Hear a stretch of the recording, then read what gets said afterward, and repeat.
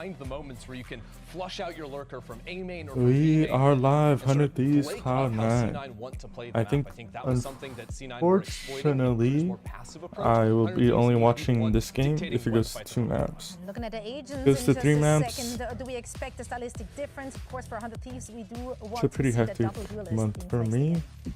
It's really cool when it comes down to what Celsius has been doing for this team, and also hopefully a 2-0. everything that he has been going through. Honestly, a lot of criticism, Right a lot now, of questions about C9 are the the major underdog. to prove everybody wrong. Back to this composition that we were talking about for 100 Thieves, they're deciding to commit to it. Yeah, and I think, you know, you're talking about how Celsius has been wanting to step up. I think individually he was very performing very well last week, him and Fireball both, but it is going to be a different challenge because of the extra fighting tools 100 Thieves have in their company. Been a crazy week. For us and his Some upsets. Absolutely. Yeah, 100 Thieves, they are looking to in lock up EMEA. the second playoff spot. Now we go to Americas. Maybe we see some upsets upsets from C9. It's Rivington and Vinceley. We are very ready to get into this game with two teams on very different trajectories here. 100 Thieves, you're looking at the best run the org has ever had with 10 straight wins. They're feeling it in every game, and here this game could clinch them playoffs. When Cloud9 is looking on, still using those rebuilding blocks to make sure play-ins is something that they can really focus on. And it's going to be a good litmus test today if you're going against 100 Thieves. And the litmus test starts on this map here on Split as we're getting ready to start the match brought to you by Samsung OLED. And yes, Split is the litmus test because both of these teams actually had good results. Nothing on better this map, in life albeit than it was playing against Crew, Splits. who's probably our Split worst team is that we such a have currently in this classic stage. map. Yeah. So now the compositional change for 100 Thieves out with this double duelist from Leviathan. Will it actually work against C9's comp 100 Thieves with the left with comp. the controller Senti setup? Now it's C9 starting And very quickly over on the A side though, we're and just there's sitting no straight. answer from 100 Thieves, who started the Straight lead A. towards B at the start. It's gonna be a Oxy retake. go in, but everybody's with them this time. They set plant up now, down focusing on pretty 100 Thieves fast. on that retake, setting up mostly to pile in through screens. They're already receiving a bit of aggression here as C9 hasn't heard anything, so they want to push forward, and Oxy chooses correctly behind door number 1. Okay, how do... He it's gets a trade. by Asuna as they start to trade, and that's their plan. Slowly, one Bunker's by one, smoke is so good. Oh, they're both... They're both one-shot. Timatino and Fireball Ops is not ready for Timatino. Jesus. The heat on pistol. It would have started off so well here for Cloud9, but unfortunately, it's going to be Yeah, the tempo from 100 Thieves was just too much. And unfortunately, Oxy goes down pretty early. Of pistols going to the stage. But it almost looked like it was working out. They had a great buddy system going back and forth. The crossbars were perfect, but you're starting to see it fall apart when they're running out of bullets right at this fight. Thanks to Timotino sliding in for the kill. You see how the comms are a little bit late. I mean, the whole round, Fireball Ox was just holding heaven. The smoke does not allow for them to be able to get trade. From 100 Thieves. And it's going to look dangerous. Remember, they started off on a pistol round 12-0 against Crew. They won that 13-0 overall, and you don't want to see this team as 100 Thieves starting off hot here on the defensive side. And C9 slow the pace down, but they avoid that crucial prowler here, and the rotation starts to happen. So this could benefit them to hit the south site. One thing I noticed is that Bora, the fade, is already on beat. Usually when blows, playing this A line on defense, he's just perma heaven. Occasionally he'll go down and contest the main, A main. But 100 Thieves feel like they're better off just playing retake, better guns. Oh,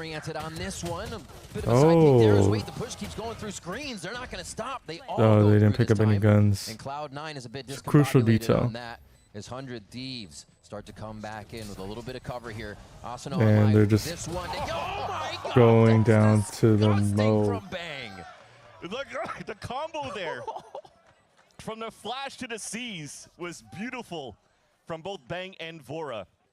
But now I want to focus here on the importance, maybe the win cons for both of these teams. 100 Thieves on the defensive side, because they're playing this double duelist, they are fairly proactive around that map.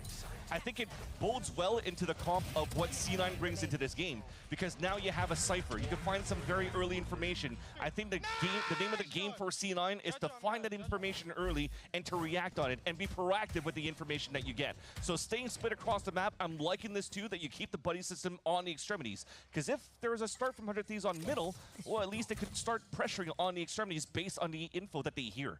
So this is actually quite nice. I think C9 might continue forward with this type of default here on their attack side. Quick check with that TP forward. Oh. Oops. I love the protocol. Looking to make something happen on that bonus round with Vic being the first blood what entry. happened? And that falls away. We'll see what is What next on the just list happened? for C9. And you'll notice it's always going to be these three together, right? The two duelists with Vora working together, trying to push the lanes, and that's a huge opener from Fireball Ups that will allow here 100 Thieves to start tempoing a little bit more quickly towards this B site. Beautiful play as well, juggling the utility to get himself to safety. It's exactly what you need to see from the rookie. As you go up against someone like 100 Thieves, depressurizing Timatino there. And now they head towards the other side of the map. B is the focus, after they've made a lot of noise over at that A side. Yeah, you group up. They were stopped by a smoke at the beginning of the round anyway, so they wanted to stall for a bit for 100 Thieves. Wait for the reheal, everybody gets topped up. Now they could fully hit a 4-1 split. Cryo might get the damage here onto Zelsis, but that will still force the hand of C9 to move quickly in the B site and get this plant down, which is now, as you can see, an open site for them to take. Big fight is on that flank here between both Fireball Ups and Cryo. I think that this is going to happen a lot in this matchup. A big responsibility for Fireball Ups as a rookie. He gets the spin. And the responsibility has dropped a moment. Cryo will punish as they start to make their way in. A great anchor smoke by Vic here. A little bit of a contact and crossfire that they have, but that's also smoked off, making C9 have to move a little bit to get a better aim on this. Nobody's breaking the eye. A possibility here in the 2v2 situation. 2v2. Oxy trading a few to draw eyes, draw attention. A nice spam from Jack here. And Vora could get both. Very nice. They may lose the players. No, they don't even do that. It could go to the spike, but they get out. Cloud9 retrieve that bonus. Not let it go to 100 Thieves. Well, they actually lost everybody from the spike blast too. They did go down. Ends up being a very nice little bonus round for 100 Thieves. You're seeing here a little bit of jitters on that 1v1 for Fireball Ups against Cryo. Had a great position in the first place. At least, if anything, he did an incredible job at the beginning of this round. Dropping two players, get the information for the team, and choose the correct site. And it's just one of those moments, trying to shoot an opponent in the back. Never gonna work. Same play. Oh my God! They heard aggro at 100 Thieves went for Thieves. this last time, so they actually have a counter for it one round later. C9 force. 100 Thieves, a different level, just to be able to adapt like that. Still going for fights. Vora goes for the util throw and catches a shot on Zelsis just under. Still clearing more, identifying for the team. Looks to bite off a little too much, but help is at the top of ramp, now down. As Jack They get Timatino, they win the round. Nice kill. With another kill, The and they are really C9. catching 100 Thieves in transition. And have full information now from the neural theft of Fireball Ups. In a great position on the pulse plan too. So you plan a little bit more to the left so you have a better angle from top of heaven and also towards main. As two of them for Cloud9 are going to stay turtled up and leave Fireball Ups getting the info. That's the camera that's going to spawn. One of the two rotated. What a Nice little pop shot. onto Fireball Ups. And yeah, this is going to be tough for Austin on a retake. Might have to save here, especially with the run it back. Won't be able to put it to good use. But what an answer back there for C9. Incredible stuff.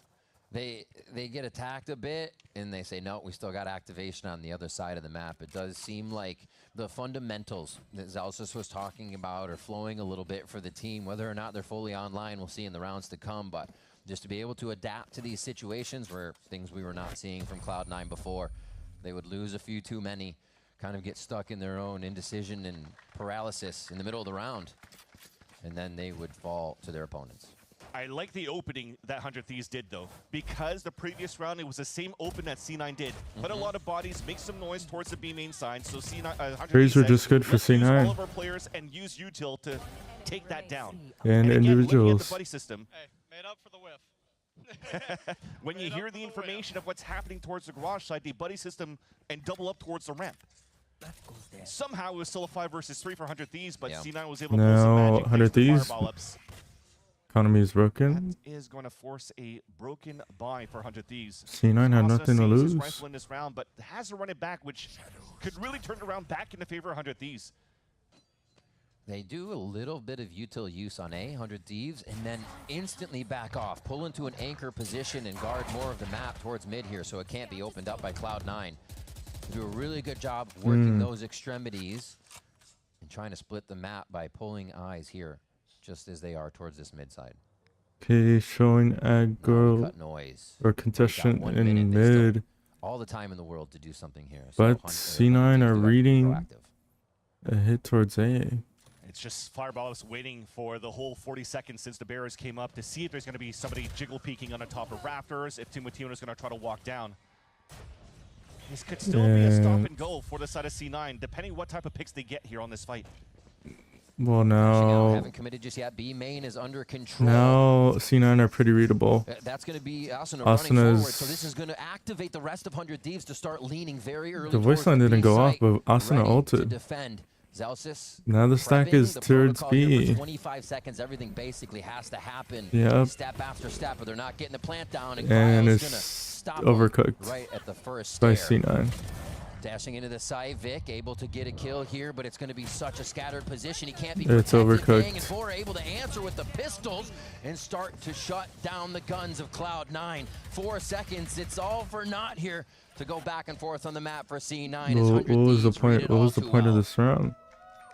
They didn't even need Asuna. Yeah, he used his run it back, but at the same time, it was just a lockdown for 100 Thieves on the B site. And it's a simple sneak bite from Cryo thrown into the B main right over here because they were never pressured on that side. So as Cloud9 is trying to sell that fake on the A side to start by using that util on the side, the 2 players that were inserted inside the garage never moved forward. It was mentioned earlier on here from the Telestrator from Ender that when that happens, Fireball ups or somebody into garage tries to find that timing into the B main. And instead, they just waited, fell back, re-hit, and 100 Thieves still had way too much util. Let's get a Cloud9 listening on this round and see how they can repair it. It's same setup. Okay, wall down. Fade on site, neon ramps. That's the same setup. You want to look to the left? Can you just come over? Can you just come over, Jack, to A? Yeah. And me and Cam and you will fight them. One male. Can you guys look to pump B after? Yeah. Call you want us to pump. Can you pump now? He's still just pump jiggling. now. You jump up, then I smoke front, and then you wall. Down ramp. I'm walking over to you guys. Wait, it's maybe 2. They smoked. That's it. They did nothing. Did nothing. Okay, Throw down. I'm here, guys. He's I'm with you. You can fight him. I can ult screens, and then you try to crunch him. He's on site now. They're 1-1. They're 1-1 on A. You want ult screens? Yeah, can you dog lower with an ult screens? Yeah, ready? I'll walk Kill now? Yeah, go. Neon on me.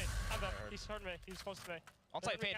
They're on site right now. Neon. Go back, Jack. Go back. Yeah. Yep, good info. We're gonna end B. Yeah, we're gonna end B. Yes, Jordan's doing very Good good. info. You guys should. I'm just gonna have to take Whenever- this. I don't have wall. Just wall. Whenever Just wall. Jack gets there. You gotta face him for a kill.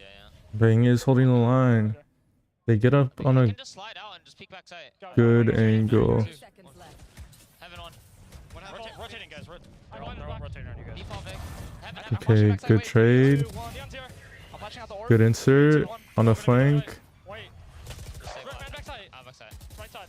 Left side. Oh, Jack almost got the kill. Blinded. I'll try. It's just too hard. It's just too hard. Okay, we're gonna simplify this. They're doing this. Another round we're here. It's unfortunately an overcook for the side of C9. Yeah. Just not enough time to actually go for the site hit. It was looking pretty good on a slide from Vic to see that information on Austin on the top of B Heaven, but as soon as they tried to double execute, they kind of stepped on each other's shoelaces. You see the paranoia, it's a friendly one coming in from Vic that hits Oxy here, where they can't work together to try to take down Bang. So just great stalls coming in once again by simple smokes from the anchor player of Bang. And Cloud9, it's the economy finally broken at this point. The 2 weapons that they saved in the previous round for Jack and Oxy, grouped up with the rest for a potential very quick slam. Would be a great start though, because it's Bang there solo. They repeat, just trying to get on either side, seeing if Timotino might do the slide in again. God, 100 Thieves are rotating so fast. They're going to be here to collapse down. There's already 3 and 4 on site. He just walked into the crossfire, sending Oxy to die. It is a half buy. And they just lost It's interesting to look at how 100 Thieves are currently playing this defensive side versus Cloud9. Because remember, when they were playing against Crew, it was a lot of proactiveness from the team to fight towards middle. Then it's going to be a refight in mid. The dash out. Oh my gosh, the accuracy. They just have better guns. They're creating crossfires in the moment here as 100 Thieves push down mid. And they wipe more members of Cloud9. Spike. C9 need to contest mid either in male. Like, either they need to physically be in male or is a lot more slower at the beginning of these rounds because it's actually Cloud9 that's trying to force the hand. They've only put util to threaten that they have, but they haven't physically been there. Splits or pressure on middle at the start. There's a hot hands that slows him down. There's a snake bite that throws him down. One simple piece of molly that's being thrown by or Cryo or they can easily rotate to vent because they know that nobody is there and then they're also getting contest one-way them. by the smoke by bang. So there's really nothing they could do on the hits. They gotta default a little bit more here and work that util, draw that util out for 100 Thieves so they can actually go for these strong splits, which is why finally we're going back here to that 1-3-1 setup. 3 in A, I love that look. 1 in mid, 1 in B. Need to be a good time to hit a 3, a good time to hit a B. We'll see if C9 B pop. can get some real estate back as Okay, they push towards finally vents get for into one of the vent. first times here to control that. And see how 100 Thieves reacts defensively. Already have Asuna. Oh man, he's ready to If you're able to bait it out, then that's a win. 3 and B for 100 Thieves here, just to see what they can find. Oh, and Zelsis is identified. So they're going to have to either rush. You did bait out the paranoia, which is good. This is actually where the mid-rounding needs to be. Perfect for C9. Now C9 can pause. C9 can pause. They can wait for Zelsis. Zelsis should hold, go and hold sewers. As if they did a hit. 100 Thieves somehow source a kill, re-clearing that heaven, and back up. Always playing their lives. So now you have to go on an adventure, and Vora actually gets caught off. Bang was low too. Bang repairs the situation. It's a little here, impatience from the Cypher. Now, C9 keep bringing the timer down. It's not working out for them. But this time good fights. It seems to slide in their favor as they hit some beautiful shots on the way to the site. Ooh. C9 could have paused and hold the space in mid. Maybe beyond Asuna here. And then wait for Zelsis to clear sewer and hold that A main position as if they're hitting A site in the beginning of the round. They know where the relay bolt came from now. It's on 100 Thieves to source this out. Oxy actually goes for the slide overdrive. It's instantly diffused. And they're going to try to get the spike now. Hiding in the smoke. Timotino's just waiting for the mistake to be made before he makes any more noise.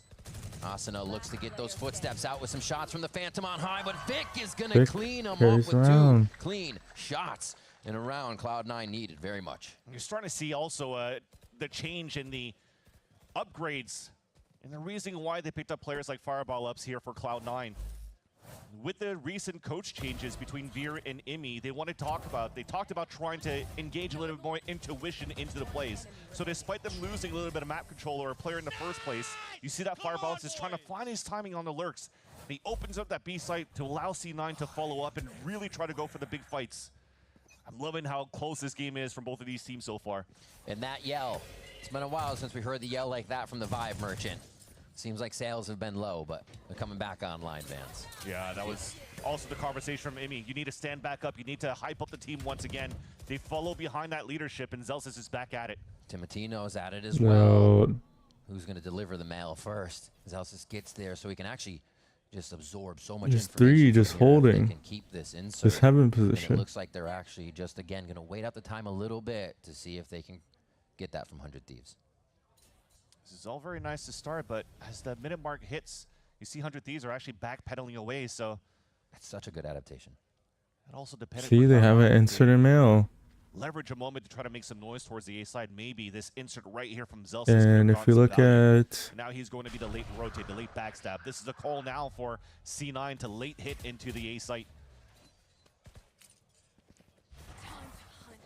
Well, Dog to clear everything close. good job for 100 Thieves being proactive. They use the ult just in case they hit B. Vora hits all of the flood. Here it comes. And now except for they have Zelsis. still next to no HP as they Trade, into the site. 2 and bunkered Actually, not punished inside. as much as you would think here by 100 Thieves as they're waiting to And they're all targets. just mowed down. Crosshairs. It's the Oh easiest kills for Cryo. gosh. Farming, They just let farming, C9 farming, walk we're into their farming. death. And that's twice, maybe 3 times that its intuition calls from the side of Zelsis to say maybe we should try to go for this in the last second hit. But again, they hit the same type of issue. Trying to go for that late entry into the A site. Everything just stalls them. Look at the combination from Nightfall to Seize to Hot Hands. And as you're trying to create your own walls and try to get the space for Cloud9, well, you put your back against everybody that's playing the Crossfire on the defense on the backside. So Veer will call the timeout here to try to fix the issues a bit for C9 to be a little bit more confident in the spacing that they get at the beginning. Right now, You also kind of take a silver lining. C9 are not C9 looking that was, bad. one I of the think they things just need to Oxy pay said attention to the was that details. they They have pretty hectic comms. But they're are cleaned kind up. of You have a lurker forcing like the issue Fireball rather Ops than coming waiting in. for the game Cloud seem a to lot come to cleaner. them. And he is They're forcing been heavily sites, game pressured, we saw by being Timotino pretty and one other. predictable in terms of where they're going to go, These just numbers because decent against Crew, but he they don't popped leave off layers when in the he played round. against LOUD just a couple of days before that. And I think the reason of his resurgence and see how good he is on these lurks and what we're currently seeing against 100 Thieves right now is thanks to the conversation that he had with Baby Bay after their loss to G2. Say, man, it's just Challengers, just play like you play in Challengers, it's just different names. And you see here the level of confidence it brings towards maybe not the whiff that he had on Cryo Cells earlier on, but that whiff didn't bother him. Every single other one of those duels were instant laser beam headshot bursts and was basically playmaking rounds that allowed C9 to pick up these 3 rounds so far. See how they manage this. They play it close to the chest. They can do quite a bit of damage with the stingers. Oh, flex tech peek. And they hear them now. They heard one stinger go off, so they know exactly what they're dealing with on the side of 100 Thieves. And all Phantom game, too, so these walls that are going up are something they can easily get these trades through. Also right now for 100 Thieves, they're giving this space just almost every single time for C9. It's almost a game plan. You kind of know if you're playing this stall in a Cypher with a Viper, you might want to default 1-3-1 a little bit crazy more. So how what I wanna Viper see is from like a Cloud9 pseudo as well, senti for them to have more because success for the site hits is to start moving up on this side. Try to force the util out. they can lurk because they're not within, they don't need to be within range of their util. But the catch is that if Viper dies during the lurk, then they lose potential molly, potential smokes, potential wall. If they do get any trouble with C9, See, they're just flooding, disrespecting them. The shots, the aim, and the quick mechanics to shut C9 down again on their low buy. And Timotino's ready. Oh, even when he had the drive-by closes out that round. 7-3 now for 100 Thieves starting that split on defense. Timotino also cranked a 90 on that slide because you would expect he'll just slide across when he's getting shot, but he just dives right into him, hugging the wall. You should see the size of his mouse pad. Jack was not ready for that. Doing 360s around the globe. God, they're so quick to answer. The Vora read on where Cloud9 are going to end up has been immaculate this game.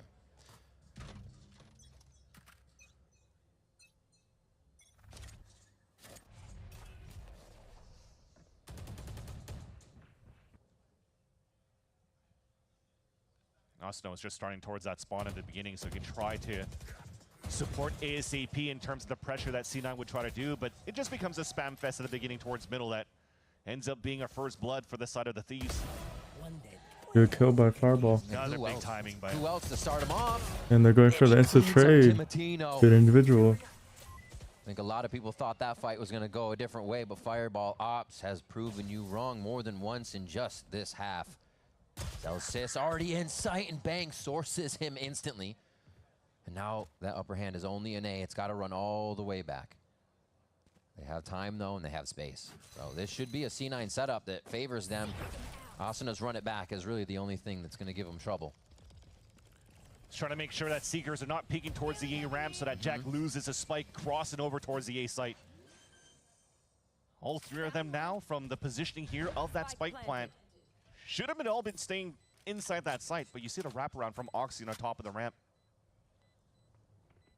Pays off. He's got to be the last one here. Fully healthy. He's the fail-safe in the situation. Asa already has that. He goes down. He tries to push as the fight goes in. And that's Jack getting the first kill. But that's just Jack would need to work a miracle. Same number of attackers and 100 Thieves. Shake him out. Jack down in an 8th round. Reason why I felt like it was going to be difficult to wrap around on the A ramp. It's the spike's not planted for you, really. It's just at a default spot. And Oxy basically had to be, he had to bait pretty much from that position. There's no way he could really try to move in that spot. Thought that maybe all three of them wrapped behind, following to run it back from Asuna. And then unfortunately here read it incorrectly and just allows here for 100 Thieves to have 3 individual 3 versus 1s. It's one of those rounds where, yeah, they started 4v5 because Timotino got a spam, but then Fireball Ops trades, and these are the ones Cloud9 keep coming back to, saying we should have won these rounds. We were ahead. We should have won these rounds. And it just seems to escape them Matino with tempo. Timotino getting a lot of info as they push up here, and it's going to be the Neon fight as they slide to safety on both sides, actually. More source of that info. Asuna, a quick trade off a curveball. They keep rotating who's in a position, thinking the reload is going to be a time when C9 can push. A good kill. Thieves is more than ready. That time Oxy on site. The aim is in his favor. The spike should get planted here, and 100 Thieves are going to have to rotate before they can set up a retake. Got to get that pit towards that screen. Just block another lane to give a chance here for Cloud9 to just focus on 2 different angles. A main and A heaven. C9 we're not worried about. Really, the only thing you're focusing on right now is a flood out from the top heaven, which is why you have 2 players playing towards map for C9 to try to slow down break both attempted push from 100 Thieves. Does Vora know? Some info from Vora here as they split both sides. They have a late lurk on this. Vic takes out one, but they're all coming from the same side still. They got to get into the pit. They have to clear this out. Cloud9 have pretty good positioning, but somehow they've lost 2 players. It only leaves Vic in the pit. He's going to be sourced almost immediately. The double pit is going to be enough. Celsius in the corner. No time. He's going to be, oh no! It's too much time. No time on the spike. What a fight back and forth. Decent round. Round going over to Cloud9 is a one they very much needed going into the second half. Yeah, it ended up being great positioning by Cloud9 based off great utility too in the post plant. Yeah, it looked chaotic at first. It was a little bit of a missed push from Oxy outside of that pit, but the rest of the crew staying inside of that pit, playing in the back of the site, running that clock down, keeps Cloud9 in the fight going into the second half. There's more action here on Split for this series when we come back at VCT Americas. Don't go anywhere.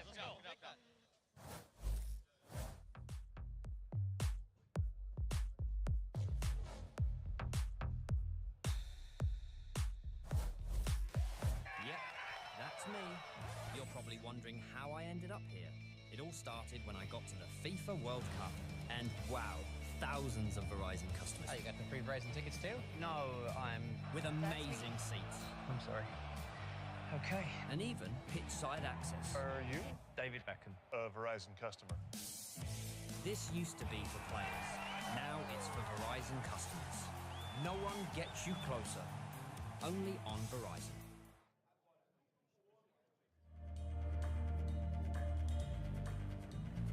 Oh, scared me.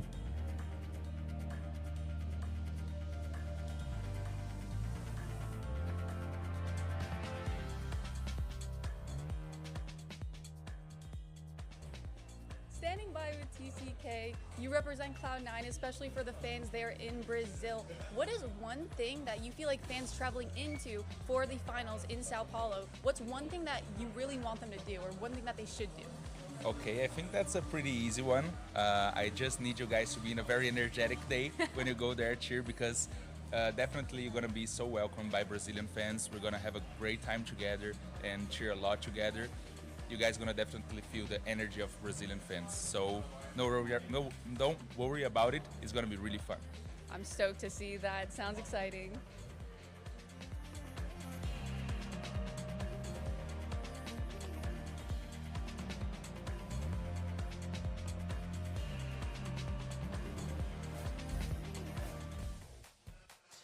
Welcome back to VCT Americas. We jump into the second half of Split as 100 Thieves have a 4-round lead here, taking the attack side. So Cloud9 have to be ready. We'll see what they've mixed up for the defensive side. Remember, the pistol round continues to be also important for Cloud9. Not only to pat the stats a little bit up here, currently at 4 out of 21 pistol rounds. And also to close that gap on this map against 100 Thieves. We talked about it, 100 Thieves, one victory in this series will guarantee them playoffs, while C9, they have a chance to maybe break a little bit of that ranking if they defeat 100 Thieves today, and looking at the other matches happening later on this weekend. But 100 Thieves are just looking to break trip, pop into the B site. C9 wants to leave that open. They already have 4 players focusing on middle to fight and crunch in that spot first, and that'll become the flood retake play. That's a sting. Can Jack find Oxy to get a little bit of a heal on? Yes, the answer is yes. And Cloud9 could waterfall out of heaven here. It looks like they're actually going to try to pressure the site just like that. Oxy with a bit more speed to draw eyes. Double flash potentially about to come out. Yeah, this is going to be tough to defend. They start to activate. Oxy first does find that drop box. Would be the first kill, and the peaks are going to have to happen from 100 Thieves here. Nice job by Cloud9 to be patient on this, but Cryo, the one to continue lurking, actually gets caught up. No way. Who else? And it looks like they got the defuse he's on here. not A little bit of a in a spin good for Vic, position. the right cut of the cord, and they come up big as Vora puts the final touches on the round. Little stink face from Vic, but he's happy for the defuse. Cloud9 get a pistol, and that means a lot. 5th pistol round of the stage for Cloud9 after that one. You see here the double flash that was utilized was actually well stalled by 100 Thieves. C9 couldn't fully react out of it yet to flood out of the double flash until finally Oxy slides down. So as he keeps some players tucked in maybe on the flashes, it allows Oxy to isolate the 1v1 fight.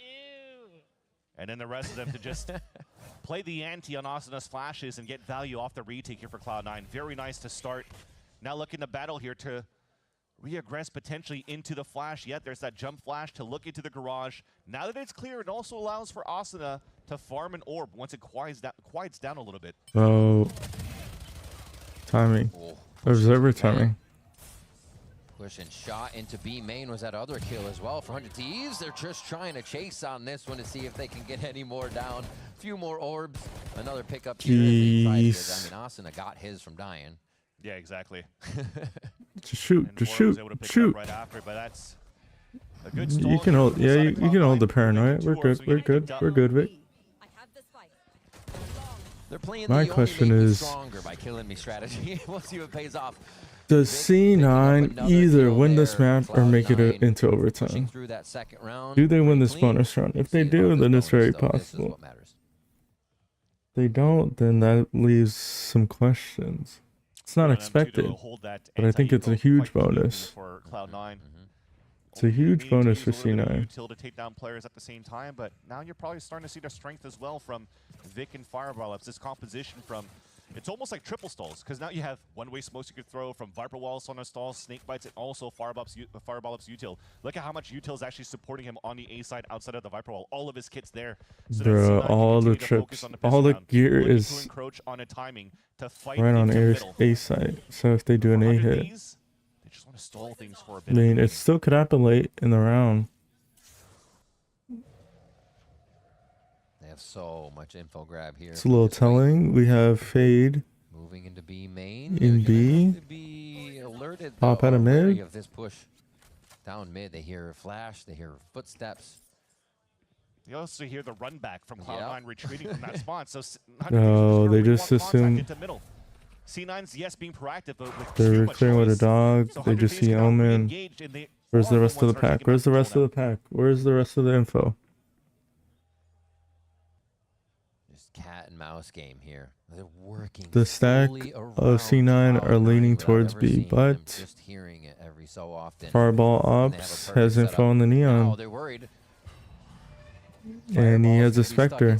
Tries to play a little bit of an anchor cage. He gets seized up, so they're going to be able to track him down pretty quick. Whoa, is that not a Cypher bug? Oh, he actually hides it very He was well. in the radius of the Fade Seize, and he didn't get seized. He couldn't make it all the way out of the site safely. 100 Thieves have way too many inserts right now, too, especially with Bang inside vents. C9 are just going to wait it out. Seems like they want quite a few of these guns. Not giving it to run it back, which expends some of their time for Spike. C9 or Oxy with the timing. Checking his watch. Oh, actually cleans up a nice shot on Jack just from a shoulder there. And he still has the paranoia to go for a little bit more audacity to take another fight against the entire team. Grab a gun. And Bang doesn't even have to They're trying to do more damage. Need to do more damage. Okay, and now Vic can just save the gun. Or sorry, other way around, Cloud9. And it's not going to be the defuse. It's going to be the runaway each time, and Bang being really the cutoff on that one. C9 had the right idea here to push down towards that middle in the first place, but I don't think they overcommitted to fully peek down towards Ramen, so they had to play that mid-round with zero information. And that allowed here that opening door for 100 Thieves to just flood 5 members into the A site against the solo fireball ops. Too much util, he can't play within trap kills with his cages. Nobody was tripping up on them. So it was a nice attempt, but the bonus round is not valued too much for the C9 crew. First, a bit of quick noise here from 100 Thieves, as it's been all quiet to start the other rounds. It's still the same formation now. He pumped towards B. C9 mixed up. Priority for them, even from attack side, was mid, and they still put quite a few mid on the defensive side. So nice pressure from 100 Thieves to start. Instantly break the camera, cut noise. Now you're forcing C9 to utilize a little bit more util. At the minute mark, maybe the dog comes down. Unless the jiggle gets a lot here from Timotino. We're definitely going to see here the information that C9's going to try to get. Will they get punished here? The walk in right now from 100 Thieves. They're trying to bait spam fence. They're going to get a double flash. And then the Hawk Oxy's ready for it, and the bait works beautifully. I think he played the ante too. Yep. And Jack let himself get hit, falls back, and that's a great double. Bang with one. Wide swing. They have a tell. Oh, and he's caught in the seas. He's not going to miss that one. But he does go down to 47 HP, so this is the timing. Those Vandals is different. And now the team can just lock it down. What a great round here. If on the last player. To not be thrown off again by the 100 Thieves push around the map. They just have big to blind, big omen blind. Auto heaven here. Remember, we mentioned this on the side of Fireball when he had his opener against Loud, that those numbers that he was putting up was basically something that he was doing consistently in challengers. Nothing new. But now that he's able to do this against such a high-profile team and players in 100 Thieves, it's super nice. Look at that. It ends up being a flick turn away from That was Oxy. pretty nice. I'm gonna stand up. But I love here that the buddy system continues on here for Cloud9 that allows for this, for these plays to happen. But continue to keep an eye out on Fireball ups. He's doing a good job anchoring so far here. Absolutely.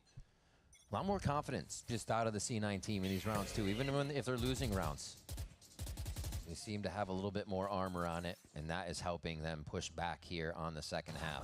Bandits across the board. Watch out for these guys. They'll steal your money. Camera's already pushing them away. We realize here that, okay, well, the Cypher's setting up on the A site. We're on an eco right now, so 100 Thieves doesn't really want to commit into where the traps can be placed. So it's back into mid control. And you talked about those bandits. They've been putting a lot of damage to the stage so far.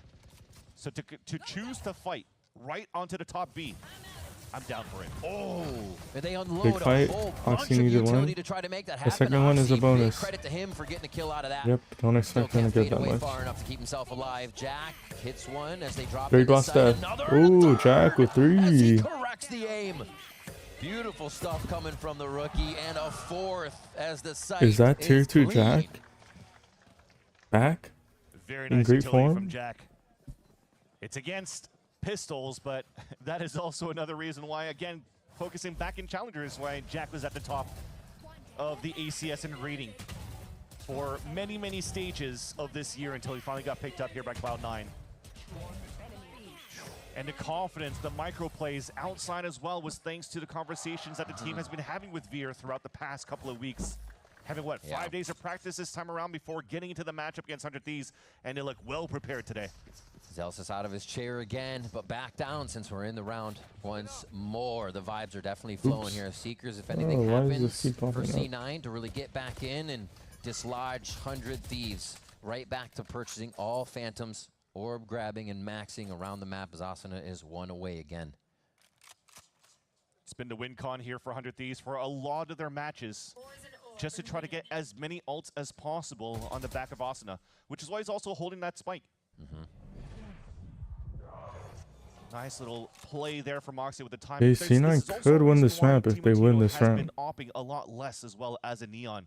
They try to leverage both of those duelists to try to create space, flash those walls, trade off each other so that Timotino becomes an assist maker, and you're farming orbs continuously. All of the players are in heaven. And there it is. And then I'll have B main control. Seekers. And you saw Timotino and Asuna, those ones on the front in heaven. And then the rest of C9 are bunkering on A. Working so well, and it's been amazing to see Timo kind of fall into that and not want to be the one who does it first. It's amazing to see in a player that you can just kind of get and grow in that situation. 100 Thieves are running to the same problem as C9. 20 seconds left, you're going for a hit, but there's still util on the site. Okay, Celsius gets one. Those walls are going to have to clear as they 4v3. flash their way through here. Haunt lets them know there's a bit of space. 13 seconds on the clock. Vic is trying to stay quiet. He's also got They think they're Fireball off. They so think can they're play off. both They sides think. of this. They can set up a crossfire. They're actually going to let the plant go down. This gets a little bit stickier here, but Vic is able to get a kill. It's going to come in quick now as the team has to react and adapt. Ulted in the That is open. going to be That's crazy. the run it back, shut down as soon as it comes up, and Cloud9 are going to tie up Split versus 100 Thieves. Oh, I want to see the micro of what happened there for the two players on site and Jack, because that looked kind of nice, because I didn't hear a flash getting popped. I think he just threw it towards the air, just forced some players to look away from the sky flash, good and flash then finally the players contact. swung out before the flash Burst. actually popped. You see there? That's why Vora's At a staring B right main. into the top of heaven, trying to turn away from the flash. And then it just thwarts 100 Thieves trying to play that pulse plant off the spike. Their anchor smoke they throw for themselves in front of map too just denied the flash that Asuna tried to throw in. So a lot of 100 Thieves utility went to waste on that entry. They call a timeout. And that's going to bring a lot of confidence here in the camp of Cloud9. Remember, they talked about here, this is a litmus test going into this matchup against 100 Thieves to see if the compositional changes, if the way and their style of playing actually works out against one of the top teams. You're seeing it here with the win con for 100 Thieves. Asuna's averaging 3 ults per half. That's a boatload of ults. If you're thinking about it in week number 3 when they played against 100 Thieves, you know how many ults he had? 20. You know how many kills he had with those ults? 5. No, but what's important, though, is the respect that's given to Asuna when he actually does have to run it back. Yeah. It allows for you to get so much space, run that clock down, and you then just have this aura of get away from me. and close so many good rounds on our side here in the post-plant scenarios. So you almost saw it there, how much delay he was trying to do with the run it back after the plant. But again, the beautiful play from Cloud9 by flooding behind that flash and taking down 100 Thieves shows the preparation that they have on the side of Cloud9 and what Veer brings to the table, trying to isolate the value that Asuna gets with these run it backs. Whoa. Very fast. Looks like Timotino has to stop and dodge for a second there. They're looking for trails, they're looking for links, but nothing's going to be there. That was a TP to heaven as soon as they hit it. So many layers to this strategy as they lose Asuna. It's a B split. On the way in. They're fighting towards B main. Vic can't die. He needs at least one. Wait, Vic is playing some tricks on the team, and he's already going to get help in time. Has he bought enough? Oxy gets the first Yeah, kill he from bought Evan. enough time. They need some kills. Wow, C9. From C9 to get to B. And that Who was a knew timeout dressed that up by Split would be NBS defender just to sided? try to add that pressure into the top heaven to see how C9 is currently playing the mid and maybe try to punish them at the same time. So to play to do the Nightfall, mask it with the Omen ult on the top of heaven, and just try to encroach in that space. What's the difference though? C9 playing the buddy system again. Back in front of the B garage. They stall with the one-way smoke. They get the backstab on the back of the on the top of heaven from Celsius onto Asuna, and there's no more flashes to allow 100 Thieves to get into the site. Now they're on a broken buy. Back into their own 1-3-1s on the attack here on the setup. And also C9 changes their setup as well. So this will give them early information that there's pressure from 100 Thieves at this point, and they have the right numbers if 100 Thieves are going to try to split towards the A site. Follow. They're being very proactive now. Not the C9 we're used to. Oh, they're not ready for cryo and sewer timing. just in that timing. I mean, but they're they still pushing. hear They're it. still trying to keep a timing here. Bro, they could just mow them all down. And just do an early backstab. Wow, 2 ships. That's a right-hand model issue there for Oxy, because that should have been dead to rights on to Cry the whole time. Oh. And finally, we have one backpedaling, and Jack will have all the info. Discipline. Oh. Discipline. Another one gets the flash out, and they're going to know they have to back up for a moment. Almost the ace was there just on the other side. Oh, the whiff yes. almost. One of us. Zelsis takes down Timotino. And now it's a battle for the spike. Against a top-rated player in Stage 2, though, in Asuna. Definitely doable, as you see. He has a full kit still. 2 of the longest in the league here. Definitely some aura to this fight as the smoke goes down. A little bit of an anchor play coming in from Vic. Still goes wow, right out. Zelsis just gets out. And he says, you know, I got 15 seconds. I got to go through No this. time. Went on time. Yeah, not going to be able to make it. A really nice job from C9 once again to thwart what 100 Thieves is doing. In 100 Thieves, why would they expect this? C9 hasn't done this to any of their teams. They are being so 11-9. C9. Which is what Cloud9 upset? Big on upset. that second or third round. It would be a big upset. Potentially the best team, a top 3 team. If they miss here the timing, at least they can play the flood retake as the team while still having full util. So it's nice that this happens because now Jack is able to get the highlight. Bro, if it was me, I would have just started. One thing I remember Oxy saying vividly just try to spray transfer all of them. Against Marv when they played Sentinels, but he said we went 0-6 in pistols and look how close we played them. Well, they didn't even know where he died from. And look how much they're able to control it. So it definitely means a lot to them to have that momentum. They were even like 0-11 after that series against Sentinels. They were not having a good C9 time this round for Cloud9. win this round, I'm going to have to sit down. Because look at the results now. They have a chance here to topple the chances of 100 Thieves securing playoffs if they win this series here. And looking like a C9 from the better years so far in this first map. Early pin Wow. from Zelsis covers up on the B side, and they're playing it at the same style as like a Fear comes in as coach and they look good. Behind their Wow, Viper I wonder why. spam through that I wonder why. Because as you walk in there and try to break the trip, your HP is also going down, so the sprays could easily melt you. Oh, oh my what a shot by Vic. Love it. Fast on Timotino. He's got those mechanics. Austin is That's just unlucky. He's trying to play very close to it, just seeing how C9 are reacting. They're trying to get back in, and they got to protect Zelsis. Getting good spacing. He does a great job of getting They drown out the Viper. 3-on-3. Cryo now has ult. The 3v3 now after all the dust settles. They don't give Oh, the flash timing. they're playing so aggressive when they could just be a little bit. Punish that. The Fireball Ops is trying to repair the whole situation, and it's bigger than a Band-Aid. Do you see C9 throw? Oh my God, Jack wow. the final kill, and C9 put C9. on map C9. C9. What an answer One back in. round away. A repair from the side of the on the small mistake that C9 did. Actually, a big mistake. Jack flashing Oxy as he slides in. Gave a chance here for Cryo to maybe go for a second plant.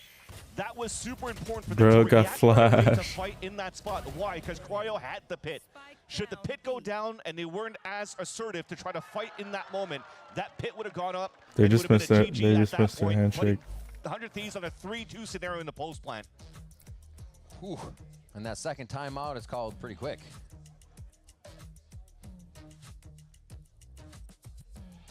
We'll see what they have to say coming out and just what's represented with the strategies. I think everything from the coaching booth right now has to be aware. Look for everything, because C9 is pulling out all the stops right now, and it is unreal to see. All right, I agree to my terms. I'm gonna have to sit down. C9 won the round. Right here, C9 have 3 chances against Crew on Breeze, which is going to be our second map moving forward. But as much as we were talking about how Oxy was playing so well on Breeze, they kind of just walked into his crosshair.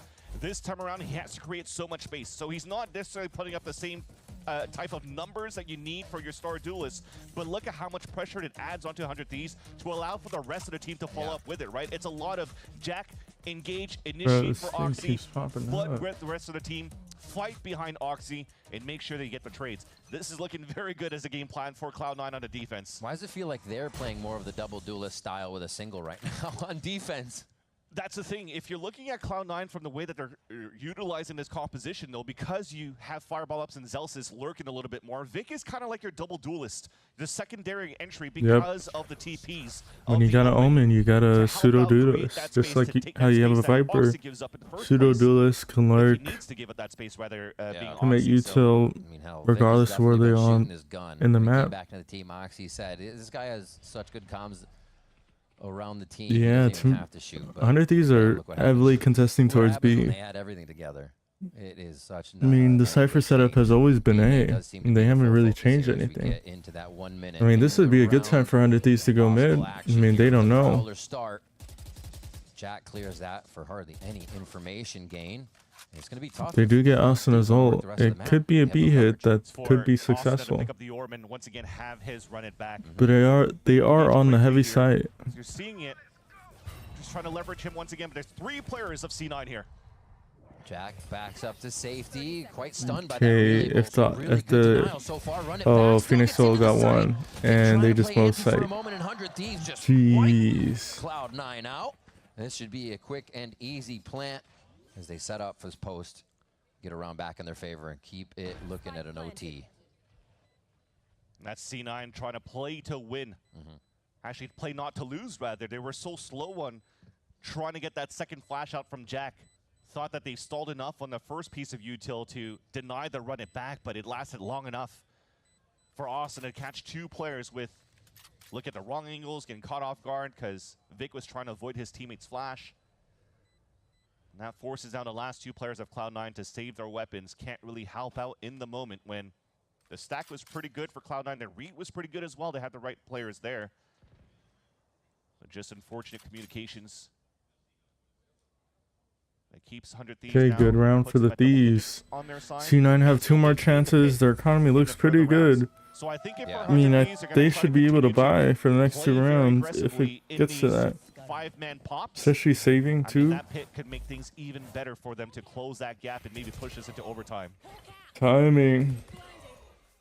Jesus, and he swings right as the. You got info on the last 2 players. Easy. That makes sense. A quick block. That's so much value in the Phoenix ult. Not only does he kill, but as the Phoenix ult fades away, he gets info on the last 2 players. He's going to get full flash by it, despite the idea of it being a half-blinded flash for Jack. So yeah, a little bit of a miscomm, but 100 Thieves It might be a little broken. This game and being very, very slow this time around too. So not having to run it back in their favor to create some space. They're kind of far away of getting extra value from a Nightfall. So it's up to them to play the defaulting and try to leverage the double Oxy dies here. If Oxy dies here, then they probably lose the round.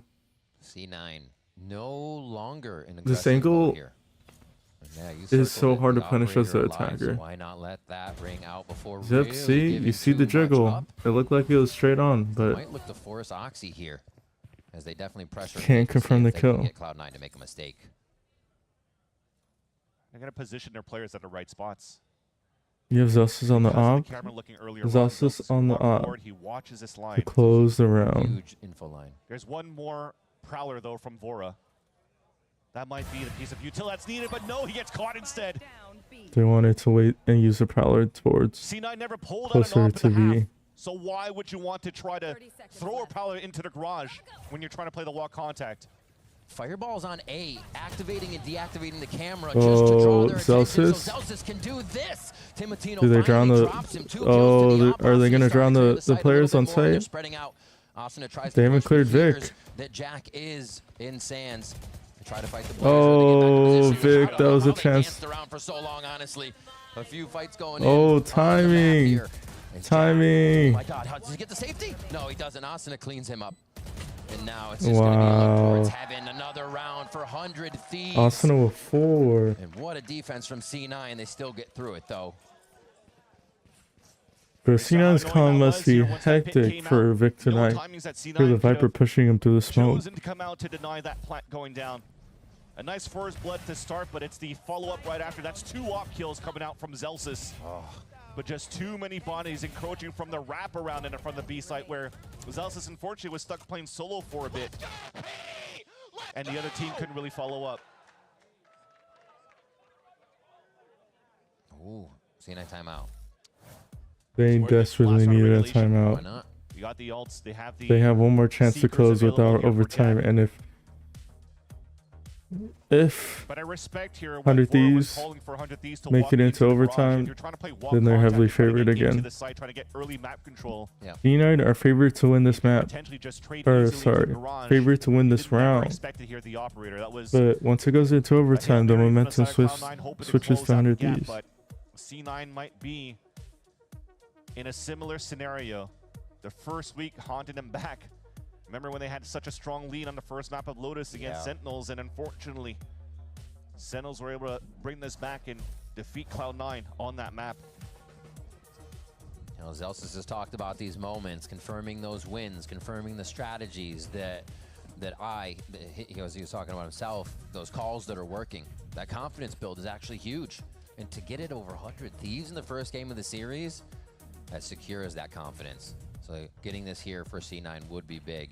Or you're right, it does rear the head of those nightmares that they suffered in their first week of games. So it's on C9 to see if they can maintain their composure. If 100 Thieves, because of these site pops, and also overtaking the defense on the site pops, might force an error out for Cloud9. I think C9 are gonna lean towards A because Asuna is one away from ult. Asuna's one away from the pip, so you know here at least that the duelists are once again opening up on that side. Cryo is on the weak side, containing the space. Oxy even trying to get an angle there. Stoic under fire, didn't even turn to the right for the first few Vandal shots. Info plays his life. It doesn't stop him from going into mat. On the side of C9. Jesus, man. Timotino comes in, takes down Zelsis. That's gonna be so frustrating if they lose that round. Trying to be proactive now. Regain some space that you didn't get in the first place. Double swing to Garage onto Bang. Bang, bang. Oh, good trade. A nice swing. The fight towards heaven is just to clear some seekers there. You can see Jack rotating back over towards B. They just cleared heaven. Got a few more, yeah. Fireball Oz has to go crazy. If he killed the Neon there, then it's really winnable. Now you just can't get overwhelmed by. Oh, the slide is just too hard to handle. And you know what that means? We're going overtime. The calls on the fly from Vora, who's mentioned here that it's nice that the coach and the team has been trusting him in the calls for this stage, even for the event in Paris. Feeling that if it doesn't come to his favor in terms of the shooting department, he'll still trust his calls. And if he's feeling 60%, he'll be 120% of that 60%. Picking up the last 2 kills and allowing here 100 Thieves to play into the overtime against Cloud9. So the nightmare comes back for Cloud9, but can they overcome it this time in this overtime on split? We'll see as they push over towards A for the first round. Paranoia ready for ramp. Fast take. That's going to be on Oxy to open this space up. Waiting. Jesus, through the smoke. The Paranoia never would have hit anyways, and Timo That's going to be in their nightmares, man. This game, this split game, if C9 loses, it's going to be in their nightmares. It's going to have to be getting into the site with the entire team, the cooperation of that utility here for C9 now. Hello. And they know there's a lurk on the map. Ooh, Timotino with a fast turn. Can stay Timotino doesn't have... Oh. They back each other up on the ramp and take everything back for themselves. One enemy remaining. Spike just is Vic there. by himself. So no one from 100 Thieves is leaving except for Vic on the other side. Yep. Takes him down 13-12. It's just too hard. Here to get these rounds back, Vans. 100 Thieves have momentum. It's so crazy to see how much value in the combination of the curveballs and haunts that both Asuna and Vora are seeing. Asuna mentioned playing this agent. The flash is usually for myself, but look at the value. Jeez. And they sync them up so well. They're never layered on top of each other. It's one and the other. And they're really able to get that situation in their favor. Asuna has been 25 kills for quite some time. I mean, that's amazing, but it just means the team is really able to step up as he's going down in these entries and opening up that space with Timotino. Straight to B main, straight into sight, slide. Vic caught with util out. Oxy's able to get that kill. Oh, Oxy, jeez. He's blinded, he's blinded, he's blinded. Patience, son, patience, son. If they end up losing this round, Cloud9. He's trying to cut the rotates before they actually if they end up losing this round, and Cry will work together. And then decide on a spike later because there's still so much time in the round to work with. good timing. Cry with that push up. He'll get modeled here. Yeah, he does. Zelsis. Clean aim. Bang Nice wins crosshair this. placement. I go bold. Buddy system. Let him plant. I think they're smart here for C9 to do that. While you wait so long before the plant comes down, you're waiting for the flash to come back up, and indeed it did here for Jack after Dog spotting him. Oh, just good Too much spacing. util to not allow Bang to get a good positioning in the pulse plant there, and C9, the answer right back here on the defensive side. Great defensive halves from both of these teams so far. Yeah, we go again. Oxy's dropping here. I mean, he loves to put this pressure on himself. He knows there's basically nobody that can help him in that situation. He's just doing Oxy things. Nice, good up. Yes, sir. Yes, sir. Yes, sir. So despite the win here for Cloud9 in the previous round, it's for Veer to try to get some value for the team on the attack side. There's definitely lots of pings, so I'm assuming at this point they're talking about trying to split towards this B site. How can you do it so far? And I think it comes down to what was happening at the beginning of the half when they were playing on the attack side, was not adding enough pressure to the top middle, wasting out util on the top of B heaven. And by not allowing to do so, 100 Thieves still has util to stall when you're actually trying to hit into the B main. And that's thanks to the Asuna cryo position. If it's not cryo on the top of B heaven, it'll be Asuna. They'll switch that position back and forth depending on how 100 Thieves want to set up their defense. But also the thing is once we get back here into the game, we'll realize that 100 Thieves are actually not necessarily playing into the Fate double duelist push into an angle, right, on that side. They're still encroaching stalls on the mid from both Cryo and Asuna. By stalls, it's double mollies they could do here to stop that from happening and getting the fast split from Cloud9 coming out from this timeout. All right. So much chip damage C9's taking here. It's good that they have the Sky, but C9 would have loved so default, really but we have the Viper with the team instead of the... Playing a little more spread out here. Yeah, the Viper with the team and the Cypher holding A Looks like main. they're quickly But it looks like the working back Cypher's towards each other and making sure there's no rotating. push on the extremities, so there's information gained by 100 Thieves they don't know about. Some pings across the map. Heaven smoke kind of alerts 100 Thieves already. They're not getting too much rotation in, but Bang repositions. Ooh, big kill by Vic. Sidesteps. Thinks there's a moment, maybe a smoke up, but it's going to be the side hit now. Cloud9 is in and happy with this. It's just about getting that spike down. They're waiting to get the smoke. That is in towards Heaven. Timotino just on the outside here, knocking on the door. Relay Bolt's not going to do too much to the plant. Oxy doesn't get the kill. The rest of the team is flooding. Get in with the fast lane, though. Trying to punish Oxy. Heaven here to start their work on retaking the site. Fireball off. Again is able to make quick work of the team dropping in. And now they hide. Everybody Jeez, starts to play a no little bit way. safer. Fireball sourced from behind a box. Team of No way. spamming quite a bit. No. That kill. You always That would have been crazy. But Jack cleans it up. And C9 only need one to push it to the next overtime round. Even looks across the stage here after getting that pick onto Timotino, just to see the expression of 100 Thieves as Cloud9 are back at map point. Worked well here on the game plan that they had on the entry into the B site. So the Viper wall allows for them to play out in the open to disrespect the one-way smoke from the side of Bang and to avoid getting melted down by the hot hands.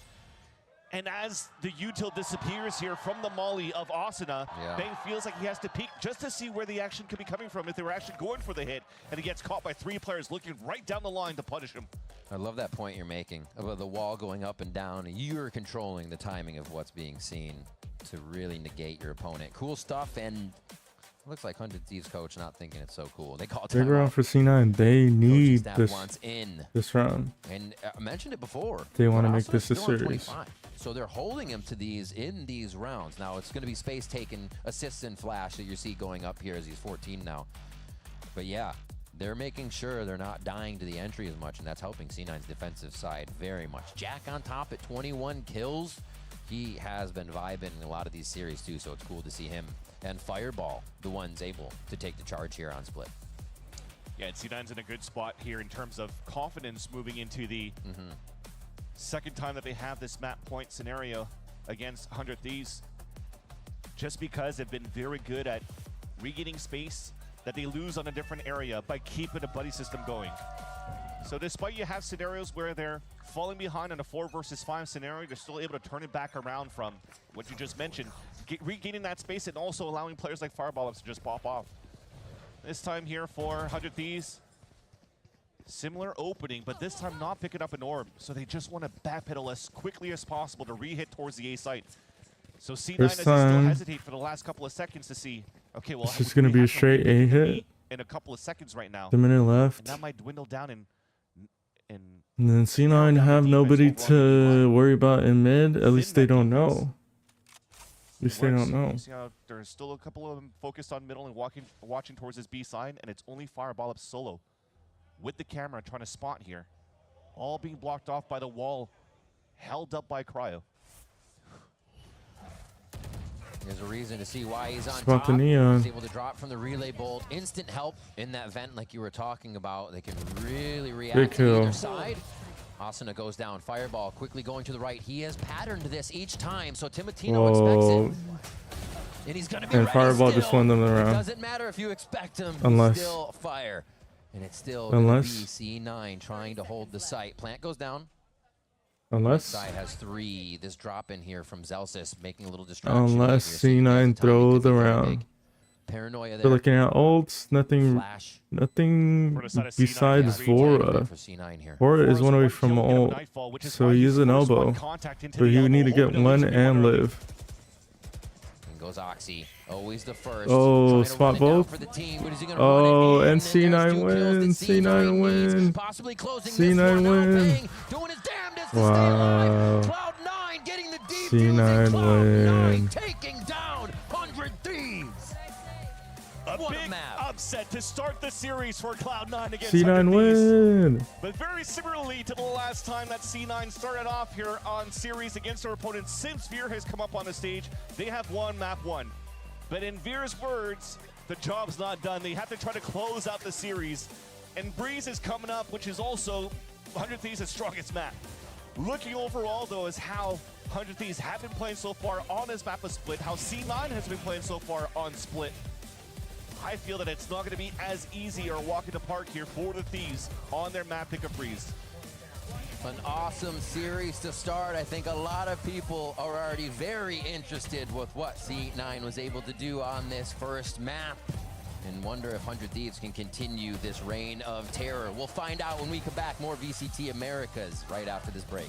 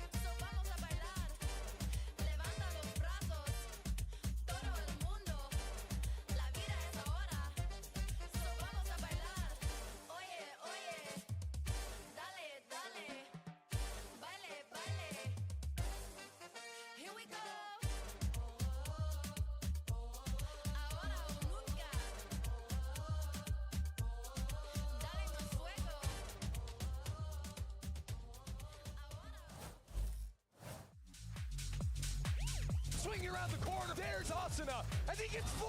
Are you joking? Are you kidding me, Asuna? He is so fluid on these rounds. That's a 4-piece from him. Lights out from the duelist. Staying by with Coach Veer, congrats on the win first of all, but looking ahead to Breeze, how important is it for your team to be able to kind of step up and adapt considering these are the same maps that you played last week? Yeah, it's going to be very important. We've done a lot of prep. We've done anti of ourselves. We've done anti of 100 Thieves. So we have a lot of good solutions going into these games. We have a good bit of footage on ourselves. So we're gonna make the mid-game adjustments. We have a good game plan going into it. So it's going to be really important that we make our mid-game adjustments like we did in Split. Yeah, I mean, we definitely saw that in the second half. I look forward to seeing that moving into Breeze. Thank you so much and best of luck. Thank you. Thank you so much, Emily. Let's talk about these adjustments we saw because 100 Thieves, they started out strong, right? Really kind of disrespecting what Cloud9 were trying to do, all the distractions, all the noise. Didn't face 100 Thieves at all. Yeah, 100 Thieves did their homework, right? Because when you're watching how C9 played their attack side versus Crew previously, C9 were abusing Crew when they were over-rotating, and that's how their lurk started activating. 100 Thieves, it didn't matter if they saw 1, 2, 3, 4 players on one side of the map, their weak side was always holding the line to be prepared for Fireball. It feels like we're not processing this right. Cloud9 just won a map against 100 Thieves. The team that everybody was talking about was the best team right now. True. Cloud9, a team that was pretty much winless, and since last week it started getting those wins, them being able to close it out, I think is insane.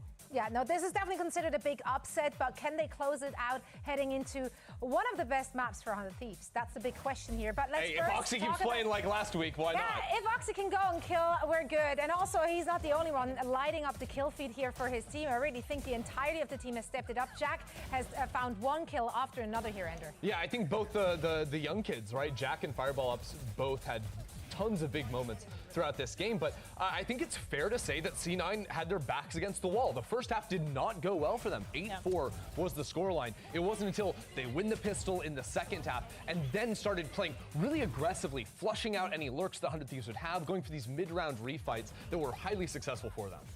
That was the way that they were fighting around Jack. He had such an impact into this B side. When you saw the 100 Thieves, they were trying to play it a little bit slower. They were trying to have a read, and it felt like it was wrong every single time because these individuals were able to shine by themselves. Fireball also, he was such a highlight when they were playing Crew because of the timings that he was able to get, and he continues to do that here. Yeah, and here the timeline of what went down. And honestly, it's so surprising because towards the later half of this game, Cloud9, they were, I don't want to say mysterious, but they didn't play like what we've seen from them the last 3 weeks. And 100 Thieves really struggled reading them. And we just complimented Cloud9 on, like, you know, going back to the basics, not overthinking it, not overcooking. That's been working for them. But they turned it up in this game. Yeah, they had to pull out the Zelsis op at one point to win rounds. But I think what was so impressive to me for C9 is there you saw they were actually down in terms of like first kills that they were losing against. But this was even indicative back when they played this previously versus Crew, where they lost Oxy a lot at round starts, but the clutch nature of Fireball Ops and Jack this game bought them back into rounds that they had no business, frankly, winning. I just wonder how this season started for them on that split, because again, this is a map that against them was banned multiple times. They didn't get the chance to win it or play it until last week, and now you're starting to see how good they actually are on this map. So I wonder if it's because of the changes in the compositions that we maybe didn't get the chance to see, or this is just so strong and that's why teams were being a little careful around it. I am worried though. We are heading to Breeze. Breeze is such a good map for 100 Thieves and they just dominated on it the last couple of weeks. So if you're Cloud9, like, are you just continuing doing what you're doing right now, what you've done on Split, like keep on throwing surprises at 100 Thieves? Yeah, the weird thing is that C9 didn't really have to show that much, I don't feel like, last week, because Oxy was literally just multi-fragging like every single round that they played. Like the rest of the team was just hanging out. They were just guys being there. They're just guys. They're just guys, and Oxy was doing it all. So I think that as opposed to Split, where I think 100 Thieves came in with a very dedicated read and really good ante against what C9 was doing, I think Breeze is a bit more of an enigma for them. And sure, they can bank on the success of Asuna. Asuna was playing out of his mind on that first map again. Sure, 100 Thieves have a great read on this map, but I don't think this is a map that's as easy to dissect from how C9 want to play it. Yeah, it's not so much about the read that they have on Cloud9. I think it's going to be them playing the way that they've been playing this map, because when we saw it towards the beginning, stage 1, we were kind of questioning what this composition was really going to look like, how it was going to play out, and it turned out to be really successful. A lot of teams started copying this composition, playing around the harbor, and when you're looking at 100 Thieves, and when you look at the things that they were saying of, we need to keep playing our things, we don't need to switch it up, we're not worried about a read, that means that you always need to be one step ahead. Now, of course, we're here just theory crafting. Let's hear it from the source. Coach MBS is standing by with Emily.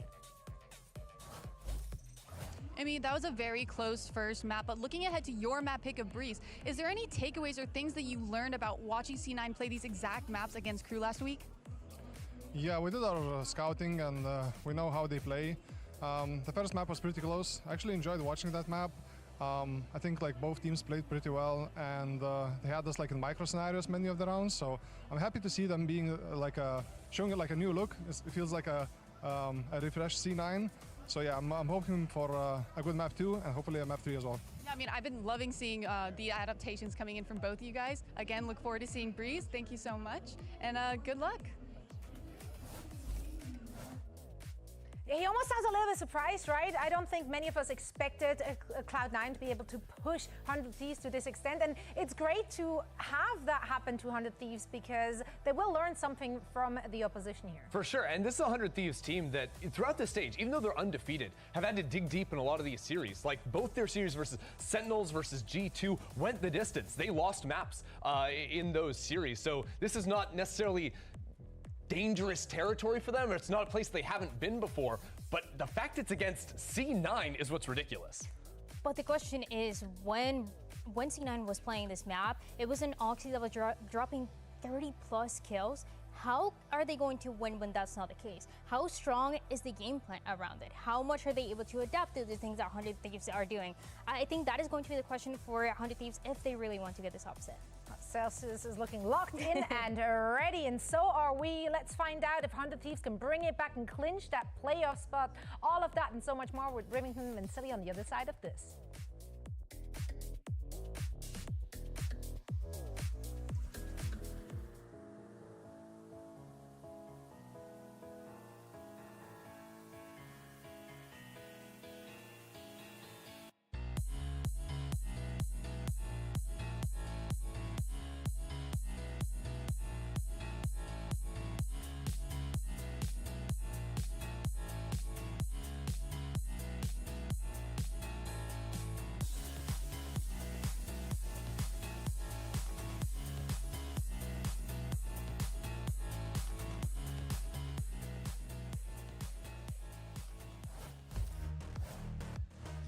Welcome back to VCT Americas, where Cloud9 have taken down 100 Thieves on Split. And now we move to Breeze, where 100 Thieves are looking to get that reverse sweep to clinch playoffs. I love also, as we see NBS here, the response they had to give to Emily in between the maps. Very humbled and giving a lot of respect to Cloud9 as well, saying that this was a very fun match to watch between these two teams. I think any other coach would be like biting their fingernails and stressing out and sweating at their seat just to try to get their team to win. But to see that and how stoic he is, how calm he is between the maps, just shows that they're still comfortable in terms of their game plans, their strong map being Breeze coming up right now as well, and trying to push us over to Haven if possible. He even says it's not a guarantee that they could take this over Cloud9, but they sure damn could put up a good fight on this map against the Cloud9 team. Well, Asuna and Timotino get to run it back on the Neon and the Phoenix, so comfort from game to game there as we get a few changes around the rest of the squad. And Cloud9 also getting the Harbor comp, but again, only Oxy on that entry. The fun thing about this matchup in my eyes this time around is I'd like to see a game plan to see how they can shut down Cryo. Cryo playing this Cypher for the side of Bang on the Harbor, has always been so good and dominant on the attack side. Did I say Waylay? Timotino Neon. Phoenix Neon. Awesome on the space he creates, how Timotino is just able to have so many cool kills. He slides around for tackle slides, but it's also on Cryo. His lurking capabilities, doing one thing that doesn't make sense is if most teams are playing a Phoenix, why aren't we also countering with the Flash? Kind of leave him solo on an island to Agent. cover up the B side of that map. And I'd like to see with the form that Fireball Ops has just shown on So that no first map, to see a KO, little bit of no that Cypher on Phoenix. Cypher when it comes down to I mean, I don't even want to choose. rotates No, that I don't C9 want potentially will teams to have play to do from the Sky. B side over to A. A really big On mind game Breeze. of those two trying to source each other out here as we get on to Breeze. I'd rather have Sova, Phoenix, See who controls the middle of the or map. Sova, Plague some teams. KO. See how 100 Thieves and Cloud9 take it. Yeah, it's a little bit of that, right? Controlling the middle of the map, but also trying to see how you can start fighting against This is a Asuna. very Again, odd it just comes down to simple base pose on the map, B side, long pivot the orb range. towards B, You or need to just try flash go out the for op. the Flash Suns fight all over on the A side to pick up orb on A. This time, you're seeing it. 4 players moving on that spot of 100 Thieves.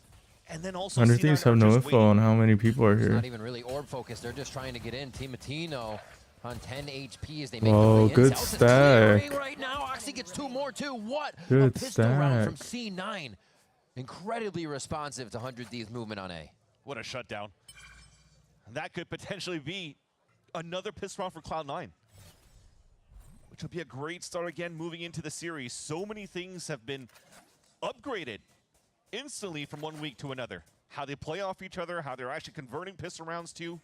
It's quite nice to see this type of look. And you're right, it wasn't a try to work the map slow for 100 Thieves on a pistol round, try to get the orbs up.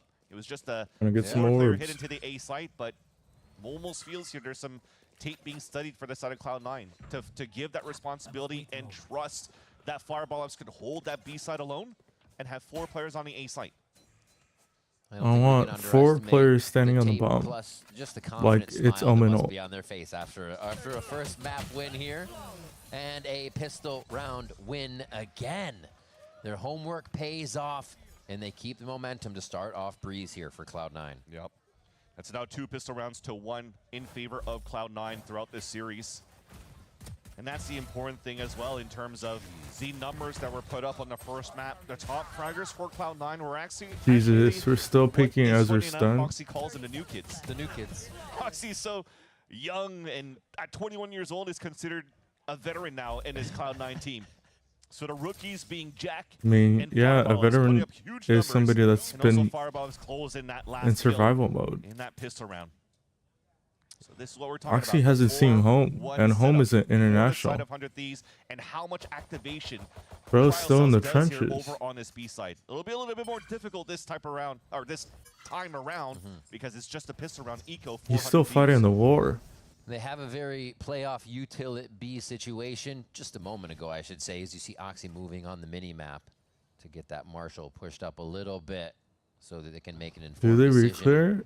on this. Oh, and Oxy might. Just a quick step. Now he's in danger zone. Yeah, he's They just got spotted the safety, though. Marshall. Peek in there from Fireball to give safety and retreat to the site. And now maybe enter Are they through just mid. gonna Have to call go the audible to? now. They're probably gonna go to double door now. Austin again. Just waiting here for Oh, the they're reload just to gonna happen. fight into that's a good opener, tunnel. A wild opener. Oh, and a better return. Still waiting. What a ping coming in from I mean, Jack as double well. Beautiful job on door. the scan, and he'll clean up the Double last door coulda kill worked. for the second I round. mean, And they didn't C9 know. Very patient, and they seem calm in the chaos 100 Thieves is trying to create. The 9-2 plans for Cloud9 is actually very nice too. Very surprising actually, you're looking at 2 rounds being played and 100 Thieves only muster up 1 single kill. But you were talking about that forward line. That was just from Oxy with the Marshall. That's just to avoid the Cove being dropped down. And he could trust his teammate Fireball Ups with the Guardian ADSing down that window to just protect his teammates back. So the setup's good. Fireball Still with unfortunate. 4. Couldn't deny the orbs onto Asuna. Was now 2 away from his ult. Still only Now halfway here, to his though. ult. Push forward. Give him one of those.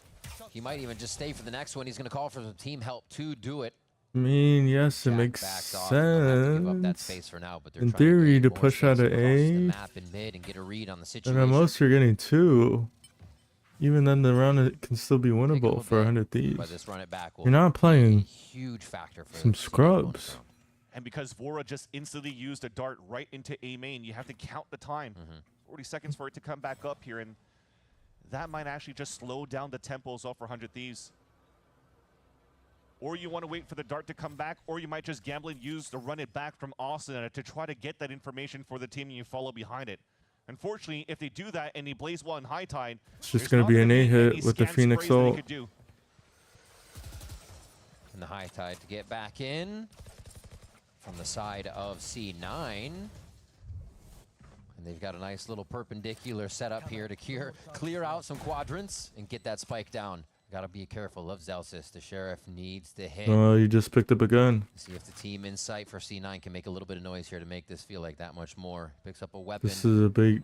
Oh, the timing. The timing. The timing. The timing. They are really stretching this one out. Nice job. Wow. Zelsis. The patience pays off. Zelsis just can hold. Safety to even get that peek back into sight, making 100 Thieves have to pressure. Wow.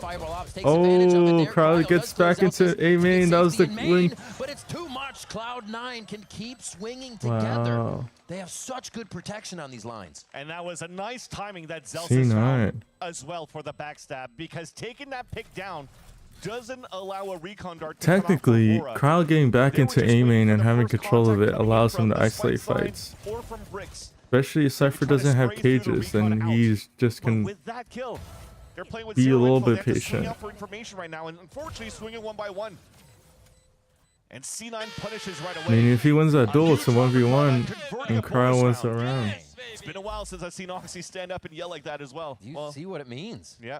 Except when he was farming, of course, against Crew, but in his high-octane matches where it's Damn, super important M80 against teams like versus 100 Thieves, C9 it's might nice be to the see here greatest the Star Fragger game of all time. bringing up the morale for the team. It's a huge round that they just converted from their bonus. Spike is down here for 100 Thieves as they look for an answer in these next rounds, a way for this Sheriff round to do significant damage and just allow them to min-max some orbs here. That changes a little bit of their outlook at the beginning for 100 Thieves. Not Oh, trying to farm that ASAP Jack into just Opta almost as gets caught. The next hope that they could bring in the next in a round for 100 Thieves. They're just trying to After this keep control one of the here is orbs. having the Reckoning available for a hit or for a stall, depending how they're able to get into the site once they get their money back. Trying to get... And right for 100 Do they Thieves. not get another orb? Oh, double miss. Two wayward shots there from the Thing outlaw. is Moxie one as away the from slide ult. in. 100 Thieves look to pressure, and already the reaction from C9 is on point. Cryo. They're encroaching deeper into the site. Bang. C9 are wondering where they could have gotten, how much further could they Oh, if he just goes back. Oxy. Oh, the timing was not in his if he had the timing to go as back he into A tries main, to be the aggressor in that situation. C9 then he probably wins the round. 100 Thieves had so many walls and coves to hide behind, but now that those Nobody's are one dropped, shot to an outlaw. Zelsis and Fireball Oh, now down somebody those iron is. sights. Oh wow, just for Fireball too. The respect they're giving him through this series, pretty incredible. Does he Starts get to move both? forward. Oh, Really allowed to do what he wants now in these past weeks. he has to Is read that they're playing in the promoted to cove. push, feel like he can play whatever way that makes him comfortable, and we've seen him excel in these situations. They know he's off. This is going to Eight be tough bullets. as they try to split his attention on both sides. The spike going ever quicker on that beep. He should be able to clear one, but the swing is there from Bang. Wow. And they just 100 make it Thieves impossible respond. for Fireball. Sign him for 100 Thieves to wake. By 100 Thieves. The fuck This should have been a up. snowball effect here from Cloud9, but unfortunately the outlaw shots from Moxie, who's been so good against Crew just in the last game. Look at that. The first shot even ricocheting into the wall. Yeah, he made a step. I know exactly. And none of them had full armor. That should have been 2 free kills on that side. And somehow, 100 Thieves takes the opportunity of keeping all 5 alive and overtake the site. And what nice shots coming out from Cryo as well inside that gulag. The cove being set up on the defense by Cloud9 not to allow here 100 Thieves to, or not to allow C9 to really retake onto the site. Thankfully, money's still good for 100 Thieves. Oh, almost cleans up Oxy on Stop the shoulder. dice. Hard to approach that after relay. Oh, What a protection. Timotino. Timotino in that praying mantis defense. Asuna goes down, but he's still able to attack back. Is Timotino Easy a now to beta? take the B site and go for the plant. Cryo already knew he was getting pressured by 2 players, so he's fighting 2 players on that side. So worst comes to worst, 100 Thieves has a 3-on-1 onto the B site. And thankfully, Vic is there with Oxy, which would give him a chance to try to save their weapons into the next round. And I like the look from 100 Thieves once they open things up, though. Talked about multiple times on the 4-1 setup to put Cryo often solo over on the elbow side. This time he's holding the And it's A just a main save solo. for C9. As he thinks here that C9 wants to try to prevent Asuna from farming up these orbs, and somehow still able to get one pick and escape when he's playing against an operator. So that's now what for Oxy's side. 2 outlaw shots and an op shot, just unfortunately missing on the side. So not as hot as he was from a couple of days ago on this map. Yeah. And it could be pretty scary. Similar situation going back to, I think it was Jerwin, Oxy mentioned on Summit, when they lost that 1v4. They lost a situation they know they should have won. It snowballed out of control. It was something they couldn't get back about the game. Very reminiscent of the rounds we just saw that now put favor back into 100 Thieves. So another, if you want, litmus test for C9 to be able to come out of that situation head held high. Excuse me, sorry. Get these rounds back in your favor. Back to buys Oxy with that operator. I'm sleep deprived. We move into round 6. Last buy available for Cloud9 before they might force the eco if they lose this one here against 100 Thieves, or a half buy in the next, because they'll be max bonus. They are setting up a lot here to prevent the scaling for both Asuna and Timotino. If you're looking at this comp here for 100 Thieves, lots of util to try to scale up over on this side. So he dodges the drone. To prevent that from happening. So camera's going to watch it. The trips are going to watch it. He's going to have to get out. First one is a judge from Zelsis inside the smoke just to try to do some pop damage if he can. I don't know if he tries to even worry about the neon. Fireball. That's Fireball. Oh, Zelsis wants in. There's one. He knows there's another, but he still backs up Three to just bullets. play it. Very He's tempered. dead. Oh, he gets cooked for his situation, though. Vic answers from the backside. All of C9 starting to rotate back over, and the spike just picked up. As they're trying to reconsider the situation, Asuna's so Cryo twitchy. has a really good run on mid here, and they think they can play cutoff with the rest of the members of Cloud9. He's about to have his back exposed, though, if Vic wants to continue to move towards the tunnel. But instead, now that's the opening for 100 Thieves to take. So Asuna could go in for a plant. Might even flip the site here, try to bring up the percentage of chances to make 100 Thieves be able to convert this. Because if you're going to be able to plant over here, that gives a chance here for Cryo to play late. Yeah, they're giving up a little too much space. Already. You can see Asuna was looking because he didn't have a full watch on anyone crossing. They wait for the plant. They're going to get together. Or do they decide to clear? Wait, wasting a little bit of time just deciding which way they wanted to go, and they said, no, we'll all go spawn, and now Cryo's going to get this. They did pick up guys. Timing. Very nicely done. He's going to wait for the late backstab. I mean, Cryo's just going to call all that audio here for Asuna. And Asuna exactly can start to run it back here just to stall. That opens up the window here for Cryo to Bro, start the so much backstab. time wasted by C9. Starts actually making a little bit of noise. They have to turn around and look, so they don't know which way to go. Decision paralysis coming in. Jack's able to get a kill there, but really nicely played before they even shot a bullet to get those steps into the head of C9. 100 Thieves work the map, and it did not. That should have been around again for C9. They have the numbers. They just lose control of the state of the game and where their opponent is. It's just very nice from Asuna to be the escape artist over on the B site. Throws a hot hands to take down his opponents, which I think was Zelsis with the judge. What a shot. And as he picks up the spike, escapes. And all of that ruckus created allowed Cryocells to move up and to block the rotates. You're insane, bro. Matt's the listener. He's in the walls. That's exactly what they were saying, right? He was playing on the top of the A nest, or the mid nest. He hears all of the rotates while C9 are moving forward, picking up weapons. He's like, yeah, you got plenty of time before wasting out the ult here for the side of Asuna. Just wait. And once you see here that the opponents are far enough away here from Cryo, that's where Asuna pops up the ult. Yet still on top of that, gets value, gets one kill as the running back's about to dwindle down.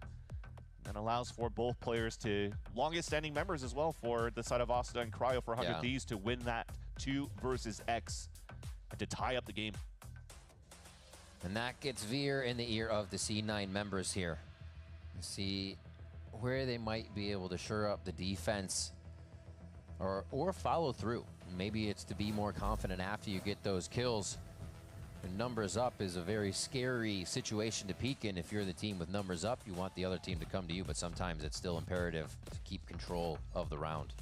So we'll see if C9 maybe even go into that proactive mode we saw on Split. A little bit harder on Breeze, but man, did it do wonders for him. Not enough money for an operator for the side of Cloud9, so it'll change a bit. It doesn't seem that they have that same confidence to want to try to fight towards the A main line yet. 100 Thieves going back into a 1-3-1. Vora's the one that's assisting here on the B side first. When the pick instantly comes out, though, 100 Thieves to try to find info on the top and middle to start. Looks like they all wanted to rotate off, but they really only need Vic, it seems, when they clear the comms. The 2-1-2 defense. Is it still 100 Thieves looking for that first shot?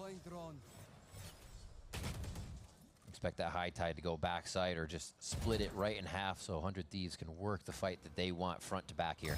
I think right now, especially with Oxy being pinged out, you have to just wait your line for the rest of Cloud9 and wait for the retake to happen, for your rotate to happen.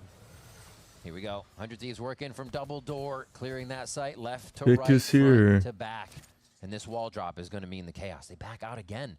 Seems to be a reoccurring thing for them that they're really trying to throw C9 for a loop on these strats. They're headed back to top mid, but there is a trip. The camera, or sorry, 100 Thieves broke the camera of C9 at the beginning of the round. They kind of just have to play a little bit more passively. So this trip is not going to give too much value for C9. They just have to hold the extremities now. And again, stay alive for the rotate to happen. Almost another one swings it, though.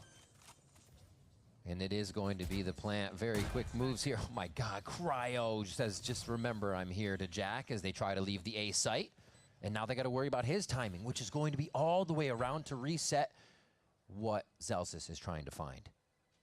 This might be too late for them to try to come back now for C9. Unless this kill comes in instantly, but no, that might have to be the call now for the last two players. You can already see them backpedaling and saving their weapons for Oxy and Vic. So very similarly, 100 Thieves to the outlook and the defaulting that they're doing on Split. As soon as they take down that camera of Cloud9, they just keep slowing down the round and forcing out some early util and rotates, which, what I was mentioning, was missing for Cloud9 on the attack side on Split earlier on. They think that they're able to deny and stall with their high tides, but instead it's just blocking their own vision, creating their own fog of war, and 100 Thieves has a lot more space to take on their attack side here on Breeze. Nice reaction. Fireballs, he has some, players do have great timing though. Really big chances for the impact frags to come through. It's going to be hard for each one to work though against 100 Thieves, that's for sure. So straight to this bomb site. Spike's gun down, you see the last 4 rounds.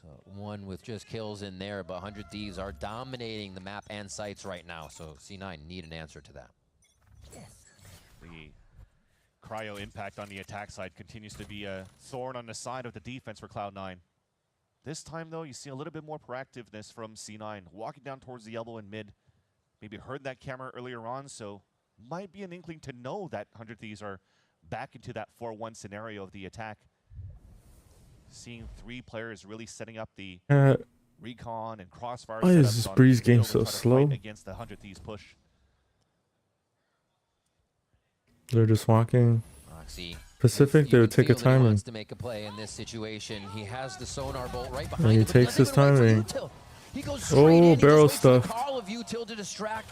Timatino would need to go crazy. All for ult. All for ult. Now it's a 2v2. 52 HP. Does not stop him one bit. He's still going forward. Gets the He spike. grabs Spike and lives. And he's so low. Great protection. How does C9 throw this round? Wow. Not even close for 100 Thieves, and it looked like so much chaos. Yeah. No way once again that 100 Thieves were able to save a round on a 2 versus X. That's all thanks to Timotino just running around with the overdrive and not giving a chance for C9 through the chaos to get their gears rolling together. You're seeing Oxy's trying as hard as he can to try to delay so that somebody could move forward and help out. Just going like, woo, woo, woo. Exactly. Dodging every single bullet. Picking up the spike on top of that with the high tide and not allowing C9 to protect the spike. Yeah. And lose around 2 crucial rounds that might be No game audio. the end of the first half. Good aggression. C9. The team, the org has been always known for those ecos, no matter who's on the squad for some reason. The moons align in these times. That neural theft is going to be a lot of info. They're going to pack a big punch here. It's a 3v5. Picked up 2 guns. With the Vandal, Oxy, with the Phantom. Yeah, actually all 5 of them grouped up with the Reckoning. Might try to utilize this because this is some Jack has ult. that they could actually utilize. And Oxy just gets spammed. Why not? I mean, you got to pepper him before they even get into the site here if you want a So chance. It Vic's ult just did nothing. But he's more than happy to be seen. Vic's ult just did nothing. That are going to come out of the woodwork here to make And they're going to throw a man advantage. Gives a little shake It was a 3v5. and bang. It was a It's 3v5. Celsius, but not before he finds one. 100 Thieves still. I'm going to have to make a compilation of all these In the rounds. first half. Chat, you have to understand that this is now 3 rounds in a row that C9 has an advantage by 1 or 2 players. Yeah. Yet still loses the round. I think on that retake, because he felt that they closed that gap, and they knew that C9 from the neural theft, sorry, 100 Thieves under neural theft, had to play inside the B site. Holy shit. Yeah. They just went straight for the reckoning instead of droning before as well. Just to try to confirm where their players could be at, and they get punished right away. So C9, thankfully, there was just an eager round on that side. Still have room to breathe, room to fight. Asuna with the ult to gain space into the A Is this site. Asuna's like C9's going to respect it. third ult? Who gets that? Goes back. Is he going to take it himself? Get another pit point? Let's say from Vora plant. You're 3 away. And they're going to plant it towards the outside, too. So all of his util, anything that comes back up is going to be super helpful. Does get hit in the shin right there. A little Sova on Sova damage. Timotino. They have no right idea in their about Team face. Tino. 2 from C9. He might have to act. Timo may need to push out here. Asuna's very pressured coming in, but he can hold his own for a moment. And there's Tim. Going hard, right back into the site to re-clear without even a hesitation. Girl This is stuff. crazy. Zelsis punishes. 2v3. Do they throw another man advantage? This could be Oh, C9 Austin is grabs just around, too and yeah, low. Zelsis will grab 3 as they Good just retake. stoically move in amongst those walls and clear the site. I mean, what These won him the 5 round was teams take Zelsis another controlling round. the Finally able to take Harbor advantage Cove. of the numbers for C9 to retake that site. It looked dangerous for a split second. It almost looked dangerous as well when they're trying to retake the Snakebite Hunter's Fury. Didn't actually get the molly at the right spot to get some instant kills from that combination of both Zelsis and Jack, but it still works out. It still worked out as a team here to retake that site. 100 Thieves, finally, for a sigh of relief for the side of Cloud9, could hold here and play the retake against 100 Thieves and not let another round falter. They needed to prove to themselves that it could happen, but 100 Thieves is going to come back Temple hard. Let's towards listen and see elbow. how they do it. Our double duelist. Alright, come back now. Could be Shadow. Neon. Wait, we need to fight that, guys. We need to clear this. Okay. They're coming to fight mid, They though. cove mid, yeah. They cove this off. Wait, Back hide up. from this, hide from this. Hide from I this. can't. Can you break it? No. It's not gonna see you. I'm only with you. Where's that It's body? on me. It's on me. It's in mid. I have the gap. Just group A, boys. Just That group body might be ultable. Yeah. It is. They just hardened. not ready. Pulling the cove. Matt's gonna come ult. Yeah, let's lean. I'm gonna lean towards A. Slide the elbow. Can we refight it? I'm gonna No. We're gonna ult. Yeah, we're gonna ult. We're gonna walk into B. Alright, come back to me. Wait. Walk B. They're gonna panic. He's gonna have cam. He's on cam. I'm going. I'm gonna wall. They're gonna fast rotate kill with trips. I'm walling. I'm shocking pillar for you, Tim. Broke one. I'll hold double stun. Yeah. Tim, come right. After your stun. Yes. I'm a flash. 3, 2, 1. Yo. I know he was dead, bro. He's mid. He walled from mid. Yeah, I'm holding. There's a gap. He could technically walk to emo. I'm gonna drone. Yeah, you're gonna need to hold. Breathe, guys. We're good. Spike planted. Take flight. I think he's out emo. He could be. Definitely could be. Oh shit, I'm gonna get off. I'm gonna drone from me. Revealing area. Alright, we're good. Bro, Yeah, what, Timotino? I love being a body shot. So you see lots of layers going into those comms. First off, they know that the camera's being played towards that B site, even if it spots them, because the ult, and they knew the position of where Cloud9 were at. 100 Thieves could just say, I'm going to just go in. So they get that space from the advantage that they have in the first place. But then that 3-2-1 flash from Asuna, it comes back to what we were mentioning before, why Timotino is opting a lot less here for 100 Thieves in this roster, playing as this Neon, because he needs to create that space behind the flashes of Asuna. And you just see Asuna just picking up all the kills behind because of the selfish plays of Timotino. He's already with another running back moving into the last one of the half. And I loved hearing him in the comms. In between everything, they were like, okay, we can get that body and ult it mid with Cypher. And then they're like, oh, 2 re-cleared elbow. He goes, can we fight it? And they're like, we're going to walk into B after this ult. Like, so funny. He always wants to fight. I love being a body shot berry for my Terminator, bro. I just love it. We're just letting out as a distraction. 114, 68, and you just kill everybody. In the fight, always. Where is it? Where can he find it? Well, that's what Timotino's asking here. But it helps. Asuna on top this time. Again, was on split. Here they fire off with him one more time as they look to do a little min-maxing on orbs maybe, or might just want the site again here. Big ults already for the side of 100 Bs, so. They're actually going left with that. Okay, he drops the spike. There's a moment of hesitation.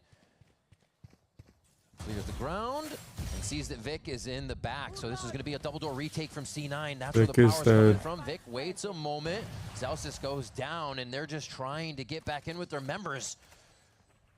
Said guys, we need to trade up. The Reckoning won't be at the perfect spot. They need players to back up. This is why you're seeing Timotino walk a little bit towards that wall, just to give a chance for some space for the Reckoning to get some value.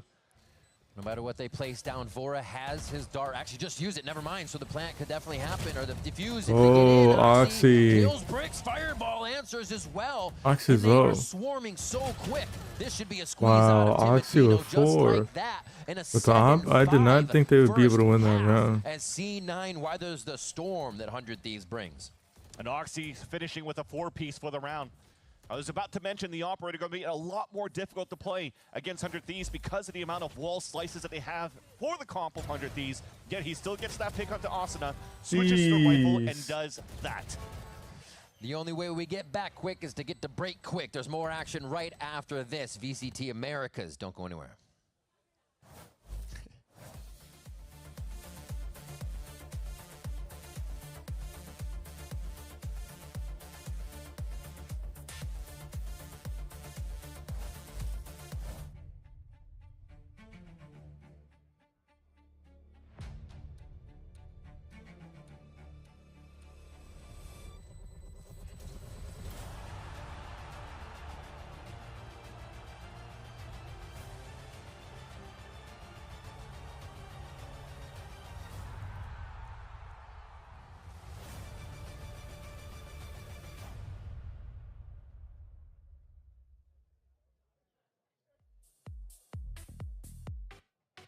Boom, boom, boom, boom, boom, boom, boom, boom, boom, boom, boom, boom, boom.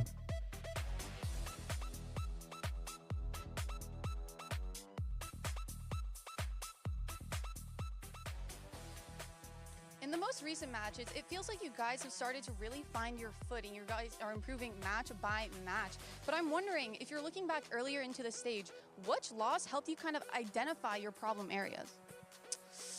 I will say we had a lot of losses here, and I will say against, I think the G2 loss, we made a little switch of our coaching staff, and then the loss with Loud really showed what we needed to improve on, and then we had the game with Crew.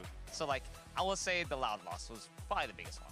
Okay, cool. I look forward to seeing you guys keep on improving. Thank you so much.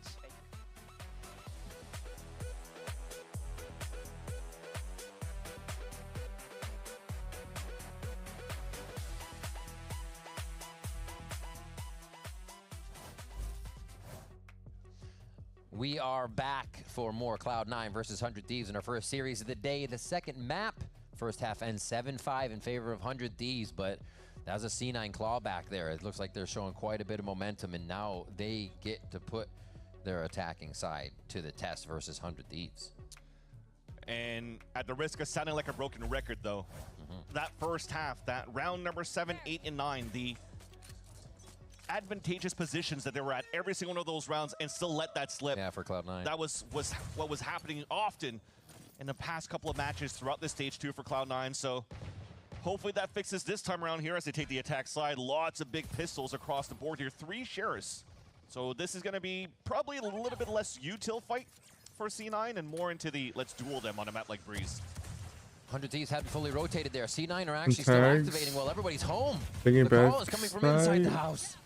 But C9 there's in. going to be a big They're trying to fight. bunker down towards that backside, but this is where They're nobody's died just not just yet. ready. It's going to be explosive. The kill feed starts to light up. Bunch of and spam. Oxy is trying to push. Oh, to make it and a he little does bit it. worse for 100 Thieves. Wow, he almost gets- does enough to get 2. It's cleaned up by Fireball. That was the It proactive gets- move C9 needed to break the defense. Oxy He spamming is on definitely the man that Asuna. can do it. Also has his own sheriff.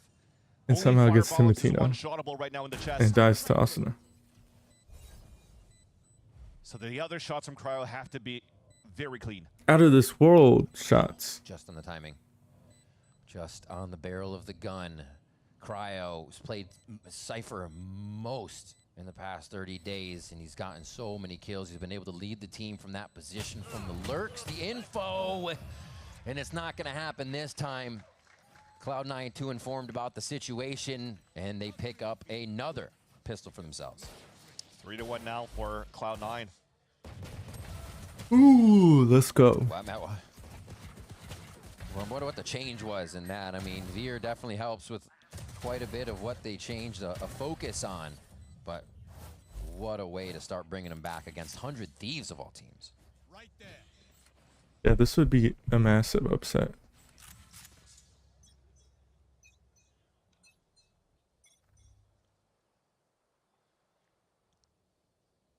Just back into the regular stuff here for 100 Thieves. I think you're seeing a lot in their antis, especially on defense. If they're not getting pressured early when they're walking out with a lot of numbers, it's just, okay, let's move forward, try to get the orb for Asuna. And to just play the long game.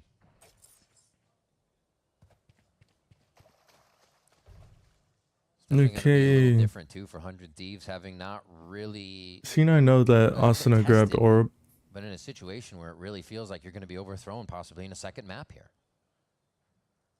Doesn't seem like it's going to be too troublesome. They could assume that 100 Thieves are rotating to the other side of the site. Right now they're kind of like prodding. Fully for the double door take. And Cypher by himself seems like the weak site. Yep. Across the map here. Now they know Cypher was the weak site. The drone will also confirm there's a couple more players of 100 Thieves into the A side, so Cloud9 has the good read. They move into B and going for a plant. Maximizing orb value as Vic picks up the orb before going for a plant into the B site. 100 Thieves are not really together here to try to do some good damage against Cloud9. Should be an easier fight for C9 in a pulse fight. No surprises this time around, like 100 Thieves had that thrifty in that round number 4 in the first half. Okay, it's okay for C9. That has to be prevented. As long as they don't lose any more guns, they should be good. Again, right? It's just every round that C9 is going to have an advantage coming into these, we have to be very critical, because that is what is rearing its head to be the loss. Ooh, just head punched out of that shot, but Oxy recovers, trying to do insta reloads to take a few more down as Timatino and Vora will enter into the spike and make sure this round Solid goes round. over to C9 without any more alt points. 7-7 here, we're tied up in the second map as C9 looks to take this away from 100 Thieves, who with a win in this series clinch playoffs. Really testing that. Looked dangerous for a second as well as C9 were escaping, maybe reminiscent to the first map of Split where they lost all their players when 100 Thieves were on a lower buy. Thankfully this time around though, they are able to carry over a pretty decent bonus round. Guardians and a Vandal indicates for me that they still want to try to go for a little bit of a team deathmatch, long-range battle against 100 Thieves and slow down the tempo a little bit. Nope, they're not. Quick split into the A site. That's a drone spotting into the front A main first. Yeah, check your denial utility. You can't deny Fireball. He's going to try to push right through the wall on that timing. Asuna is about to get cooked. He chooses utility at the wrong time. Whoa, Oxy through the smoke. For all of that action. Timatino's move fast across the map here, but C9's able to set up and get into post plant very fast. I think that's something that also plagued them before, as they were always caught getting into position for this right here. Nobody. Makes sense. Yeah, nobody catching them off guard with Zelsis just being completely ready. I mean, you have so many lines being watched by everybody in sight. I mean, doesn't mean the shot's going to get hit. See, Timatino had the sun in his eyes for the relay bolt. There's a quick slide out. He tries to distract for Cryo on the other side, who's once again put into a tight situation. Then Cryo just has to save. Close to the chest than usual, I should say, as they dive for the exit thinking Cryo won't show up. He does. 8-7. C9 take the lead. It's another converted bonus somewhat here for Cloud9. Yeah, caught Asuna raising a roof in that emote, but I think it's just nice that C9 understands a little bit of the state of what happens in our execs. You think about other players that always instantly hides within smokes on this map is like Mata when he's playing the Harbor on this map, right? So you're expecting here that Asuna is going to try to find a little bit of gaps and try to get those pop flashes out that he's so good at. So C9 are not giving that space for 100 Thieves to take and get any value on Asuna's utility on that previous round, which is really nice. They don't go in too much here. They see Cryo, so they know there's probably a bit more to fight on this. Inside the site, Timatino's Timatino low. has to push forward here as Cloud9 is pushing the issue, forcing 100 Thieves' hands in these rounds. And they are not able to adapt, which is a weird thing to say for 100 Thieves. C9 has found a way in. It's been a while also since I've seen like Viper orbs being thrown on the top of Nest to try to cut the vision as well. This is very old school Breeze style too that allows C9 to get that B-side split. Oh, Asuna's the timing. Asuna with the jumping 180. Asuna's run it back. There's no really chance to use it in this situation. Jack wasn't ready. And Vora don't have to because Vora's just going to swing it, expecting Asuna to get the trade in the end. Vora diffuses, and all of that momentum from C9 is brought to a halt. Yeah, I was talking like the round was over because technically it should have been for C9. It was another one of those rounds for C9 that rears its head. Sometimes just playing your life, staying up late, playing your life, bends the pressure of like, okay, we don't know where this player is. In that case, Celsius could have been the late, a last insert in the late round. Could have just played his life. Round 17. So you can count with your fingers now, maybe 4 rounds. But Asuna gets the kill, and yes, maybe Jack gets the kill on Voro, but that might be the story here if this moves over to Haven, that the momentum swings. That's a round to look back on. On the side of 100 Thieves. C9 though continuing to try to force the issue, still want to control the tempo of this map, so they're currently encroaching into the space that Fireball engaged and took early in the round on Elbow. Yeah, besides the early orb throw, this is a completely hold shift strategy here for C9. So you have this Outlaw just try to peek out towards the site, trying to see if anybody's going to be jump spotting first, but instead it's the camera. So similar look, getting rid of the camera early forces out util for 100 Thieves, and C9 can now stall and rework that map. I gotta know they're gonna deal with a run it back here, so everything needs to happen a little bit faster so they can react to Asuna just running straight at them. Instant activation of the run it back as C9 activates their strat here as they move in. Vora with the lineup on Oxy and Vic. And Zelsis only then is able to drop 3v4. Vora. Spikes down in a very awkward position. Zelsis, that actually turned into being out in the open, but the Cove wow, keeps so him much damage. HP. There's a spam from Guys, Bang. is this a winnable round? Oh my gosh, they're just planting in the frying pan right here. This makes it really tough. Zelsis Wow, goes get the down, plant down. gets taken down, and it's going to be a fake defuse to get C9 to Oh, that duel was on their big. positions, and yes, it pulls them out into error in 100 Thieves. NT. We'll take the lead right back as we go punch for punch. The idea was nice for Zelsis to get that wall up and the pit down. But what was missing was util to allow the other 2 players on middle to cross over and to pick up that spike. So as Asuna comes back from running back from yellow, sees a crossover, and that's where the rest of 100 Thieves can start activating in and encroaching into denying the post-plant positioning of C9 after that pit. Wow. That was Jack that got that plant down, thankfully at 5 HP remaining. But that was 2 players very low on HP in the post plant in Zelsis and Jack. Very difficult there for them to hold that post plant. So 100 Thieves are able to maintain their lead and also maybe try to string some more. Surprised there hasn't. Big ults on their side. I was just about to say there hasn't been an op in play. Already one on the And elbow it just pans to the Timatino with the operator. 100 Thieves will know that C9 are I mean, Oxy did bring out the op, but like, in terms of an exit getting taken down with an op, I have yet to see that this map. Gate retreat if they need to even slide out. A main's controlled here by 100 Thieves, so this is a well-informed decision. Their defense to move over towards B early. Timatino starts off. They get the op. Right out into the fight, thinking he was protected. Oh my God. Smooth criminal. Things as he slides into the site and makes the impossible look possible. Great job by the rest of C9 rather, for the buddy system on clearing the rest of the site. Just gotta wait it Bro, out that's right a now, huge though, molly but this gives a chance for radius. Bang to rotate across. Earlier on, though, the orb was picked up by Asuna. If Bang picked it up, they had a reckoning to work with. Now they only have their weapons to try to retake the Info site. on somebody backside. Critical choice. Asuna moves in. Finding the 1v1. Wow, What a good step timing up from Vic peek. there in the peekaboo shot. Boom. And another one for What a C9 tap. One as tap. they take a round right back in their favor. C9, one Both round at a teams having time. the read. This time C9's not going to let that player advantage go to waste from some great entries once again by Oxy. Not getting too much value with the snipes, but whole easy looking good in rifling for the openers. Currently at 23, 13, and 6. Remember he dropped what, 33 kills against Crew. Wow, that's good layering from C9 finally. And now he's They have their duelists. value on the attack side as well. Go through Hyping up tunnel. the team and forcing a timeout. Punish aggression Of and NBS patience onto from 100 Thieves to discuss things a little bit and probably try to patch up that middle. 100 Thieves. C9 on these splits are very deadly on B.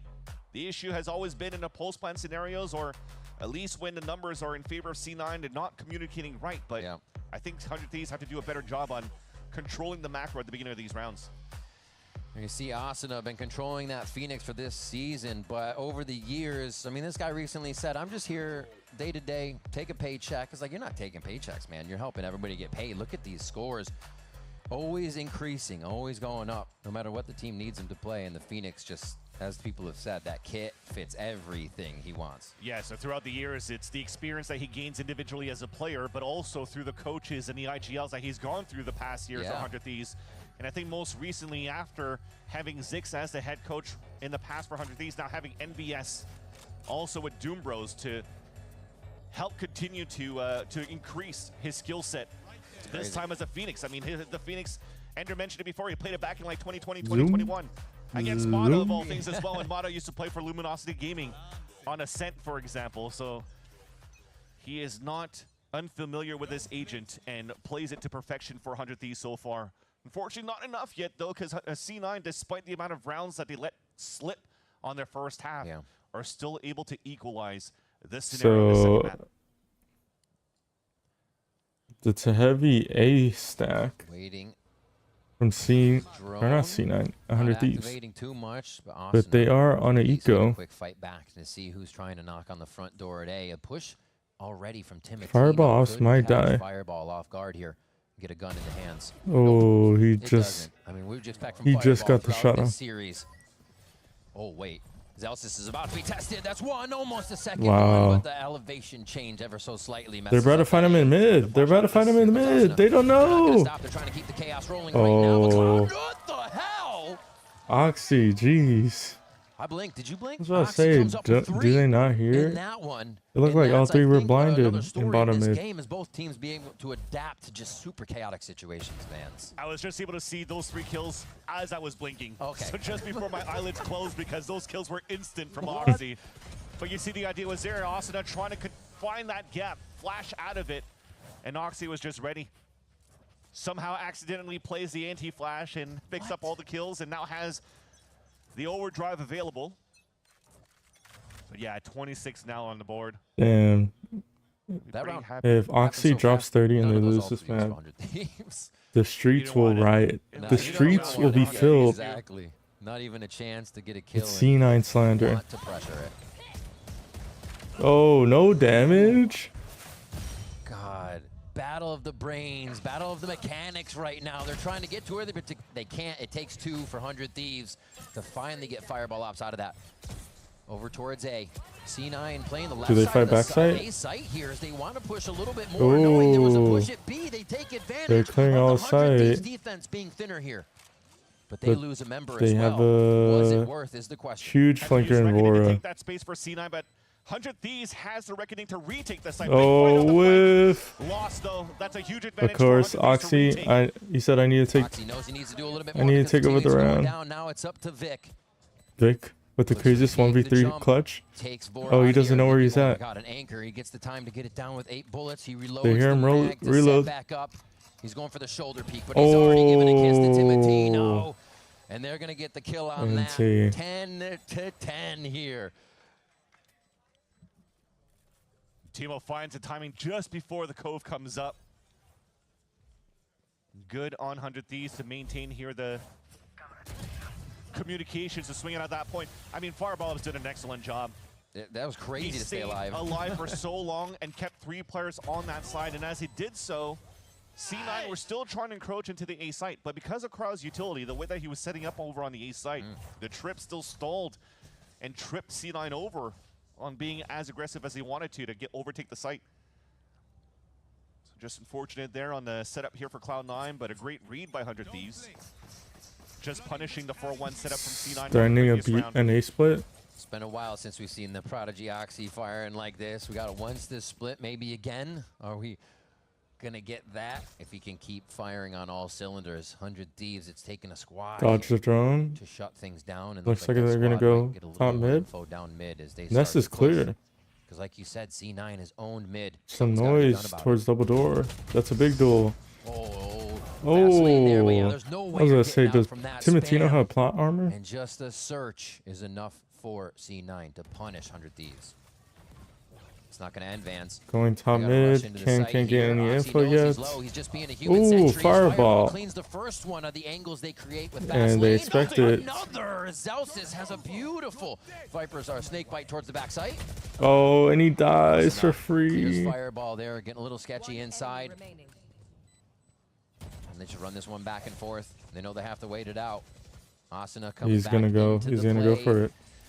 And Cloud9 with 3 here should be able to gain another round in their favor, Main 11-10. kind of needs to go for it. At least try to get these just yet by 2. 2 orbs. And even the pressure they put for 2 orbs out of this round. Was met Kill. by 100 Thieves in the first map. And at least afraid to figure out what was going to happen for C9 in the comms at the minute mark. Just a quick slide. Oh, there's too many angles. No, he's gonna save. Oh. So yeah, just on that minute mark when he actually had that kill in the pick, what would be the call from Zelsis? Did he want to just assertively move into the B side or stall it and wait for a bit? And I remember in the past when it did so and it just stalled and waited, it just got punished from backstabs to backstabs. So I loved here that they just upped the tempo, just went, we're going to go, we have the numbers, we already have the inserts towards the B side, let's just split in there and get our numbers. Because the idea in the beginning was trying to fake that A side with the owl drone from Jack and keep some players at bay at that spot so they could activate into B. But once 100 Thieves still realized that we had a fake for the side of Cloud9, Cloud9 still said, screw it. We'll use the firepower that we brought into the roster. We'll use a red-hot Oxy, who's been owning on the attack side of C9, and just utilize that to our advantage to fight over on the B side and win the round in our favor. So that was quite nice to see that turned into a round win for Cloud9, and also the last timeout called by Coach MBS for 100 Thieves. But were we expecting this type of matchup and scoreline for a team like C9 against 100 Thieves when C9 were not having the best of starts in the second stage? Should we have? C9 for the past few weeks has told us that we're focused on play-ins. This is all about growth. It's not about the wins right now. So I don't think anybody was really on that train. Maybe a lot of the C9 fans that are still right there with delusional. Sure. Okay, that's the word. That's the word. We're gonna say the tanks are full, the masks are on, but really, no, because they said it themselves. Yeah. And honestly, to see this change with that mentality in the clubhouse is incredible here. To know that they can find this kind of power, a switch of veer and a chat with how they really wanted to play the game. And we are seeing a C9 identity, something they have missed all stage long. Well, the job's not done yet. We've seen from the timeouts out from Coach MBS that the last time on split, they were able to push us and force us into an overtime. Veer did have the advantage to talk to his team as well. They're trying to use that to the advantage and put them at 12. But it's an early reckoning out from the side of Bang. And that's going to stall even by time. Very quick there. You can see how much they're wondering, like that was pretty active from 100 Thieves. We have to look behind us, keep this. There were more than one person checking that. So how do they get out of this? Probably have to wait for the fuel to come back up here for Zelsis. They could recon Hunter's Fury, take the pit into the site. Oh, just because you buy it doesn't mean it's trades. clear. The trades are there, and Zelsis is going to put C9 back on top here of numbers. Jesus. Timotino. Timotino with the kebab. There.